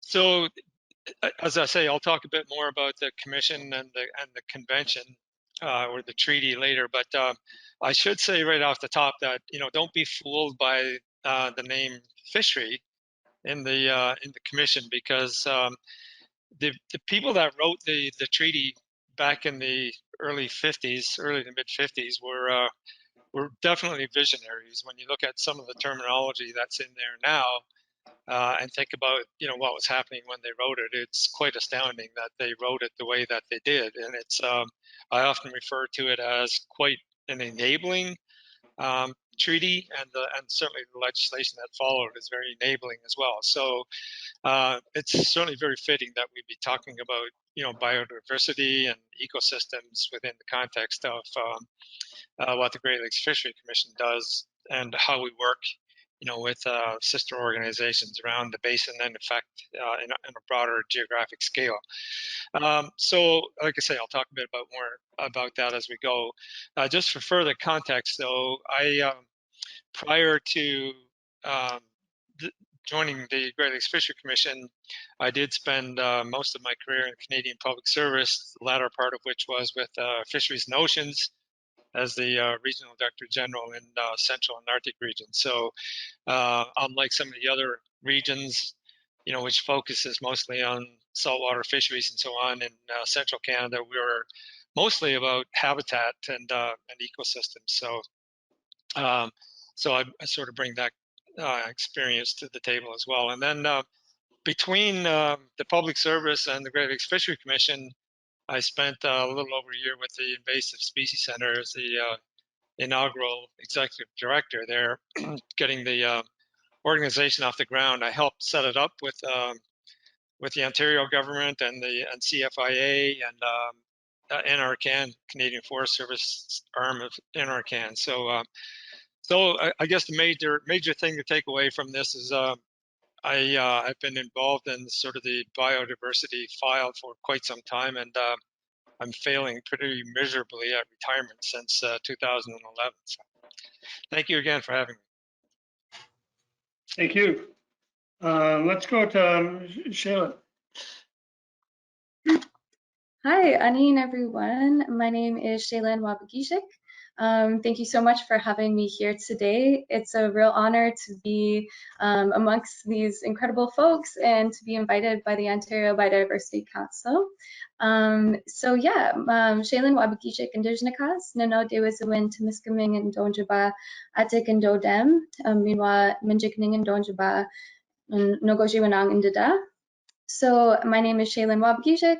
My family is Algonquin from Timiskaming, Caribou clan. I'm also Irish and German, and I am currently in Rama First Nation, also known as Minjikning, where I grew up, and I currently live in Peterborough. So I really came into this work out of my degree at Trent University in Indigenous Studies and Philosophy. And in my third year university, I had an internship with an organization that's Indigenous environmentally focused called Plenty Canada. And Elder Larry McDermott, Algonquin Elder, is our executive director of that organization. So I was under him for since 2017 to 2019. And that organization really focuses on addressing complex issues in Canada and the need to draw from multiple knowledge systems. So mostly in our case, we connect Western science and governance with Indigenous science and governance. That's aligned with natural laws and building relationships between different communities and the natural world. And also, I learned a lot about treaties, which are the first international agreements here in Canada. I was also introduced to the UN SDGs, the Canadian Commission on UNESCO, that's the Environment, Science and Culture, and the Aichi targets, and other international agreements as they relate to conservation.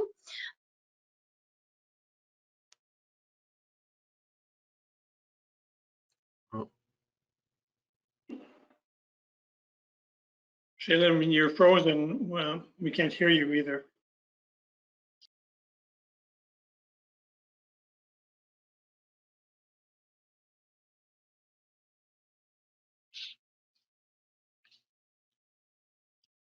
Sorry about my connection. So now I am working for the Kawartha World Issues Center since March 2020, and I'm their program and outreach coordinator. QUIC connects global issues to local initiatives that can change how we understand the world and foster equitable and sustainable communities. So we are a global education and resource center. And the main work that I've been doing is with the Sustainable Development Goals through a program that was funded by the federal SDG funding program, and is called Advancing the 2030 Agenda in Peterborough and the Kawarthas from March 2020 to 2021 in partnership with Green Up. And we've been really focused on localizing the SDGs. We formed action teams with local volunteers that identify our community's priorities, map the assets in our communities, and adapting the global targets and indicators to our local context. And we had a community forum that brought in this conversation with our community. So that was a year-long project that's still, we're still figuring out how to continue this work in our community. And right now I'm also on a project on advancing gender equality in Peterborough. So lots of different things, and I'm really honored to share this amazing work that our community has been up to. Thank you. Thank you. Brad, over to you. Thank you. I'm Brad McNevin, Chief Administrative Officer with Quinte Conservation. As you can tell, I'm still waiting for my first post-COVID haircut, but hopefully it comes soon. I've been with Quinte Conservation for approximately 18 years, currently in the role of Chief Administrative Officer, but prior to this, worked as a biologist on the Bay of Quinte primarily and throughout our region. And one of the big projects we have related to this discussion is we're the co-chair of the Bay of Quinte Restoration Council, which is tasked with cleaning up the Bay of Quinte and addressing some of the beneficial use impairments that I'll say have been flagged on the Bay of Quinte since the 70s.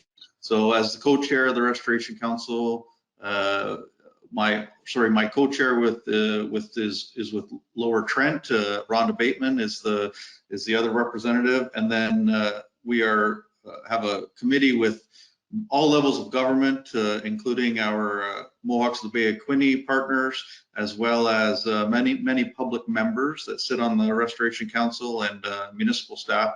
So we're looking at taking the Bay of Quinte and the cleanup to its next stages through addressing many of those concerns. And all of that sort of started out with, as Tom had mentioned in the early part, was the Canada-US water quality agreement that sort of formed the basis of a lot of the work that we started in, well, as far back as the early 80s. So we're looking forward to discussing some of those accomplishments that we've had today and providing some more information as needed. So, thank you. Thank you. Yesterday, I got out a mirror and a pair of scissors, and so I've got a cowlick here, and most of my post-COVID hair, or my COVID hair, is gone. But anyways, over to you, Kevin. Thanks, Tom, and thank you for the opportunity to participate today. It's really an honor. And I'd like to say that I've been a big fan of the Ontario Biodiversity Council since its inception. I think it does some great work. So education-wise, I got a bachelor's degree from University of Guelph a long time ago, and that was in fisheries and aquatic ecology, and followed that by a master's in fisheries and aquaculture from UBC. Since then, I've had a career which spanned somewhere between 35 and 40 years. I'm a little bit frightened to count. And that includes time working in both the private sector and the public sector, both in Canada and also overseas. I guess if I try and break down my career, there's been about 20 years has been involved in wetlands policy, fisheries policy and consulting, wildlife policy. And I was also M&R's lead on the North American Waterfowl Management Plan for about 6 years. I think since we're on the topic of biodiversity conservation, my time in wetlands policy was, I think, certainly an interesting one for me. I was fortunate enough to be involved in the development of one of the first temperate wetland restoration courses in the province, along with you and others. I was able to conduct a detailed review of the US experience with wetland mitigation banking, and that was quite interesting. And myself and a few other folks were involved in the development of one of the first wetland compensation projects in Canada.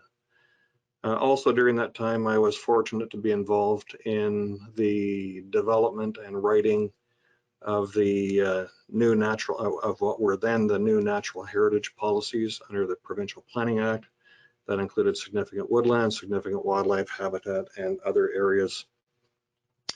And then during my time with the North American Waterfowl Management Plan, I got heavily involved in some wetland restoration projects and some habitat stewardship initiatives. And I was able to work with some great partners in other ministries, in Ducks Unlimited and in Nature Conservancy of Canada.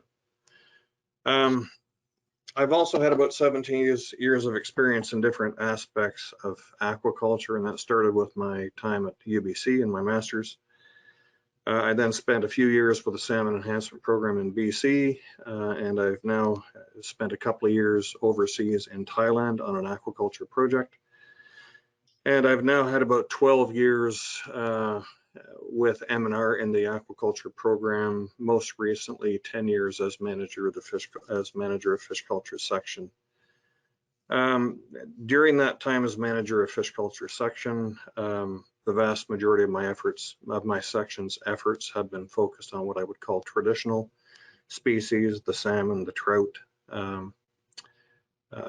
lake whitefish, walleye, and that work is either aimed at helping to rehabilitate fish stocks that have been degraded, which is an important conservation tool or strategy, and also creating and enhancing fishing opportunities, which at first blush would not be a conservation strategy, but in fact it is, because it helps redirect angling pressure away from lakes that are really sensitive to overharvest. So while most of the effort has been focused on what I would call traditional fish culture and stocking, we have done some very cool work over the last decade. Part of that is we've decided to develop expertise in the culture of unionid mussels. And that work has been on hold for a few years since responsibility for that's been transferred to a different ministry. And I think the other piece of work that has been very interesting has been collaboration with our US partners on the development of culture techniques for a species of deepwater cisco that was extirpated from Lake Ontario, and that's bloater. So I guess that's my background. To summarize, I guess my perspective today will be coming primarily from that of a aquaculture, of conservation aquaculture, and to a lesser degree from someone with experience in habitat conservation. So thanks, Tom. Thank you. Thank you. You mentioned it, and I was going to mention it also, because this morning we were talking about offsetting and restoration, and the paper that you and Dan Mansell did on mitigation banking was really useful in people thinking that through, helping people think that through. None of you are assigned to administer or to act on the Convention on Biological Diversity as part of your primary job responsibilities. In fact, we've got nobody here who's who has that as a responsibility. But your work is really relevant. So one of the first things I'd like you to talk about is, what are some of the opportunities from where you sit, from the work that you do, for actually contributing to the protection or the restoration of aquatic biodiversity? Are there ways that you, working through the conventions that you're familiar with and organizations that you work with, are there ways that you could help with aquatic biodiversity, or have helped with aquatic biodiversity, and how do you make that work? Or how could you make that work? That's the first question. And I've not directing it to any one of you. Whoever wants to speak out on that, please feel free to.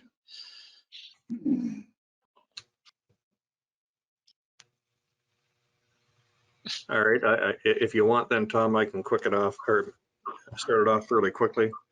I guess in the province of Ontario, much of our fisheries management is governed by, or the policy framework is called Fish for the Future, and it replaced strategic plan for the Ontario fisheries from years ago. A core element of that program is conservation of species, sustainable management of fisheries resources. And the fish culture program that I manage is merely one tool in the toolbox of fisheries management. Culture and stocking is not an appropriate tool in each and every situation, but it can be a very appropriate tool if used wisely. Other tools are obviously things like habitat restoration, enforcement, monitoring, assessment, research. There's quite a few things. As I mentioned, much of the program is focused on the rehabilitation of traditionally reared species like lake trout, brook trout, lake whitefish, and walleye. In the last 10, 15 years, we've been heavily involved in an effort to try and restore Atlantic salmon to Lake Ontario, which some folks may not realize that Lake Ontario was once home to the largest landlocked population of Atlantic salmon in North America. And more recently, as I mentioned before, we've started some work with at-risk species, and that began probably in about 2009 when MNR's, I'm going to use the term MNR since the new acronym is really long, when MNR's then executive committee asked Great Lakes Branch if fish culture section could or should do more to support the recovery of aquatic species at risk. And without getting into details, a number of workshops were held and there was very strong support for doing so. I think that's probably enough talking for now. I can give more details on some of our at-risk. Well, no, I want to push you on one thing though, and that just because we're focused on international agreements. So to what degree did this focus on species at risk or any of the conservation aquaculture, did that involve discussion with the US? And was it affected by any agreements, international agreements? And I'll probably hand it over to Bob in a moment, but certainly Ontario's role in managing Great Lakes fisheries is governed by oh shoot, what's it called? Strategy. Just call it a joint strategic plan, right? A joint strategic plan. Yes, sorry, I lost that for a second. And I don't know to what degree things like the Biodiversity Convention play into that. So I'll leave it there for now, Tom, if you like. Okay, well, let's switch to Bob then, because it does relate to what he works on. Yeah, I know Brad was trying to get in, but do you want me to go, Brad, or were you just following it? Okay. Yeah, well, I think, putting a sort of a binational or international flavor to it, it's kind of hard to figure out where to jump in here. But I would say let me start by talking a little bit about the sea lamprey control program, because that's what the Fishery Commission is mostly known for. But some years ago, we determined that we got to deal with the schizophrenia that we have around barriers that are used for sea lamprey control. So barriers are obviously very advantageous in that they prevent upward migration of sea lamprey to spawning habitat, and also prevent the movement of diseases upstream, right? But to promote barriers and dams for that reason without recognizing the negatives of barriers in terms of broken connectivity is really irresponsible. So when I want to talk a little bit today about the enabling part of the legislation and the treaty, but part of what I mean by enabling is we really took the broad perspective that the treaty brought to sort of resource management and said, how can we find a better balance between the good of the barriers for invasive species migration impediment, but also deal with the bad?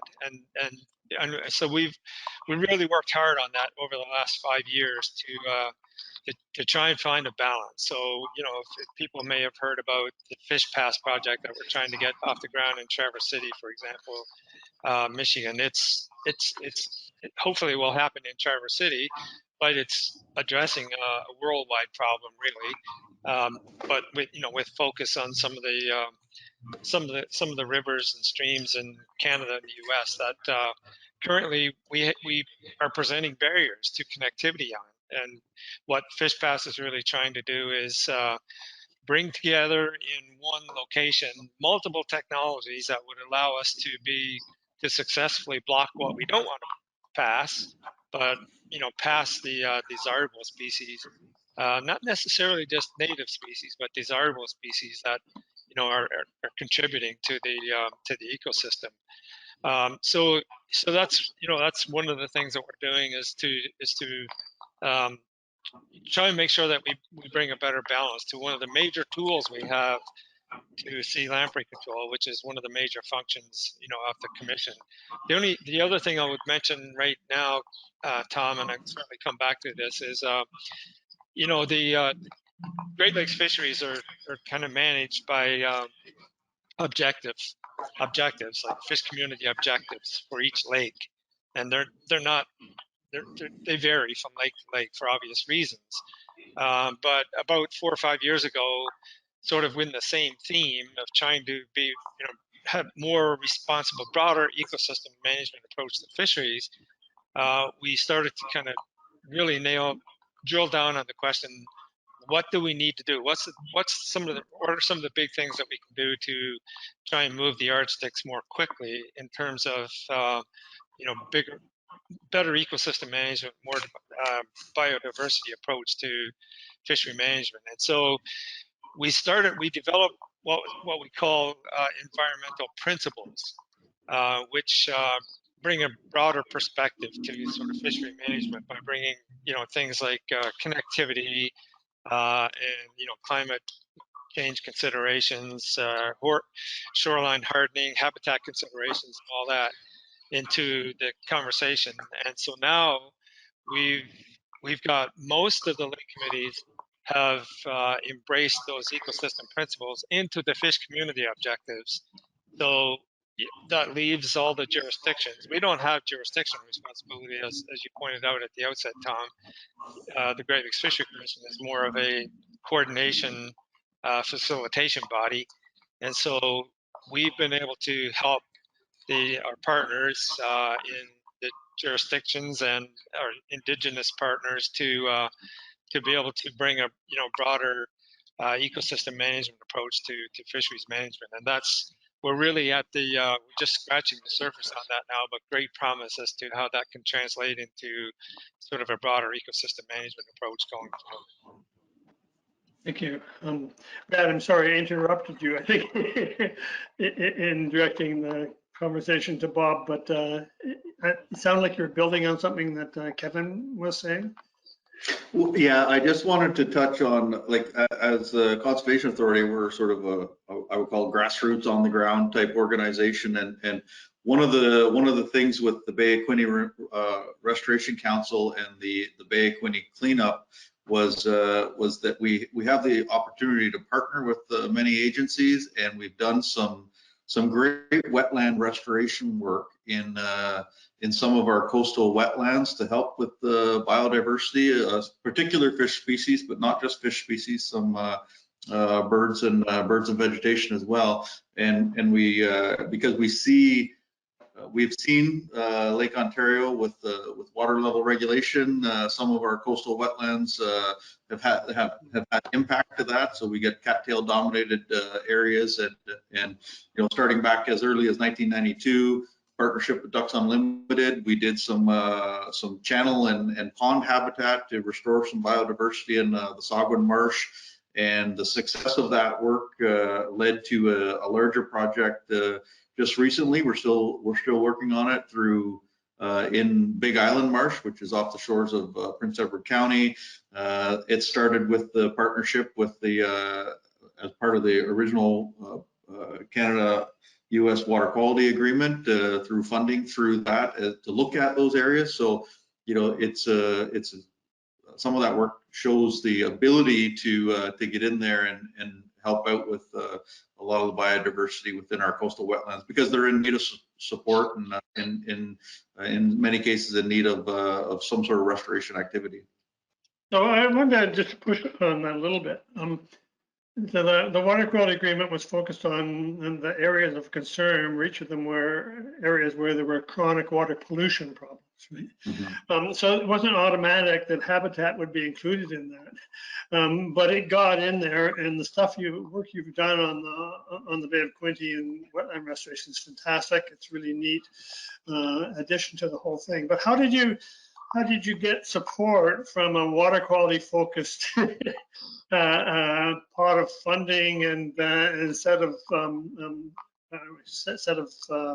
bureaucratic supporters? How'd you get that support from them to focus on habitat?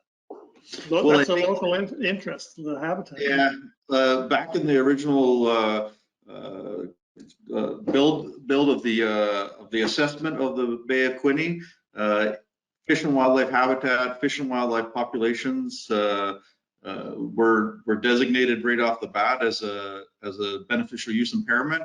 So they were written right into the original plan, and have always had support in terms of funding to help address those BUIs. So they were identified right off the start. Okay, so it's a beneficial use or service that's the key language there that relates to that. Yeah. So Shaylin, you are working at a local regional level as well, and focused on sustainable development goals. So how do you? What's the opportunity and what has been the interest in biodiversity in your work in on that file, and what is the potential as well? I'm not sure if everyone in the audience would understand about the 17 Sustainable Development Goals, so maybe you could give a bit of background on that too. Sure, I can do that. I was going to do that for some other questions. I was going to take a little bit of a different angle with this one, unless Okay, well, we take don't the have time. angle you want. Take the angle you want. All right, so yeah, what I see with opportunities for collaboration, I think that we really need to collaborate cross-culturally because, as Bob was saying, there is great opportunity with Indigenous rights holders in protecting the land as we always have. So I do a lot of work with Dorothy Taylor. I work on the Sacred Water Circle, which is involved a lot in the work locally, like around the Great Lakes.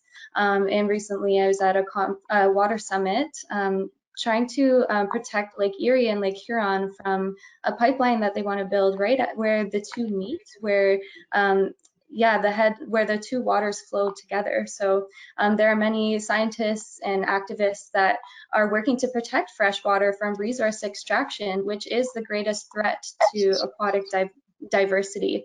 And Indigenous peoples have strength in our rights to protect these lands and waters, which is the responsibility as an Anishinaabe, as Indigenous women, it's our responsibility to protect the water. And I believe that we're all fighting for the same thing, our future on this planet, and of course, protecting water is key. And just having that understanding as the basis of our decision making. So, in the Aichi targets themselves, Article 8J and Target 18 both acknowledge the importance of these opportunities for collaborations between nations within so-called Canada and the US. So it's really focusing on protecting and preserving and maintaining these knowledge and innovations and practices of Indigenous and local communities embodying these lifestyles on the land. So really to accomplish what the Aichi targets and all of these frameworks are really geared towards is something called the ethical space of engagement. And this is a term coined by Willie Ehrman, who is an Indigenous philosopher, who talks about ethical space, which is formed when two societies with disparate worldviews are poised to engage one another. And it's the thought about diverse societies and the space in between them that contributes to the development of a framework for dialogue between human communities. And this is really what the treaties between, First Nations and the British and whoever is really getting at. That's our interpretation of it, is that we need to share governance, share best practices, make room for Indigenous peoples who have been oppressed in this fight. And I think we really can ally between one another. And, I think this is a missing key to conserving ecological diversity and aquatic biodiversity, because this takes a holistic approach to conservation.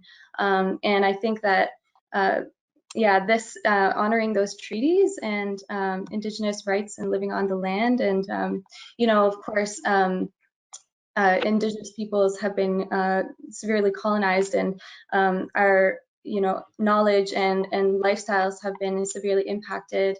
But our knowledge on the land and our understandings and our laws that align with natural laws, I think is really missing in this conversation. So I think that is a great opportunity for collaboration. And yeah, that's all I say. Thank you. I wonder if there's been discussion, maybe Bob might be able to say something about this, about ethical space between, you were talking about one type of treaty, but between people involved in international treaties in general. That we're talking about different cultures, very different cultures sometimes, trying to make international agreements work, and then you can't simply go on the words of the agreement. You need to understand the principles and what underlies them, and whether there's been any discussion of that with respect to international agreements.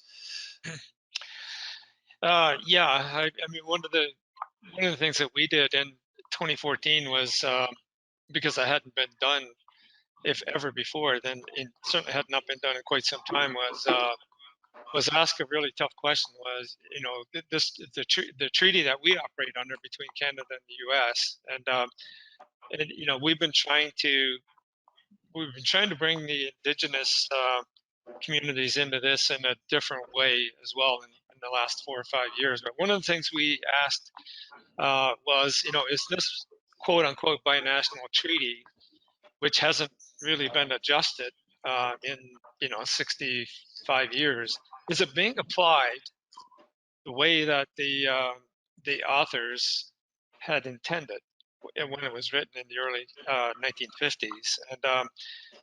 And prior to that, the legislation was looked at, or I call it the legislation because it's primarily both countries wrote legislation around the treaty to enable or indoctrinate the treaty. But the treaty and the legislation prior to that was really looked at as being somewhat restrictive.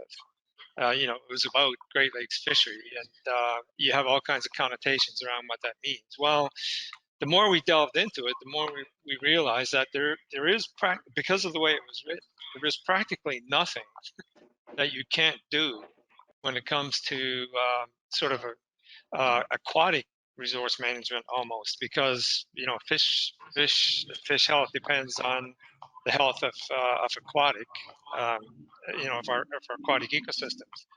And so it's quickly went from being looked at as being very restrictive to, we better figure out what the priorities are, because there's really nothing that we shouldn't be doing. And so what are the priorities within the resource scope that we have? And so that's where we got out of, I mean, the three functions that the commission was given when it was established were essentially functions to address the crises that was going on at the time, which was deal with the invasive sea lamprey, which had gotten out of control, deal with the lack of coordination of fishery management amongst the 8 Great Lakes states and the province of Ontario. And, you know, Indigenous interests weren't really that prominent at the time, but they've sort of grown now to be at that sort of equal play at that table. And the third thing was to coordinate and do, where necessary, the research in support of a more responsible fishery management. So those were the three crises that were at play that led to the formation of the commission. And not surprisingly, then that became the mandate of the commission. But when we looked at the way that they had written the coordination function, for example, they didn't say go and coordinate amongst the jurisdictions. It was written as establish working arrangements. And so, you know, when you look at what that means today, it's different than what it meant back then. But because it's not restrictive, it allowed us to do a lot more than just what was traditionally being done under the Joint Strategic Plan, for example, that was developed, you know, to help coordinate fishery management. And the same thing with the, you know, as I was saying with sea lamprey, became more than just kill lamprey for the benefit of fishery and the citizens of the Great Lakes Basin. It was find a balance between all the good that you're doing around sea lamprey, but the bad that you're doing in terms of harm to, you know, aquatic species otherwise. So, you know, I think that's how you got to look at these things. It's there's certainly a lack of interest for understandable reasons in renegotiating international agreements and treaties and so on, because that brings with them all kinds of issues, including non-intended consequences from changes that you made.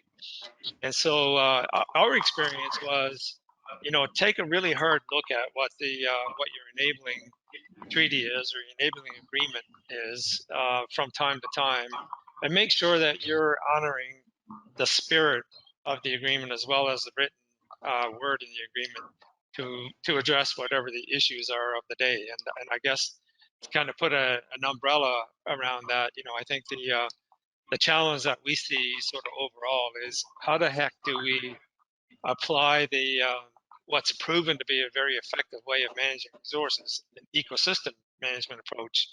How do we apply that to not just fisheries management, but sort of aquatic resource management overall?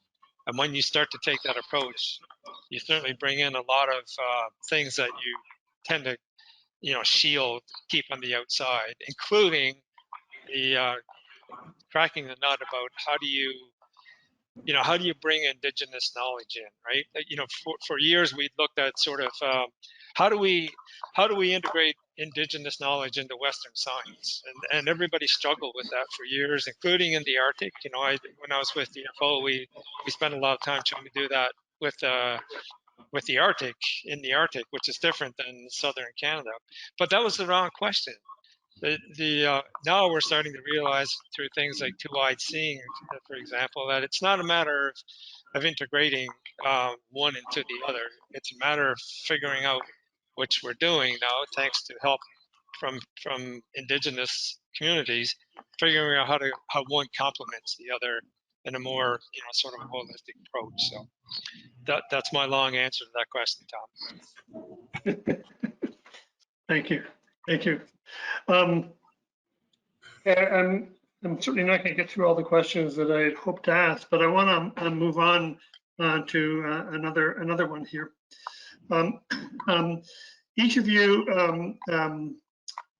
is operating in a situation where multinational or binational agreements need to be translated into local action. And the Brundtland Commission had this adage that was think globally, act locally, but we know that individuals cannot think globally. One individual cannot do that. What you need to do is you need teams of people or groups of people to collectively put their heads together and think globally, and then you can figure out how to act locally. Individuals then need this collective networks in order to do this. I wondered in terms of especially Brad and Shaylin, because you're involved in local initiatives, how you work with the international perspective of what needs to be done and make it work for you locally. Brad, you partly answered that already in terms of the areas of concern and talking about beneficial uses. And Shaylin, you haven't had a chance to kick at this yet, but how do you respond to that need? Shaylin's indicating Brad can go first. Okay, I guess from our perspective, I think really it comes down to when the Restoration Council was established, having all the right people, all the levels of government, the municipal, provincial, federal, as well as our Indigenous partners that sit on the Bay of Quinte as well, and then having some public perspective. So that's how we were able to implement so many projects on the Bay of Quinte. Internationally, I think the driver for us was having that international agreement, recognizing the importance of the Great Lakes and the importance of the water quality within the Great Lakes, the importance of the fish and habitat, water quality. Those were certainly the drivers to bring it international. But then the focus is having that support from right down through to the Conservation Authority, board of directors, from a municipal perspective. They were the drivers of getting projects done from our perspective. So it's inclusiveness was a really important part of what you did, and I've heard that said about other areas of concern too. The ones that have working really well is that the community committee is really important part of the whole thing. So absolutely. How does that fit with your perspective, Shaylin? Oh, I absolutely agree. The project that we led last year was on advancing the 2030 agenda in Peterborough and the Kawartha area. So that was a big result that we found, is that we need to go cross-jurisdictional, because what happens in Peterborough, for clean water, for example, when we dump sewage into the Odabe River, for example, that goes downriver to Hiawatha First Nation, and they can't drink their water because of the certain pollutants that are in sewage that can't be easily excreted from that water, and it's affecting, of course, the biodiversity and the quality of that water. So anyway, that was one of the discussions we had in our project, but I'll give you a little context about what that project was. So really, the SDG project started from a SDG community forum in 2019, and we educated folks from all different kinds of actors in the community about the SDGs. And then we had activities to localize those SDGs and identify what ones are our main priorities in our community. And so out of that, we created 5 priority action areas, and they include Indigenous leadership, firstly, eradicating poverty, so SDG 1, quality education, clean water and sanitation, and climate action. So really the 2 of those are connected to aquatic biodiversity. And so yeah, we prioritize these in our community. So we created the Indigenous Leadership Action Team to prioritize Indigenous leadership throughout the project. We also had an elder advisor and 2 Indigenous consultants throughout the whole project to make sure we were centering Indigenous knowledge. And the team looked at poverty, education, clean water, and climate action, and guided the teams to understand and consider the issue from an Indigenous worldview and perspective and experience. So they highlighted existing resources within their communities, offered really important insights, and identified what voices were missing from the consultation process.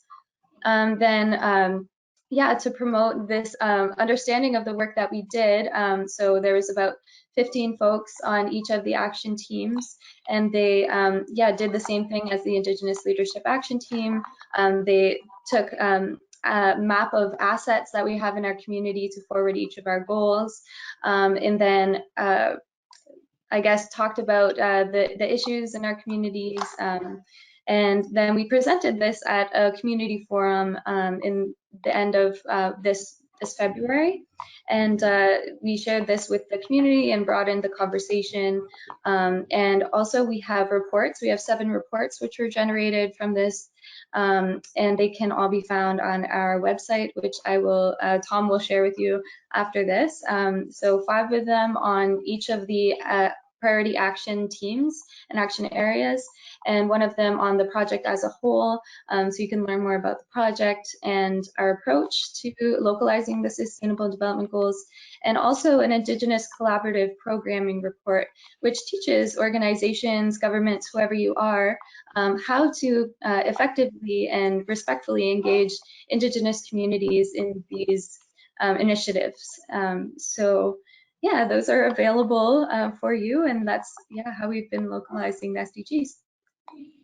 I think one of the interesting things about the Sustainable Development Goals that's emerging in experiences like yours in Canada is that there are 17 of them. You mentioned that 2 of them relate to biodiversity. There's one that even more directly addresses aquatic biodiversity, which is life under the water. That's one of the 17 goals.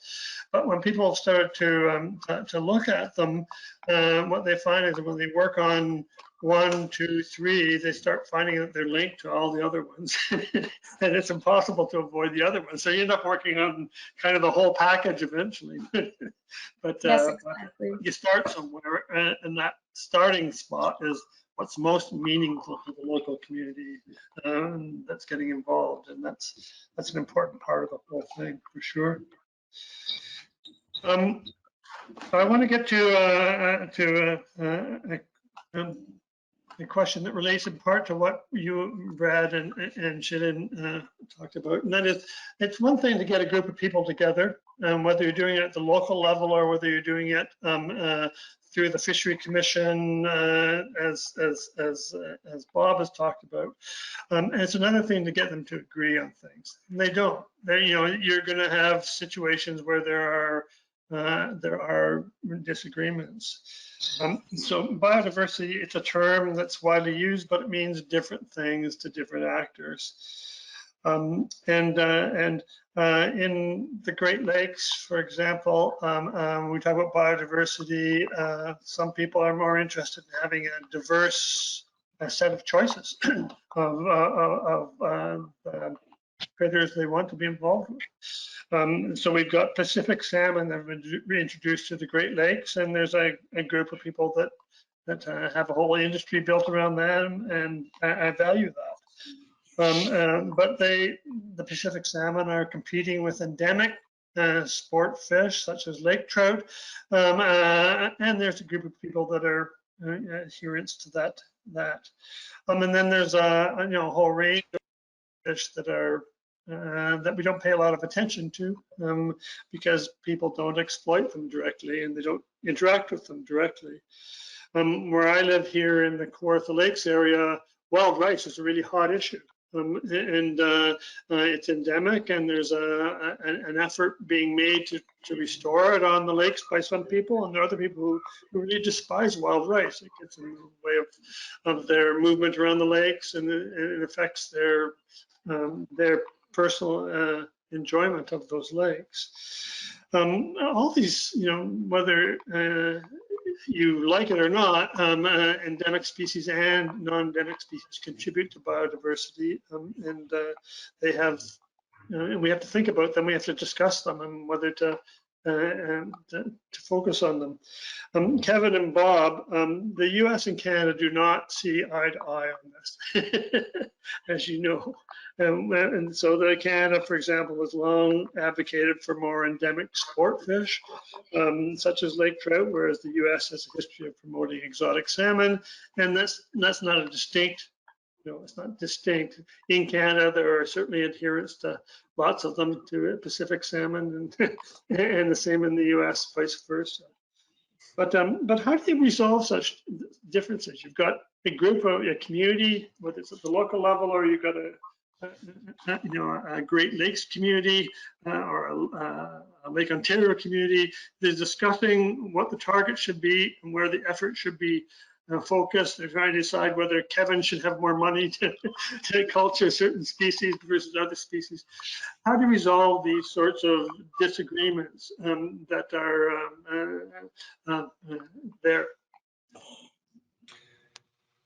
I can start, Bob, I guess. Yeah, I think Ontario has 3 different Great Lakes management units that collaborate with our binational partners on the other side of the border.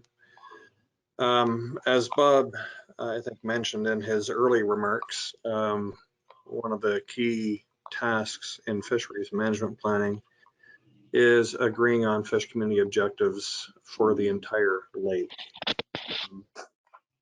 And I think that has been done fairly successfully. That tends to evolve from time to time. And I think normally those fish community objectives are sufficiently broad, or they're broad enough that it enables each jurisdiction to modify their management plans to the degree that's required. So Lake Ontario is probably the simplest example because there's one province, as there is for all of the Great Lakes, but there's only one state, and that's New York State. Once the fish community objectives are agreed to on a binational basis, and then New York State will move forward with more detailed planning on its side, and Ontario will move forward with more detailed planning on this side. In Ontario, we do our planning now on the basis of fisheries management zones. The starting point essentially is fish community objectives, but there's very, very heavy involvement of stakeholders. And ultimately, the objective is to come up with a plan that is consistent with the fish community objectives. It takes into consideration the state of the resource at the present time. It takes into consideration the desired state of the resource. And they will then identify a number of management tools to help achieve those objectives. And that could be anything from reducing the stocking of Chinook salmon if there's evidence of too many predators in the lake. It could be ramping up the production and stocking of another species. It could be changes in catch limits or seasons. At the end of the day, and I think again, Bob and others may have alluded to this, the primary focus of most fisheries management in the Great Lakes is on species that are considered economically and or socially important. And I think it's probably, and I think those species tend to get pretty good attention. It may be the other species, some of the at-risk species that are perhaps getting less attention, and I think over time they may get more. I mentioned earlier that about 12 years ago, MNR's executive committee asked if agriculture should or could do more to support the recovery of other species, more broadly support biodiversity conservation. And as part of that exercise, we consulted with experts, and I already spoke to that, but we also did a jurisdictional scan. And there is a clear trend in the US and in other jurisdictions in Europe and Australia to increase the effort in the production in other species to assist with the recovery of those species. So I don't know if I really addressed it, Tom, quite the way you would like to see. You know, there are some differences of opinion from the parts that I see. I don't see tremendous conflict. You know, as a section that produces and stocks fish, at the end of the day, my section doesn't decide what to produce or stock. My clients are the Great Lakes Management Units and the different district offices. So if the Lake Ontario Management Unit comes to me and says, we'd like you to produce A, B, and C, that's what we do. Oh, Yeah, this could be a long conversation, but I think the short version of it, Tom, is that I don't know that I would characterize the conflict as much as, you know, between Canada and the U.S. I think there are some U.S. states, and I'm not talking only about fisheries. I would argue I would talk about things like water withdrawal and things like that. I think there are some states with whom Ontario is quite well aligned, and there's perhaps more conflict among states than there is probably between Canada and the U.S., particularly when it comes to fisheries. But, you know, I'm optimistic. I think when it comes to the aquatic management, fisheries management, aquatic management in general, I think the community that we're dealing with or communities are much more focused on science and Indigenous knowledge than the population at large. So, you know, luckily we don't have a COVID situation when it comes to aquatic resource management. And so I think the people that are bringing the research to the table, the policymakers that are involved in the research decisions are much more driven by objectivity than you know, perspective, right? And you know, the other point that I should make here is that you know, as I was saying before, the treaty goes, the Great Lakes Fisheries Commission, it basically set up working arrangements to make sure that you have collaboration on fisheries management amongst the states and province of Ontario, and like I said, we've included Indigenous groups in that as well now. But that was 1956 when that was written, 1955. But it took until around 1965 to get the what we have now in place, the governance structure we have in place with the lake committees and the technical committees and everything like that. The first 10 years was spent mostly trying to get a handle on how to get sea lamprey under control. And so the state that led the charges to introduce coho and Chinook salmon, that they did that just around the time that the governance structure was being set up. And I would argue that had they done that, had they tried to do that 10 years later, they probably would not have been successful, because the governance structure is so collaborative and there's so much accountability by one member, like one state or Ontario, and so much accountability to the partner state and province that you can't really go and do that kind of thing, you know, arbitrarily anymore, right? And you know, there's been, so we've had the Lake Committee process in place now since 1965. There have been only three incidents since 1965 where states in Ontario could not agree on how to manage the fishery based on the science. And the process that we have set up has a dispute resolution mechanism built in. And in all three of those cases, the dispute resolution mechanism was able to resolve the problem, and we ended up, you know, back in a harmonious situation again, right? So it's certainly a model in, you know, how to do complex resource management.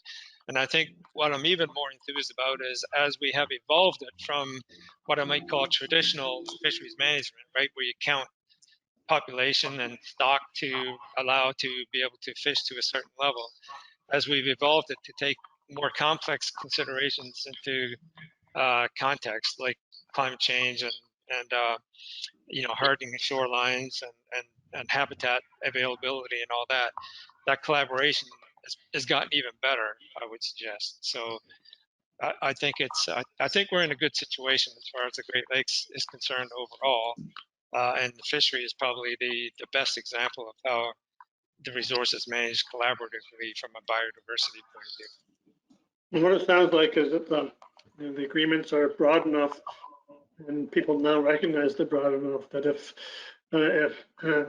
biodiversity became an even hotter issue, that there is a mechanism for addressing that, and for bringing in measures for addressing it more directly.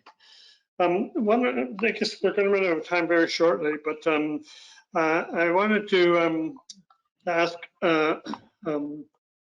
you just in terms of the local level. It sounds like in the Bay of Quinte there is that inclusiveness, and there's a broad way of addressing issues as they come up. In the Kawartha situation, it's earlier in development.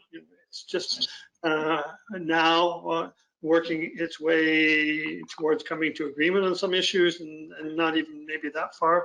But certainly in terms of identifying what are the important issues and outlining them, it's that far. And I just wondered if the international agreements can help you at the local level move through that. Bob talked about a model. You know, the Fishery Commission represents a model. Are you looking to the international agreements to provide you with a model, or are you simply saying we can do it ourselves? We can figure out how to do this if we're given the reins to do that?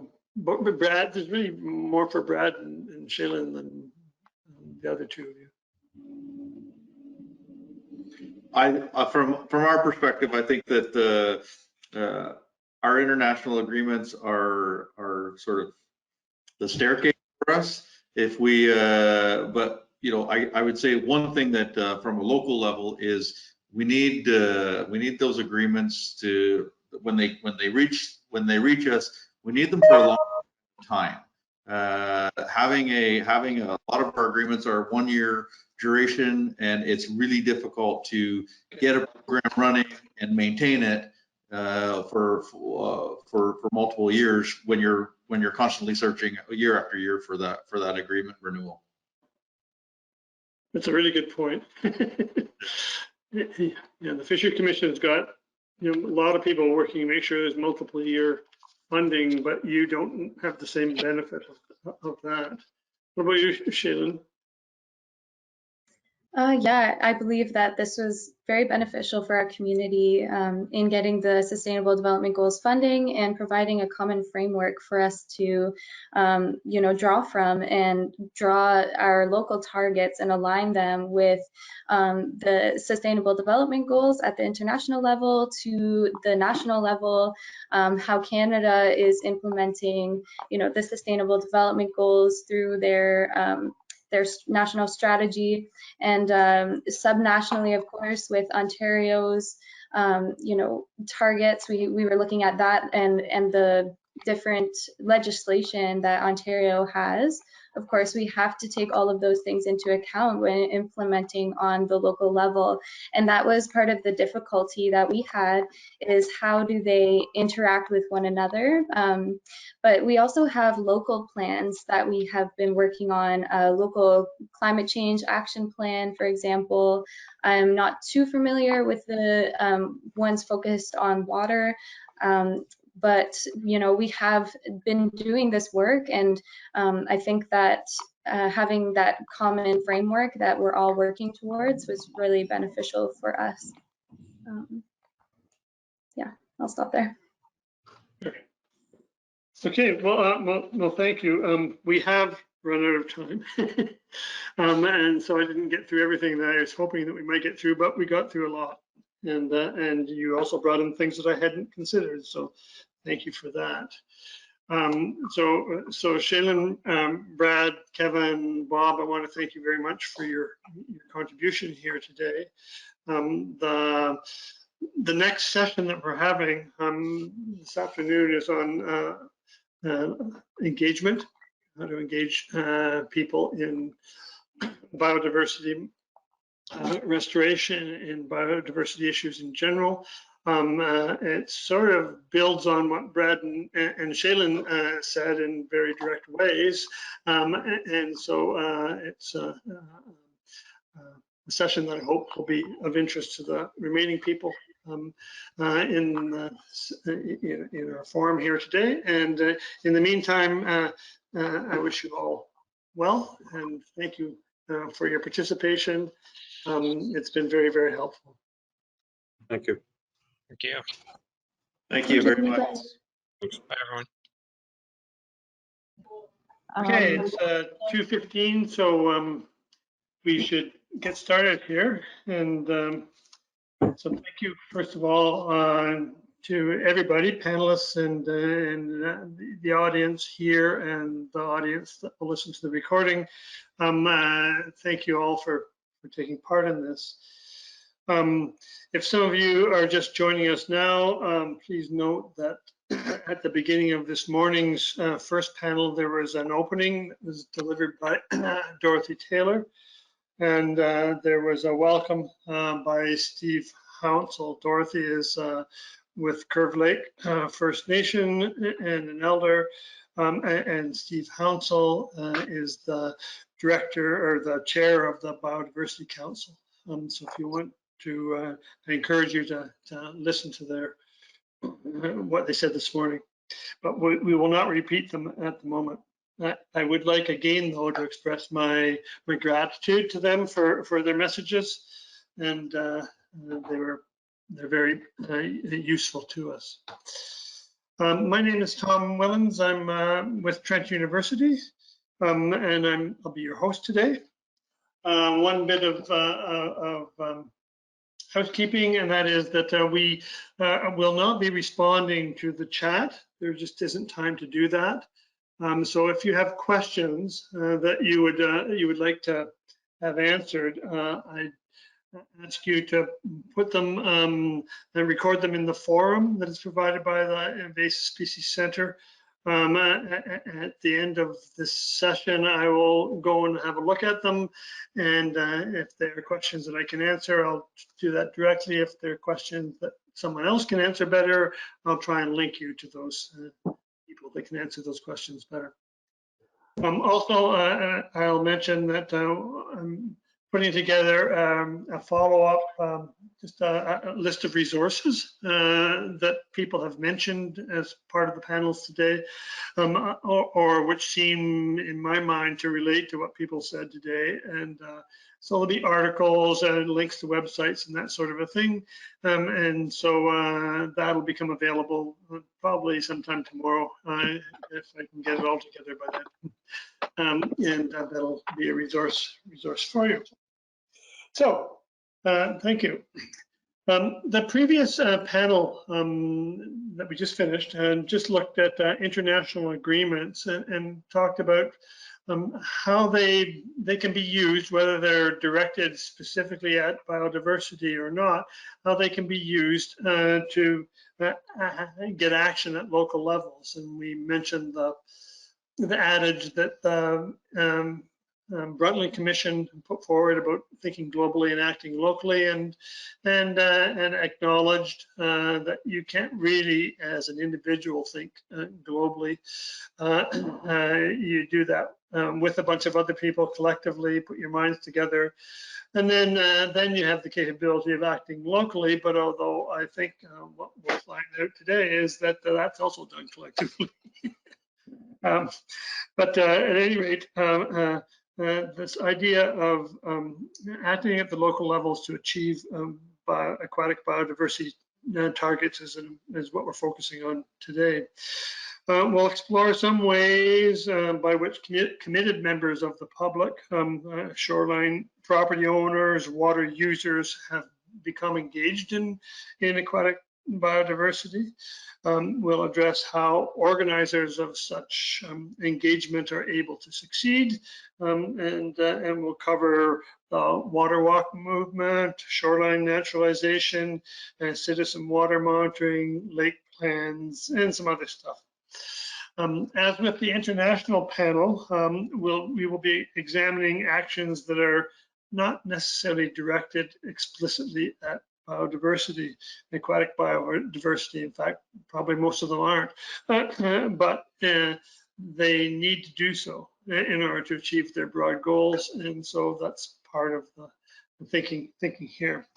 Our panelists are Leora Berman from the Land Between, Bob King from Watersheds Canada, Shirley Williams from the Cheney Wenjack School for Indigenous Studies at Trent University and an elder, and Terry Rees from the Federation of Ontario Cottagers Associations. And all of you have other hats you wear, so I'm not going to put them on for you. You can put them on yourself, because although I have some biogeographical information that some of you have provided, I don't have it for all of you. Not biogeographical, but biographical. Rather than putting it out partially, what I'm going to do right now is ask you to introduce yourselves and take some time to situate your experience and to situate how that relates to the topic of today's session. So if you could take some time, each of you, to do that, great. There's no particular order, so whoever wants to jump in can jump in. I can jump in briefly. Can you hear me? Yes.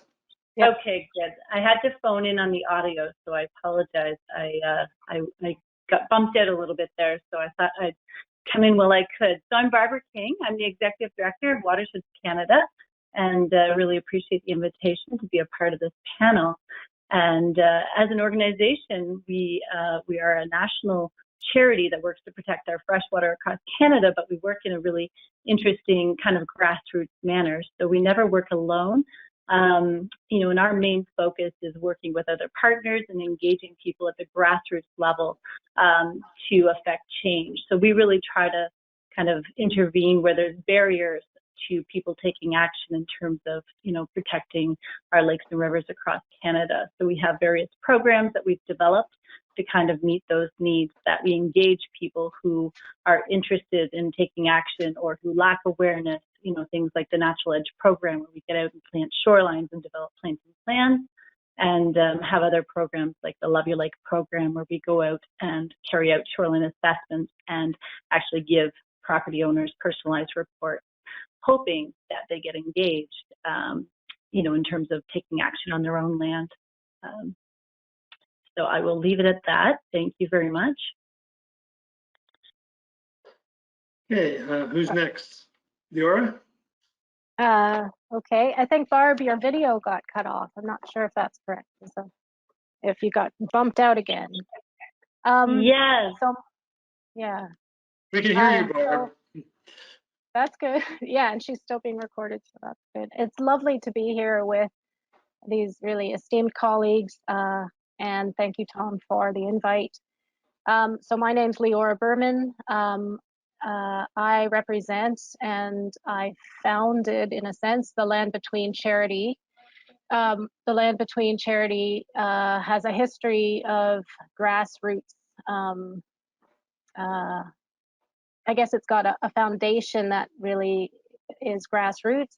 Peter Alley was a cottager and a retired professor in Gravenhurst who noticed that this landscape between the Canadian Shield and the St. Lawrence Lowlands was quite different.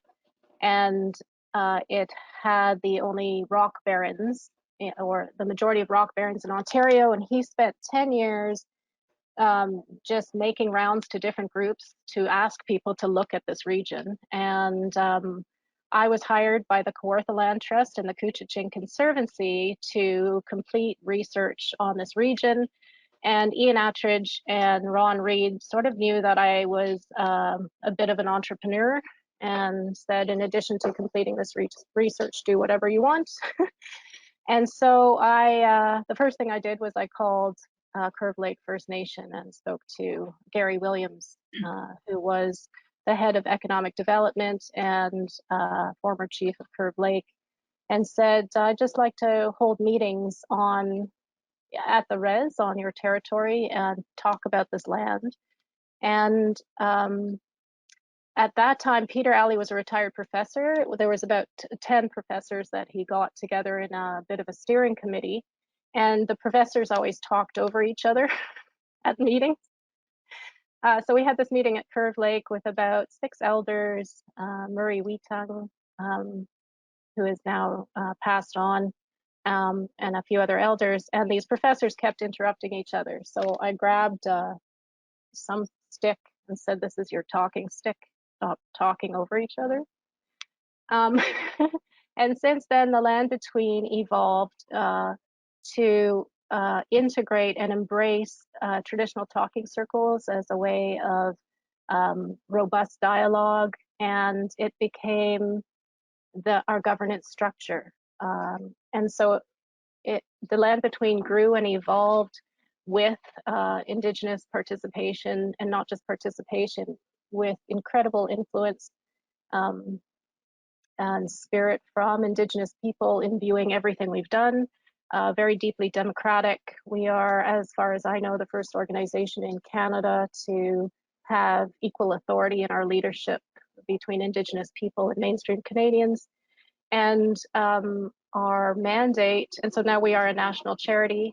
We grew the Land Between with Curve Lake First Nations Cultural Center. So as I was developing the Land Between with my council, we were developing the Curve Lake Cultural Center. So this is sort of the history of the Land Between organization. Our mandate is to look after this region and give a voice to those things that don't have a voice or cannot speak for themselves. So the water, the rocks, the habitats, the animals, and to celebrate culture, the social economy, the unique assets in this region, with an understanding that everything comes from the land.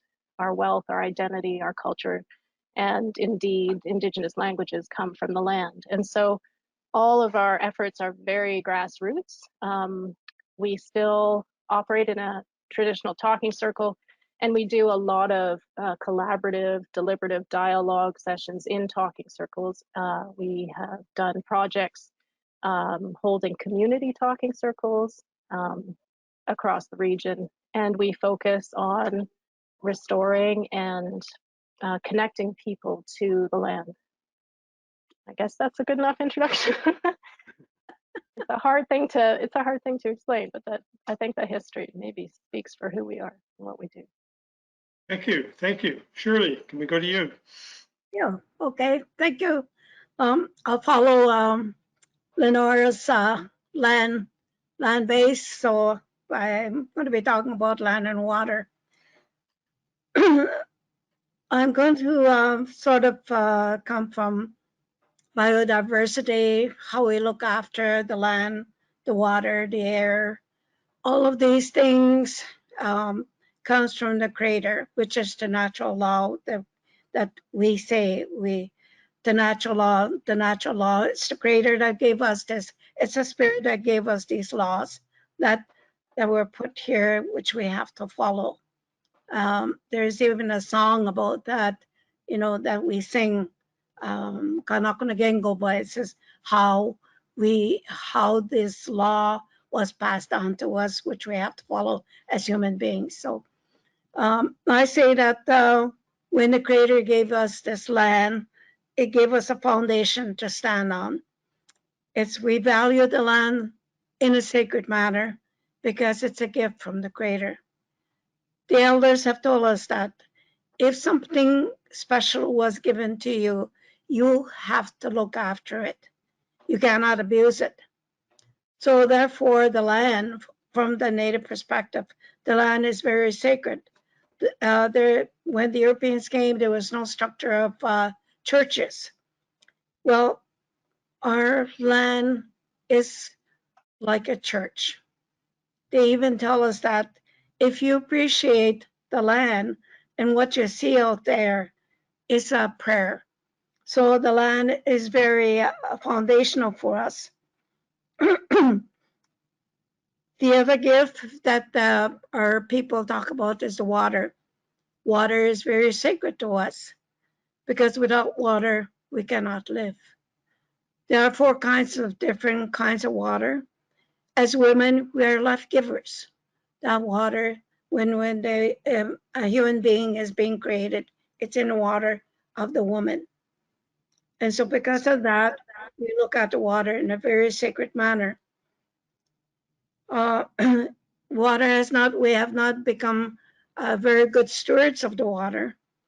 Although one of the chiefs said in 1884, I think it was, that brought to mind that the way other people that were coming here were abusing water and the water is becoming dirty. Therefore, he tried to warn the people that the water is being polluted. And it's gotten worse and worse and worse. I went fishing with my father in 1948. You could see things at the bottom of the lake, and I was naming them because we didn't have any toys. So our toys was the things that we saw at the bottom of the lake. And I saw rocks, I saw crayfish and fish, or what kind of fish there was. I was telling that to my dad. And a big boat came by and made waves and that. And he says, look, my daughter, look at the sediments on top of the water. It's oil. He says, it's in your time. He says, the water is becoming not blind, but cloudy. There's a sign that the water is becoming not so good. Maybe in your time, you will be buying water. That has come true because I worked in St. Catharines at Niagara College in 1984. And in that time, I didn't like the taste of the water where I was. So I was going grocery shopping and I went to water. And I thought, I'm going to buy water. This is really good water. I don't like the one that's in the tap. So I bought the water. As I was buying it, his voice came into my mind. And he said, see, I told you that you will be buying water in your life. And I thought, how did he know that? And then going back now, looking at my own tradition, because I'm a survivor of residential school where we were forbidden to speak the language or even to talk about the culture. Water is part of our culture. Water is part of who we are as human beings. That was not taught to me. It was totally different education. You as a human being, we were taught that we're other than human beings. We were not even human beings until 1962, where the Pope and the government announced that we had souls. And I went to my father and I asked him, I said, do we have a soul as Nishnabek? You know what he said? He says, if we did not have a word in our language, therefore we would not have a word, we would not have a soul. But we do. We have a soul. It's called Shibam. And I believed him. And he says, who told you that? I said, the nuns and the priests over there.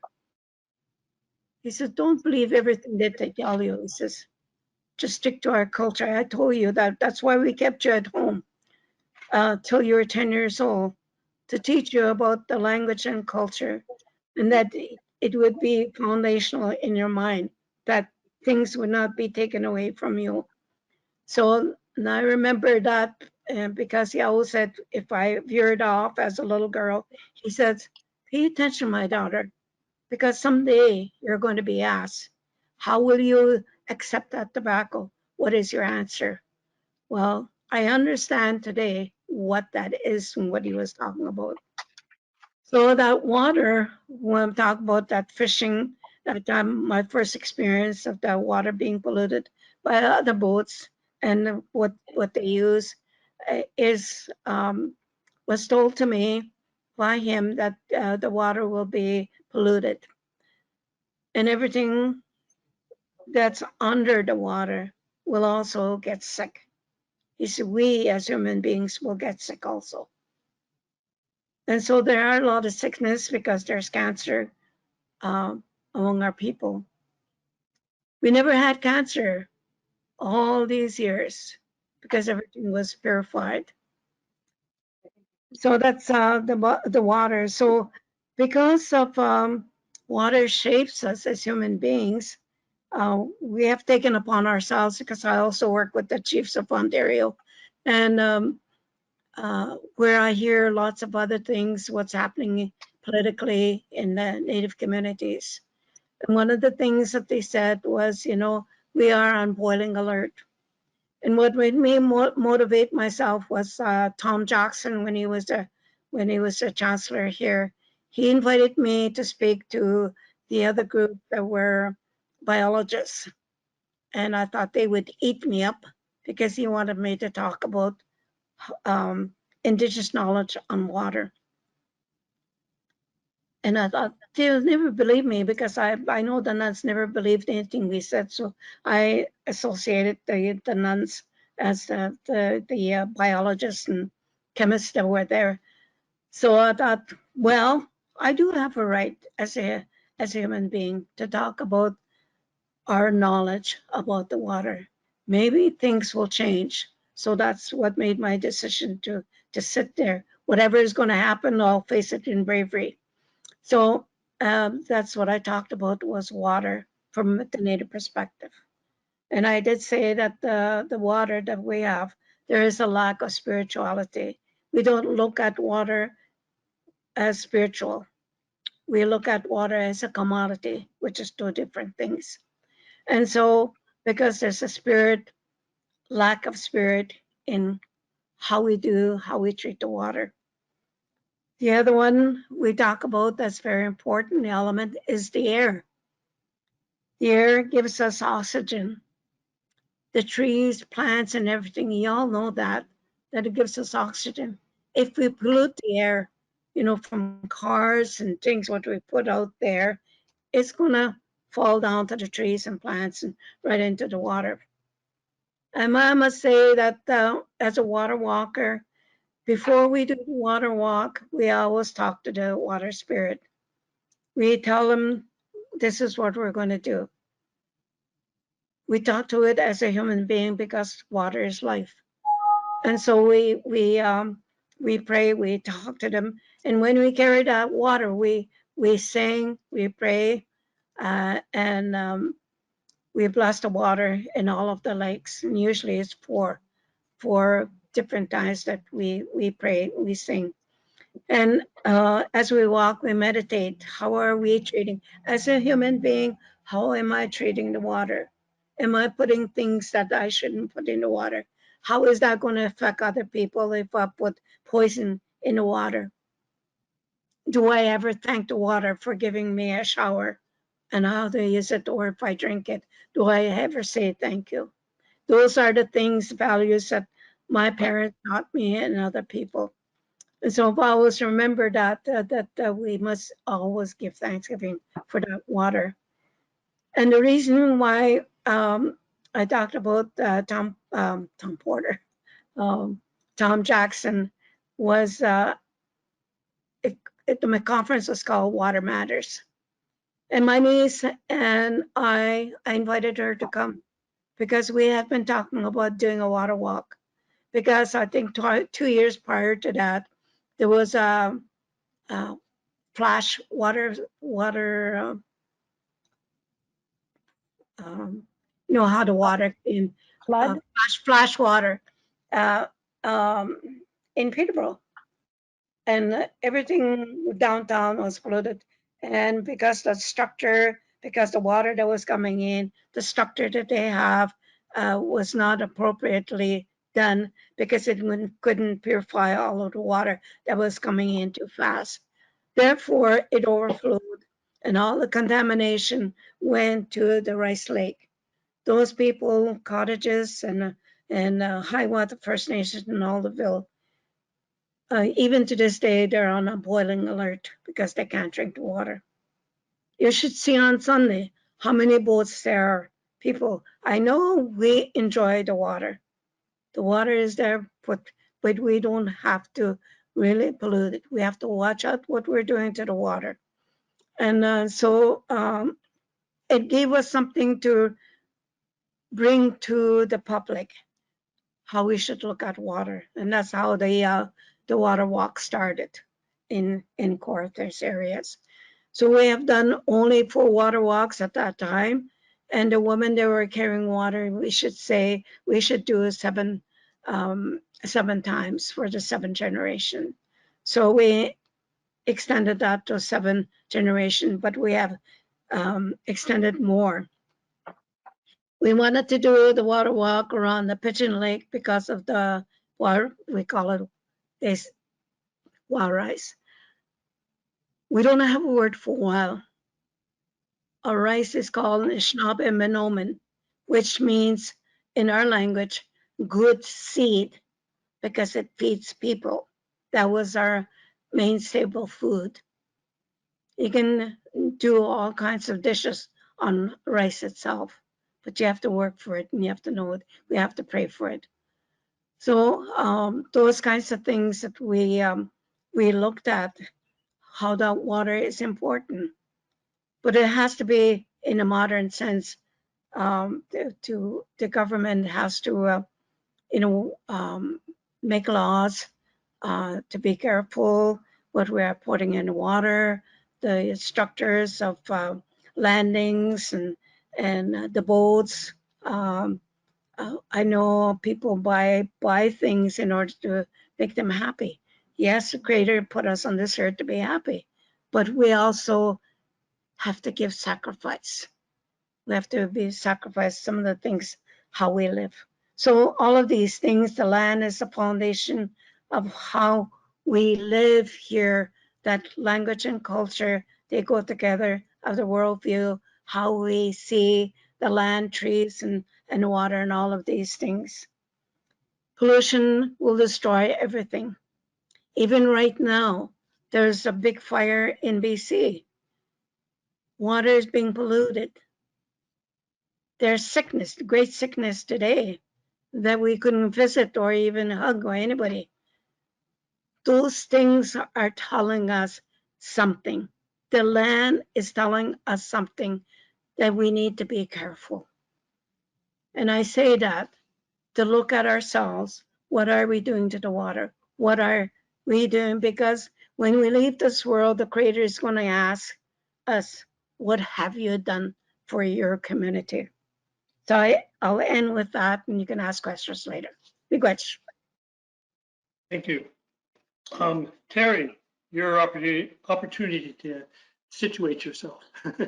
Thanks, Tom, and thanks, Shirley, for laying out important context for what's really laying at the basis of our love and need for water. I'm in Peterborough. I'm with the Federation of Ontario Cottagers Associations, and I've been around water not since 1948, but not too long after that with my parents, and that's where I got my foundation and my love of being in the water and appreciating. I can't find crayfish anymore, unfortunately, where I used to find them as kids. So I'm old enough to have seen changes over my lifetime. But I've been involved with stewardship and encouraging healthy waterfronts for 30+ years, in the last 17 or so as the executive director of FOCA.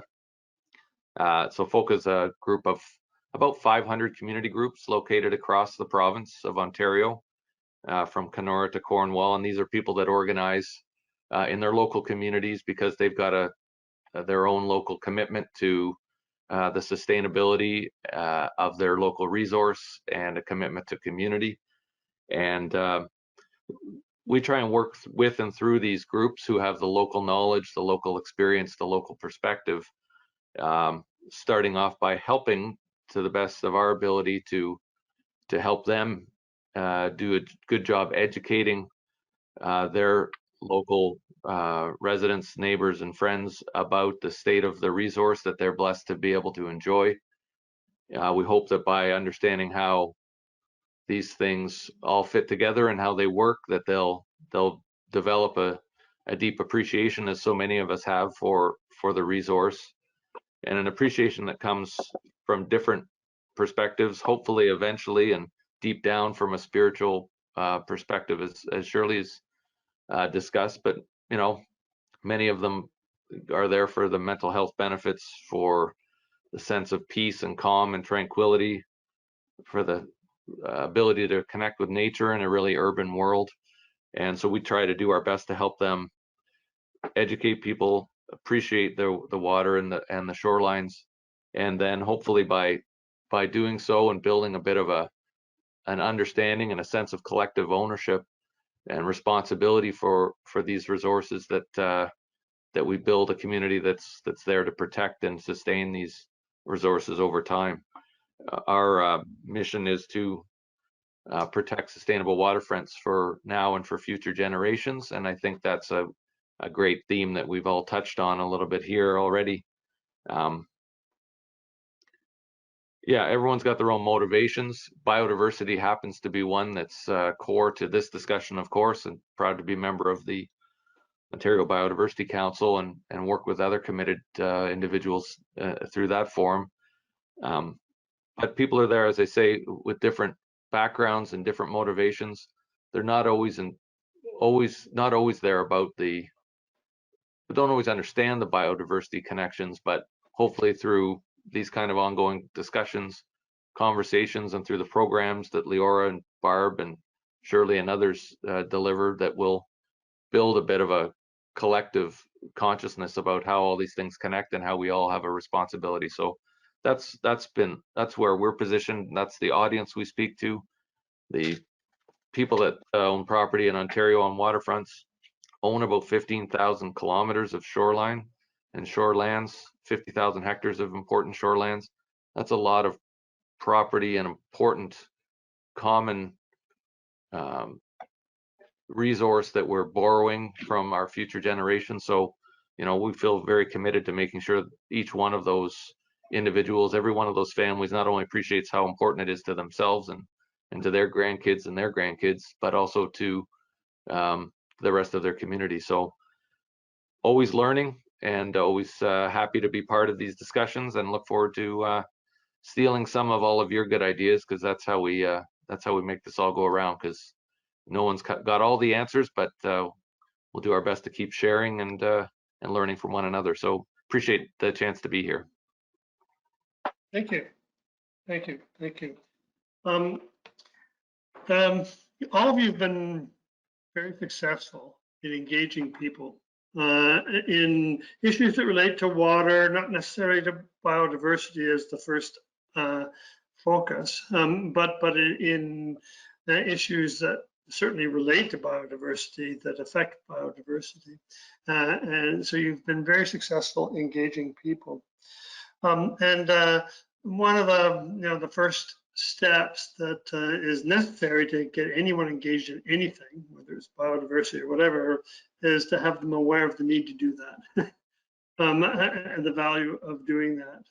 And then the next step involves getting them involved in some way in particular action. So I just wanted to ask each of you if you could give us a sense of how you do that. how do you make people aware of an issue like biodiversity? And how do you go about getting them to take action on that from wherever they stand? And I'll just point out to the audience, we've got people here on the panel who have experience with engaging the general public. Also, some who have experience engaging members of an organization that they are part of, and we've got people who are involved in engaging people who they have a link to in some, or they're offering a service to in some way or another, but who aren't necessarily members and aren't the general public. They've got a target audience. So there are three types of people at least that we have here on the panel. And so we're getting different perspectives on that. So I'll open it up and ask you, how do you get people aware? How do you get them to take that first step and take some action? I can start. Sure. Okay. So I've been obsessed with behavior change science for the last 2 years only. And before that, I guess our guiding principles, and certainly mine in my life, again, have been influenced by Indigenous teachings, and those are the 7 grandfather teachings. And the biggest teaching of all, which is mimicked in Christianity, is the teaching of love. So as frustrated as I get, or we get as an organization, or even as a sector, because it feels often like it's a David and Goliath problem, that I think 70% of people in the world live in cities. 90% of the content on the media that they watch is absent, has no nature references or pictures or anything living in those besides humans in the media. So they don't see nature, there's this absence of nature. And that becomes very frustrating because the main vernacular is really about fiefdoms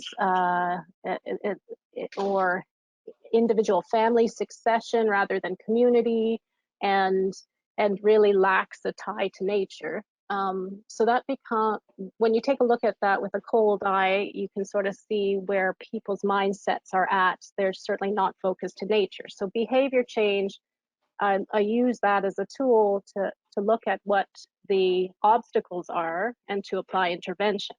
But before we get into that, the main thing is that teaching of kindness, not judging, and so tolerance. And so before you look at applying an antidote or an intervention to a problem, I always remember to meet people where they're at.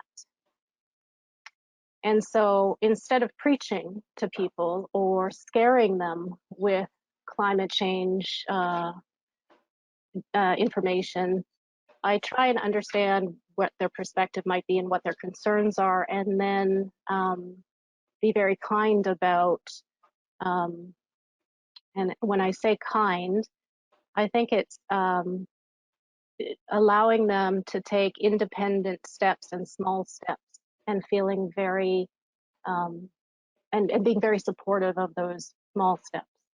So that's sort of a background to our principles and how we go about reaching people, because without that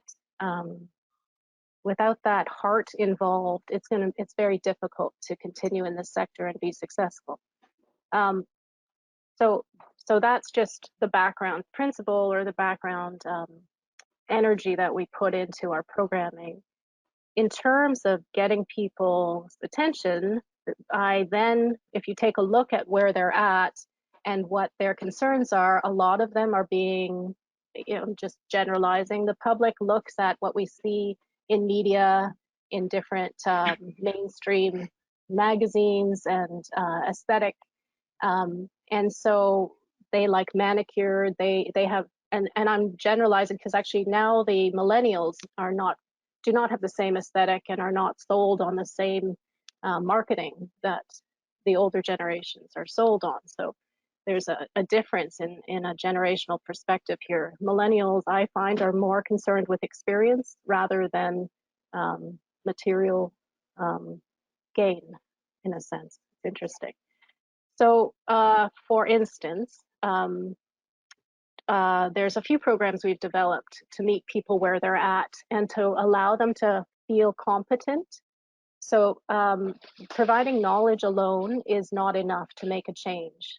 They have to feel skilled, and they have to feel autonomous, or that they have autonomy in the decisions they've made with that competence. And those are the fundamentals of behavior change science. So we run workshops in partnership with Watersheds Canada, who's developed amazing tools such as the Natural Edge app, and I'll let Barb talk about that because it's just wonderful. But we run workshops called Design Your Own Shoreline Garden, because people make assumptions about natural, that natural is messy and wild, and natural is mosquitoes, and natural is actually not that. So these assumptions are born perhaps of the of how clean the pictures are that they see on television about a shoreline or on social media about gardens. And so we meet them where they're at and in the aesthetic that they feel they desire. We teach them how to use native plants to design a manicured shoreline garden. And once they see the benefits of that, and they can choose their color palette, etc. So these are called Design Your Own Shoreline workshops. And then we go out with a Natural Edge app and actually design a garden. So it's not a full out renaturalization project. These are steps. And when they see the benefits for pollinators and frogs and fish and their grandkids playing at the shoreline where they didn't before, then the steps are advanced. So that's one way of meeting people where they're at. So they want a garden, they don't want mess. So we're going to help them design a garden and understand what they're doing and choose that garden, but choosing native plants. So that's one way of meeting people where they're at. And it's amazing that that small step of maybe just planting lobelia, just one strip of 2 feet of the shoreline of lobelia, for instance, and all of a sudden it's pretty and they don't have to manicure it, or even if it's milkweed and they see butterflies, then they want to do more. And then you can teach them the principles of habitat connectivity and wildlife corridors, and they get excited. So that's one way. The other way is at a different level. So we always try to look at the small and big, or I think there's the teaching about the mouse and the eagle. So each has value. You give them the small steps, but then I step back, or as an organization and as the quarterback of the organization, and I look at infrastructure. So if you want to change behavior on a larger scale and create social norms, people are social beings.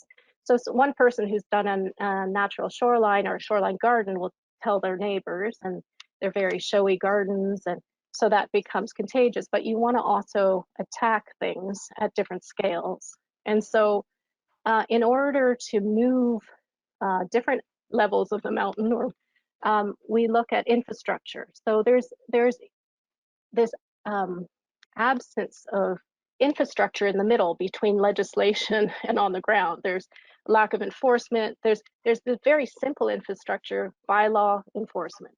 There's no other mechanisms. So we try to build mechanisms between government and people to organize behavior change. And in order to do that, you need a few tools. So we've developed, I'll tell you about what we've developed, and maybe that'll fill in the blanks, because in terms of behavior change, you look at processes. So you don't just look at the issue and intervention and the outcome or the behavior change. You need to look at the processes or the avenues and the vectors to that change. So the shoreline gardens is just is very grassroots, but there are other grassroots scales. So Blue Lakes is a program we developed that's an eco-label. So an eco-label is just like any label, like the label organic, or it's based on the Blue Flag program, the marinas and beaches across the world that have this blue flag flying that says that our practices and our beaches and marinas are of a certain standard and quality. And so it tells the market. So you're looking at larger organizations of people and the processes and mechanisms for change. So now we're talking about markets. It communicates with the market that this is an environmentally sound product, or our practices are environmentally sound. It has implications for tourism and increased tourism. So we created this Blue Lakes program, which is an eco label. So automatically it has 7 criteria or performance areas in order for lake associations, and even just individual peoples in a lake on a lake can try to achieve these 7 criteria. And they're just steps within these 7 performance areas. So one of the performance areas might be education. So, hey, did you talk to your neighbor? Did you take an online course? Have you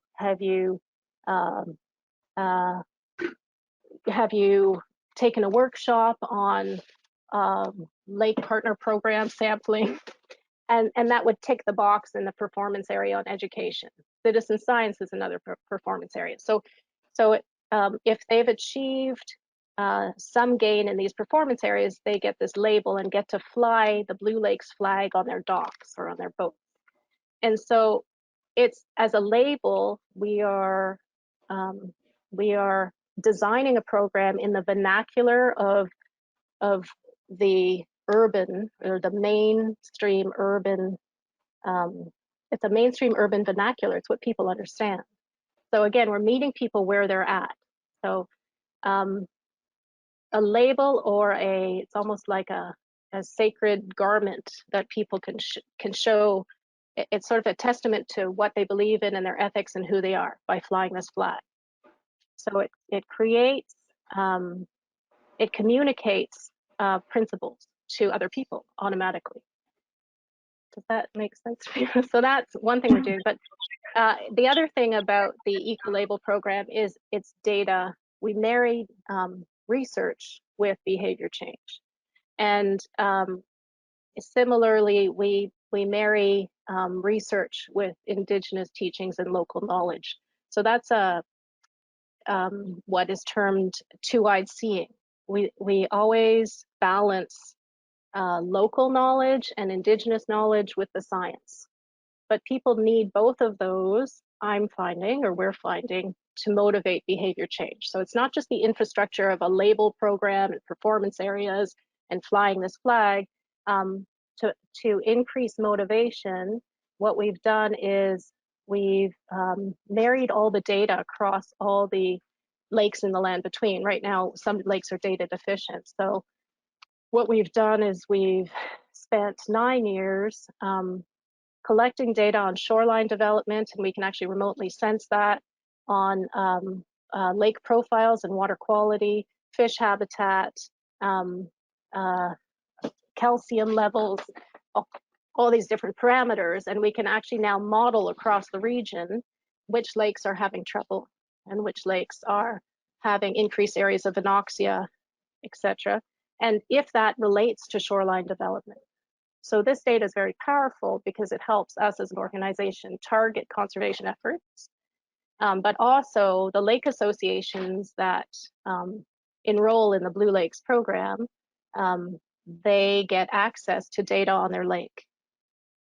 So though that motivates change and also gives them an idea of what to change. So instead of just giving it a ranking of a lake that's failing, it suggests, the data that they have in their hands suggests that your issues of shoreline development are affecting this. So now they know they can target or promote renaturalization efforts.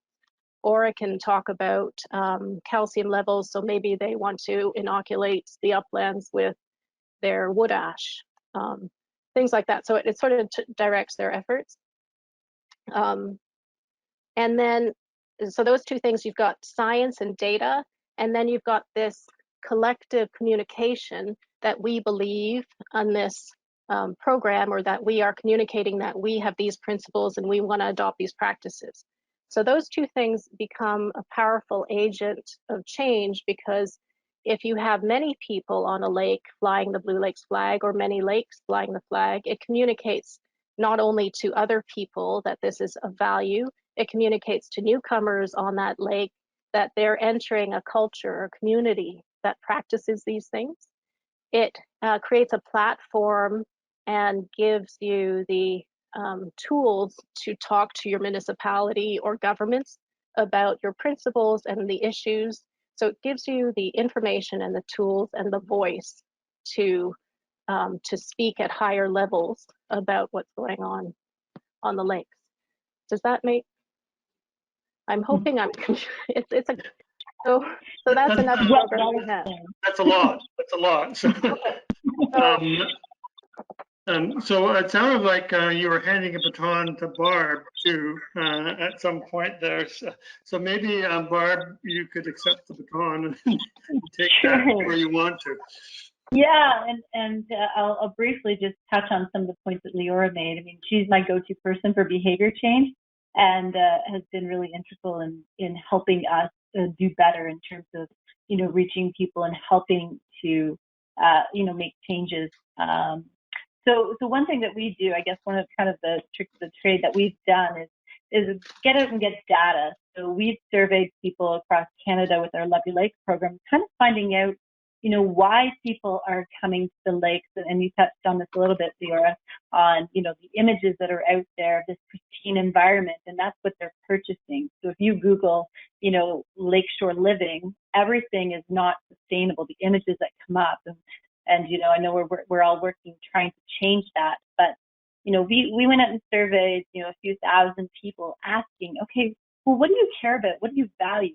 And so what we're finding is 100% of people said, I value nature, water quality. So, you know, looking at wildlife habitat. So people really care about this.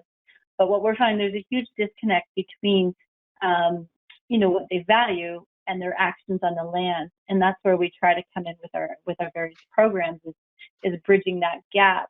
So, you know, in our assessments, and this is terrifies me because, you know, I see all the changes happening and I don't feel like our water quality is getting better. You know, especially some of the impacts of the pandemic, you know, talking about our water is not a backyard swimming pool just there for our recreation. You know, it's a living organism that, you know, entity that provides life.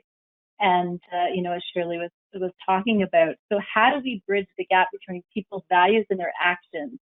And that's really what we're trying to do with our various programs. So let's give it 1 minute. Our Natural Edge program, we come in and we actually carry out restoration and work with landowners to kind of change the way they see their property. So if you care about water quality, you care about wildlife, then it's your responsibility as a steward of our land. You know, Terry, you mentioned 15,000 kilometers. That's incredible. Think of the impact, you know, that each of us have, you know, through shoreline ownership. So we need to give people the tools and resources to change their behaviors on their land.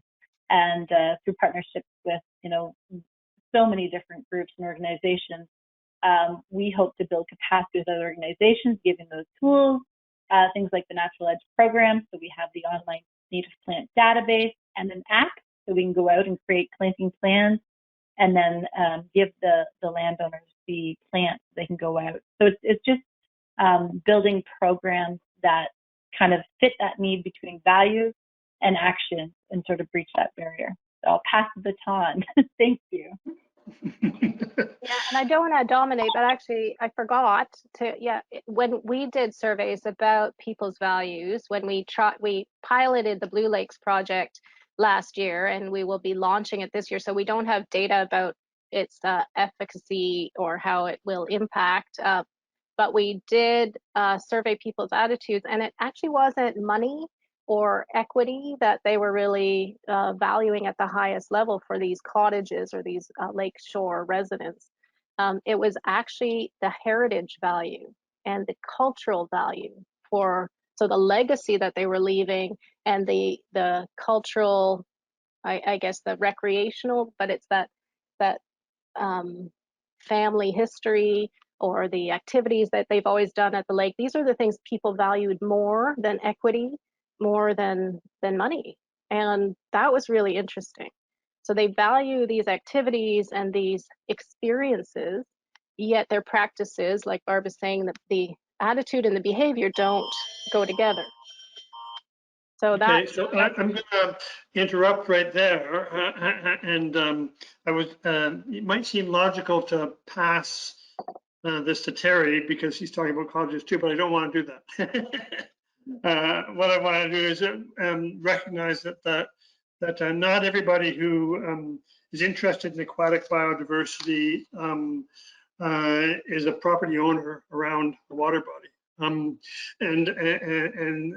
so there are members of the general population that have got strong interests in that, and surely, your water walk program, the Sacred Water Circle, draws in some of those people. and so I wondered how you go about raising awareness, and what sorts of actions you encourage them to take as part of their experience there, following on their experience with you.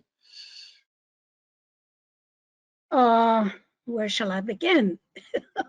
I think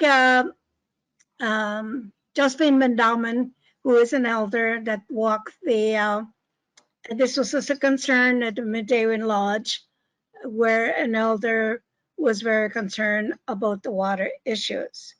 And he knew that the women have the responsibility of taking care of the water. And he asked the women, the grandmothers of the lodge, he talked about the water, how polluted it is, and what are we as First Nations women or people going to do? She got up as an elder and said, I will do it. I will do for the sake of the water. So what she did, she started the water walk of the Great Lakes. First one was Lake Superior, Michigan, Huron, the Erie, and Ontario, and St. Lawrence River. She walked all of those, and then she brought the ocean to ocean, four directions of the water, the ocean water, salt water, to bring it together. And she collected that water and brought it to the center of the earth and poured out water that was been blessed by the water walkers. When we started, we got motivation from her, but also from Dom Jackson talking about the water issues. We decided, my niece and I decided that we should do something in this area because of the flash water issue that happened here in Peterborough. That this was a time to start something, to make a change. And so what we did is we didn't have any money. What her and I did is we used our own money that our wages really, to buy water, to buy gas for people that, what we did is we had a meeting. We invited our friends, and we said we told them what we wanted to do. We also invited the communities in Hiawatha, Alderville, and all of that. So what was decided is that we would use the Rice Lake where the water was being, polluted because of the flash flood. And because the Cyprian Mountains it's a sacred land. And we asked if we could start from there and to walk that Rice Lake all the way around. Mind you, we had a lot of negative people. Slurs, people said, go home and get a job. What are you protesting now? Another one was 3 old men that went fishing. They yell out because we had to block the road so we could go across. And there wasn't that many people that were walking. He yelled out, what are you guys doing? Why don't you stay home and find work? And so he said he was fishing. I said, well, good, you got fishing. I says, what are you doing? He says, we're blessing the water at Rice Lake because the water is polluted. Oh, he says, well, I hope your prayers are worth it because I didn't get my quota of the fish. I says, well, maybe we haven't finished the water walk to Blessed. Maybe next year when you come back, you'll get your more fish. That was my answer. It was very difficult not to get angry, but to say it in a kind way as to what we're trying to do. What we're trying to do is we got ourselves as a human being. There are 4 things that the Creator gave us.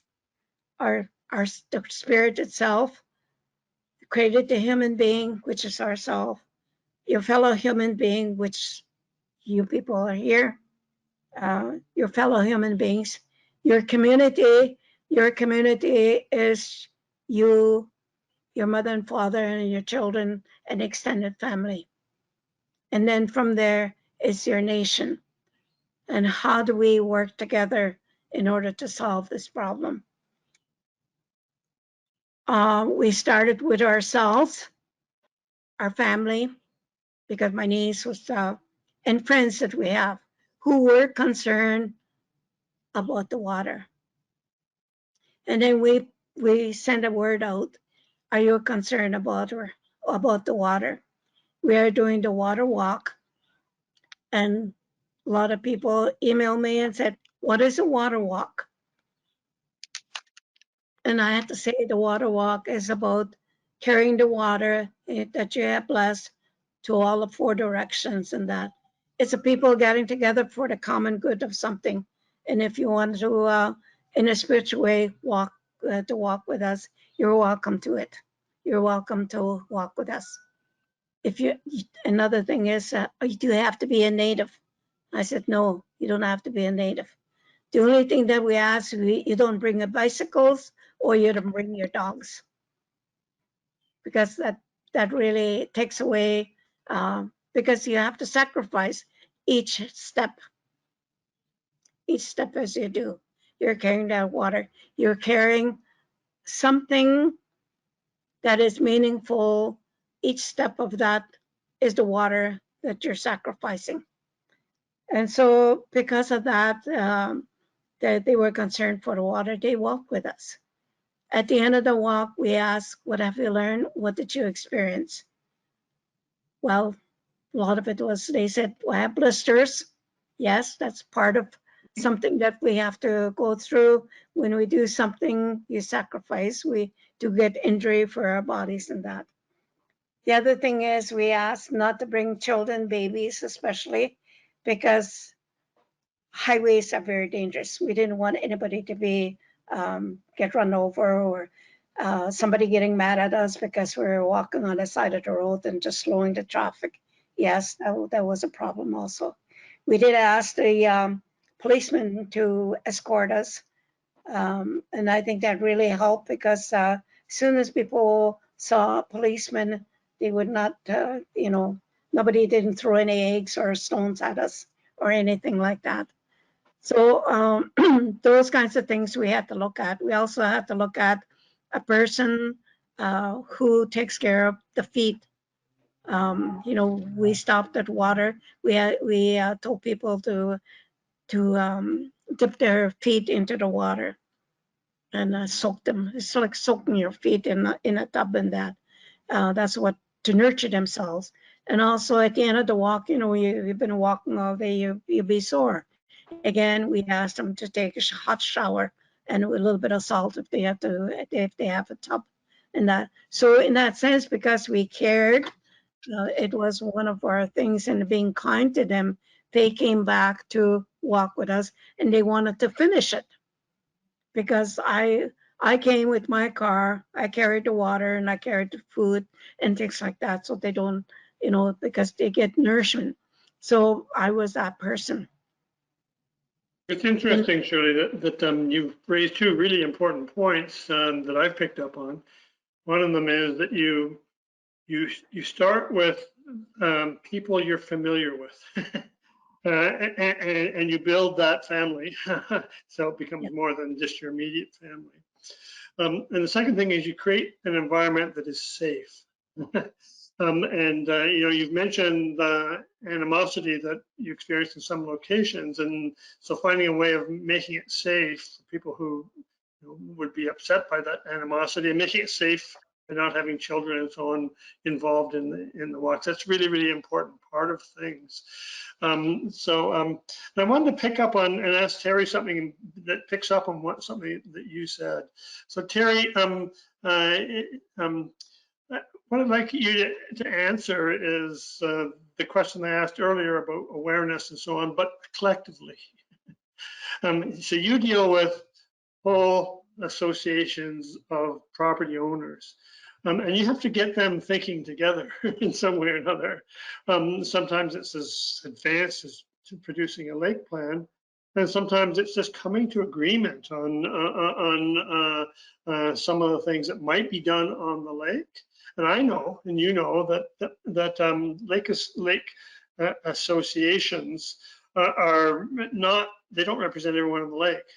There might be 50% of the people, 60% who are members of the lake association, everybody else isn't. So, and some of those people can be antagonistic in the way that Shirley described about programs, and Barb can testify to that, like the Love Your Lake program. There would be an occasional person who would shout out things, something along the lines of what Shirley mentioned. So how do you get at the collective action aspect of things? How do you organize, get awareness at the collective level, and then take the next step, which is to organize people to take that collective action? Well, that I was hoping to hear that from these smart people, because that is the magic, the magic sauce. People are people, and they come to their, we're water lovers. I mean, we've surveyed people, as Laura and Barb and Shirley have all talked about. People love water. I mean, they feel naturally connected to it and have some kind of connection to it, and they just don't always start from the same place and have different interests. We'd like to encourage citizen science as a way for people, an accessible way for people to learn more about what's around them. And there's lots of programs, whether it's our Lake Partner program, just to learn about what's happening with the chemistry, and then why is that important. And then sharing those results kind of builds a bit of a common understanding and hopefully a shared ethic in protecting that. But there's other things that motivate people, and using charismatic macrofauna like Leora likes to do with turtles, loons, these are all Bird Studies Canada's got a huge, long-standing science program. So people have different entry points to coming to some common, getting to some common ground.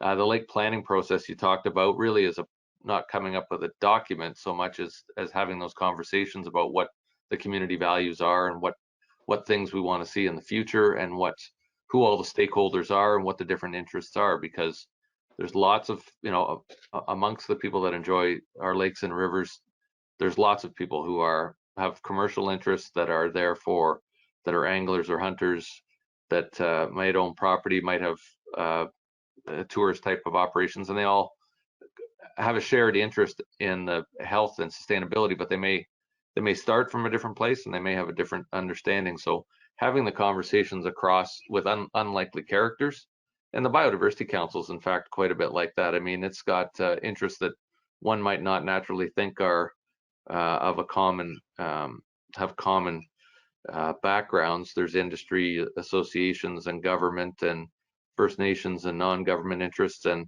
not all coming from the same place, but all with a common goal of protecting biodiversity and in sustainability. So as we're never going to regulate everybody to death and regulate this stuff. In the States, they have homeowners associations where they make standards about how big your shrubs can be, and when you're supposed to cut your lawn, and all this kind of stuff. And we just don't have that kind of construct here, and whether that's the right answer anyways. I mean, we ultimately want to get to a place where people are appreciating nature for nature's sake. But we have to understand that they get there starting from different places, and get there with different motivations. And unfortunately, we often get there, and as I don't like to say, but it always strikes me as kind of appropriate, is you never let a good disaster go to waste, because it's not until you can't drink the water, you've got a blue-green algae bloom, there are no turtles, you can't eat the fish, that seems to be highly motivating. Now we all know that's not the triggers should be using to motivate ourselves, because that's usually too late.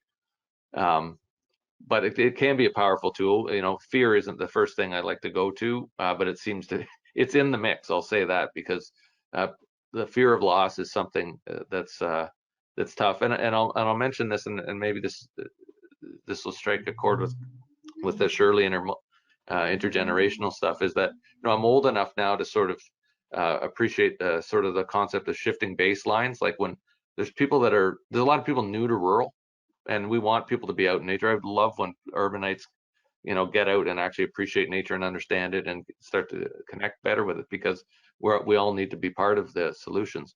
But, you know, if you've been to the same place for years and years and years, you can eventually see that what's there now, you know, what's lost, and they don't know what was there in 1948.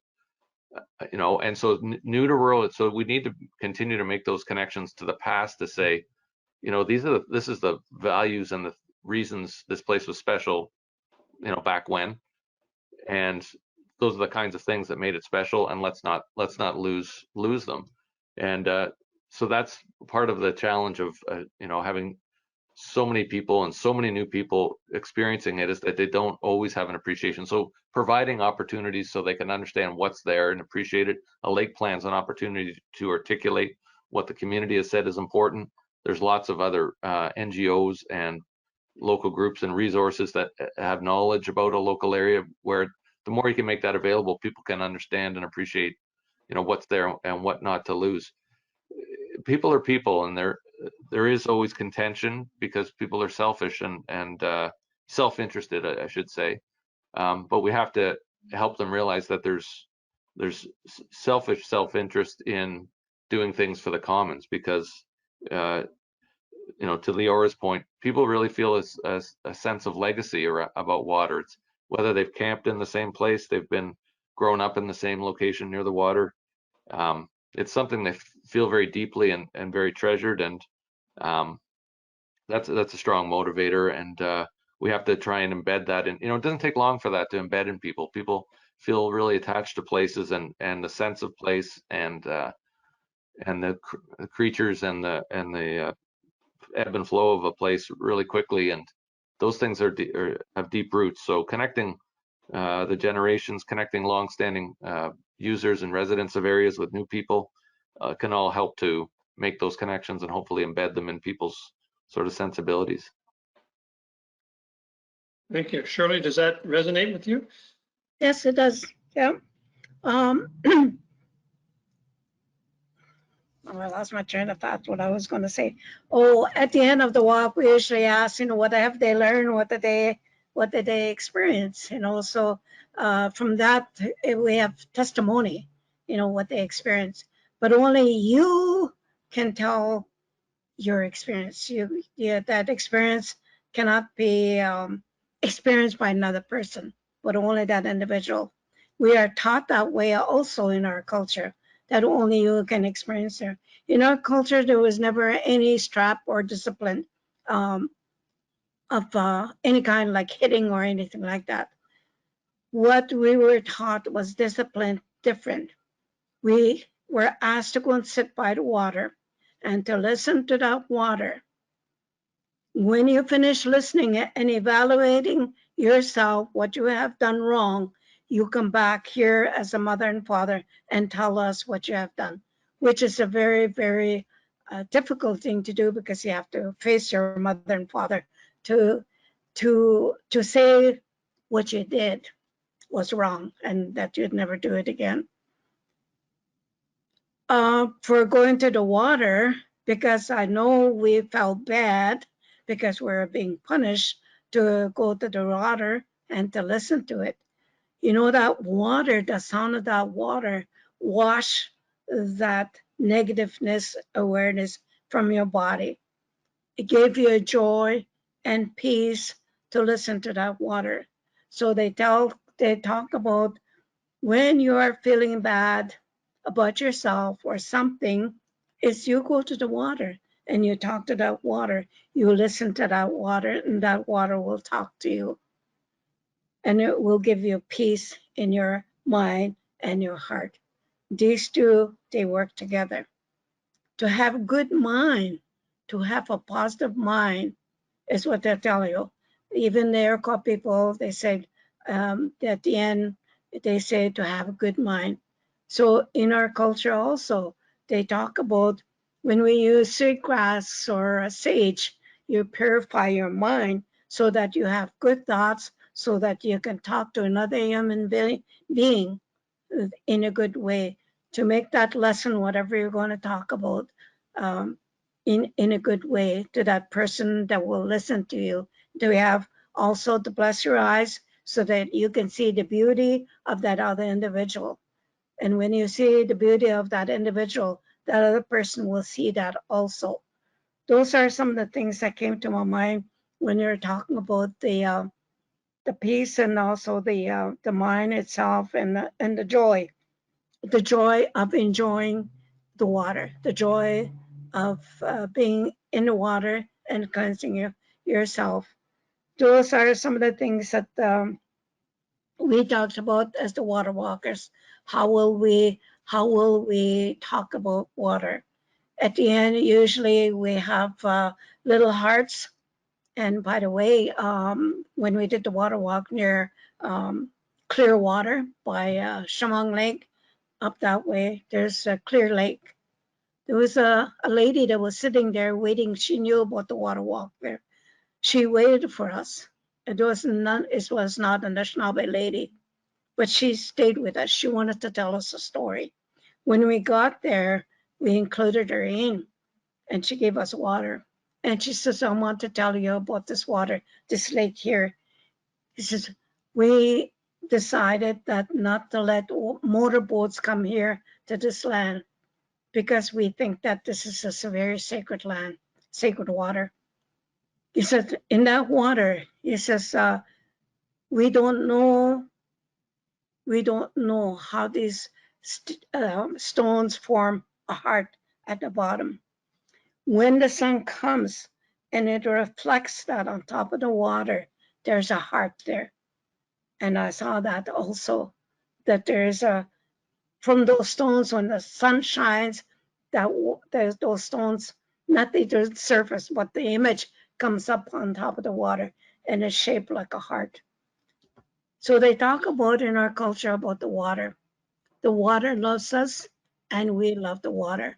Therefore, we have to look after the water in that way. And that's what this lady told us, that the water loves us. We don't admit motorboats.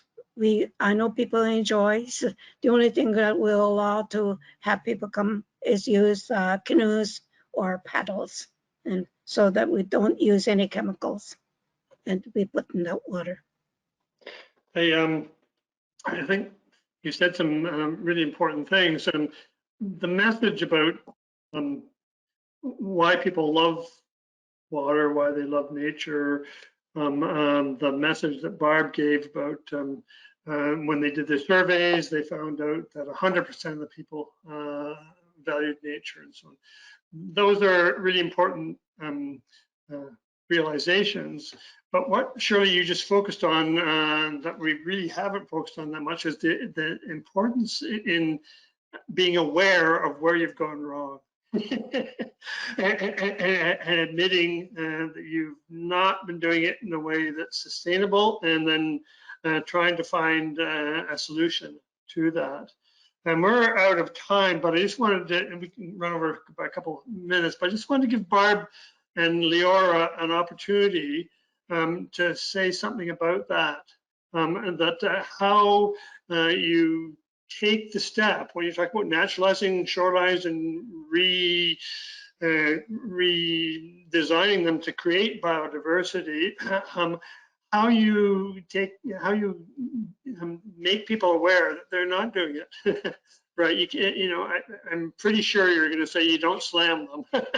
You offer carrots in some way, but how do you get people to admit that, to become aware that they're not, and they don't have a sustainable practice? Yes. Yeah, we can Barb, you both want chat to on that one. Go Yeah. ahead, Leora. Well, as Shirley's been talking, and Terry too, struggling with Shirley said something about the individual, then the family and the community, and basically looking in the mirror and taking an inventory. And I do that all the time, and I'm always shocked at how stiff and defensive I still am after all these years. And I think society, the mainstream Western society, has this. We have these standards, and all the media and all these standards create a lot of shame because no one can ever measure up, and no one can be professional enough or perfect enough. And there's something about mainstream Canadians being spiritual that is embarrassing. We almost need permission to be spiritual. And every time I hear teachings from Shirley or any Indigenous elder, it's just like it's soothing, it's safe, and it gives me permission to see my own spirituality. And I'm very cerebral because it's a defense mechanism to be very strategic and cerebral. And I often forget to balance the structure and the science with the heart. And so, in fact, as you were talking, I just directed one of my staff to include in the Blue Lakes program performance areas of kindness and reconciliation and governance, how they're going to be inclusive. Those are really important, and I totally forgot that. And we do this over and over again as a society. And you could call it the old patriarchy or the old Puritan ethic or whatever it is. It's this real square construct that when people are given permission to free themselves from, it's liberating and it's safe. So I'm not good in crowds. I'm not good in these kinds of presentations because I get very, I'm too concerned about how things come across. But one-on-one, I have no issue because I'm very well aware that I'm flawed, right? And I don't have to put on any airs. And one-on-one, I meet the person and say, you know, I sort of, again, try to meet them where they're at. And I find it very, even though it's embarrassing, I find it almost freeing. And I'm so grateful when I see my blind spot. Oh my God, I've got this issue. Wow, now I can do something about it. And so when I approach people, it's each relationship is very powerful. It's not powerful on a stage talking to lots of people. It's those individual relationships, like Shirley says, start with who you know. So when I meet a landowner, I want to make that connection because both of us are flawed. Just because I have more knowledge in one area doesn't mean I'm better than this person.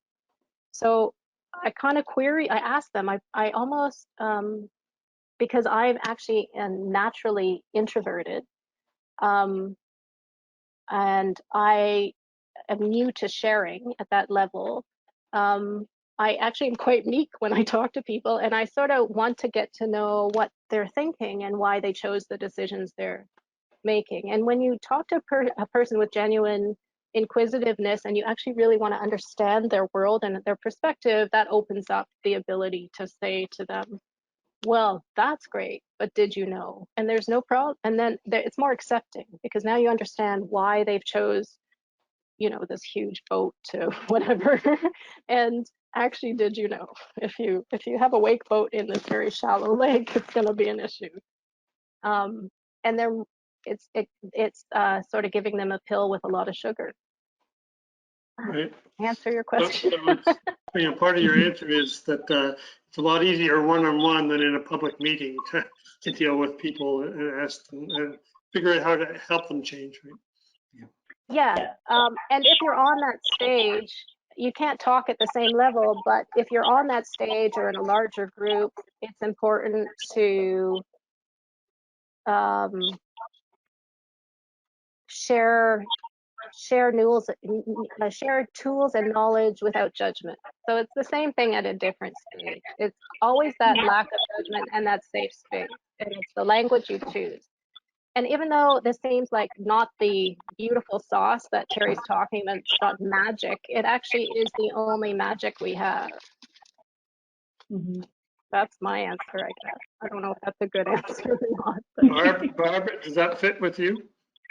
Yeah, I mean, great answers. I mean, it's talking to people where they're at, not being judgmental, you know, genuinely liking them, understanding their perspective, and helping to teach them, you know, about, you know, bringing their actions and their values together, and lots of storytelling. You know, we try to take a lot of stories from people who have, you know, really been impacted, you know, through our work or partners' work. Or change the way they manage their land so that they can tell peer to peer. So it's talking, you know, from their perspective and them talking to their neighbors. So I think, you know, local communities, community to community is really probably the best practice of giving them the tools, information that they need to talk to their neighbors. And yeah, a lot of storytelling. That's a really good point. I mean, I suspect that the Federation of Ontario Cottagers Associations, it's those discussions direct discussions between individual associations that carries a lot of weight. Yeah, that's the most powerful thing. People want to talk to other people in their situation and find out what they've done and how they could do things differently and better. And I think it's a chance to remind people that they shouldn't let the perfect get in the way of the pretty good or the little bit better. Yeah. Well, we've run out of time and we've gone well past it by 10 minutes here.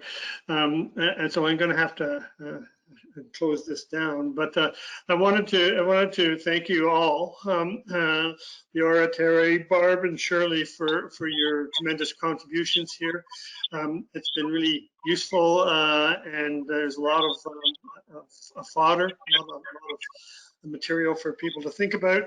And I also want to thank you all for your work out in the world and what you've achieved in terms of changing people's approach or helping them to change their own approach. And so thank you all for that. This is the end of today's whole session. So we've had four sessions. They link with each other in various ways, and I'll leave it up to you to make judgments on how they linked.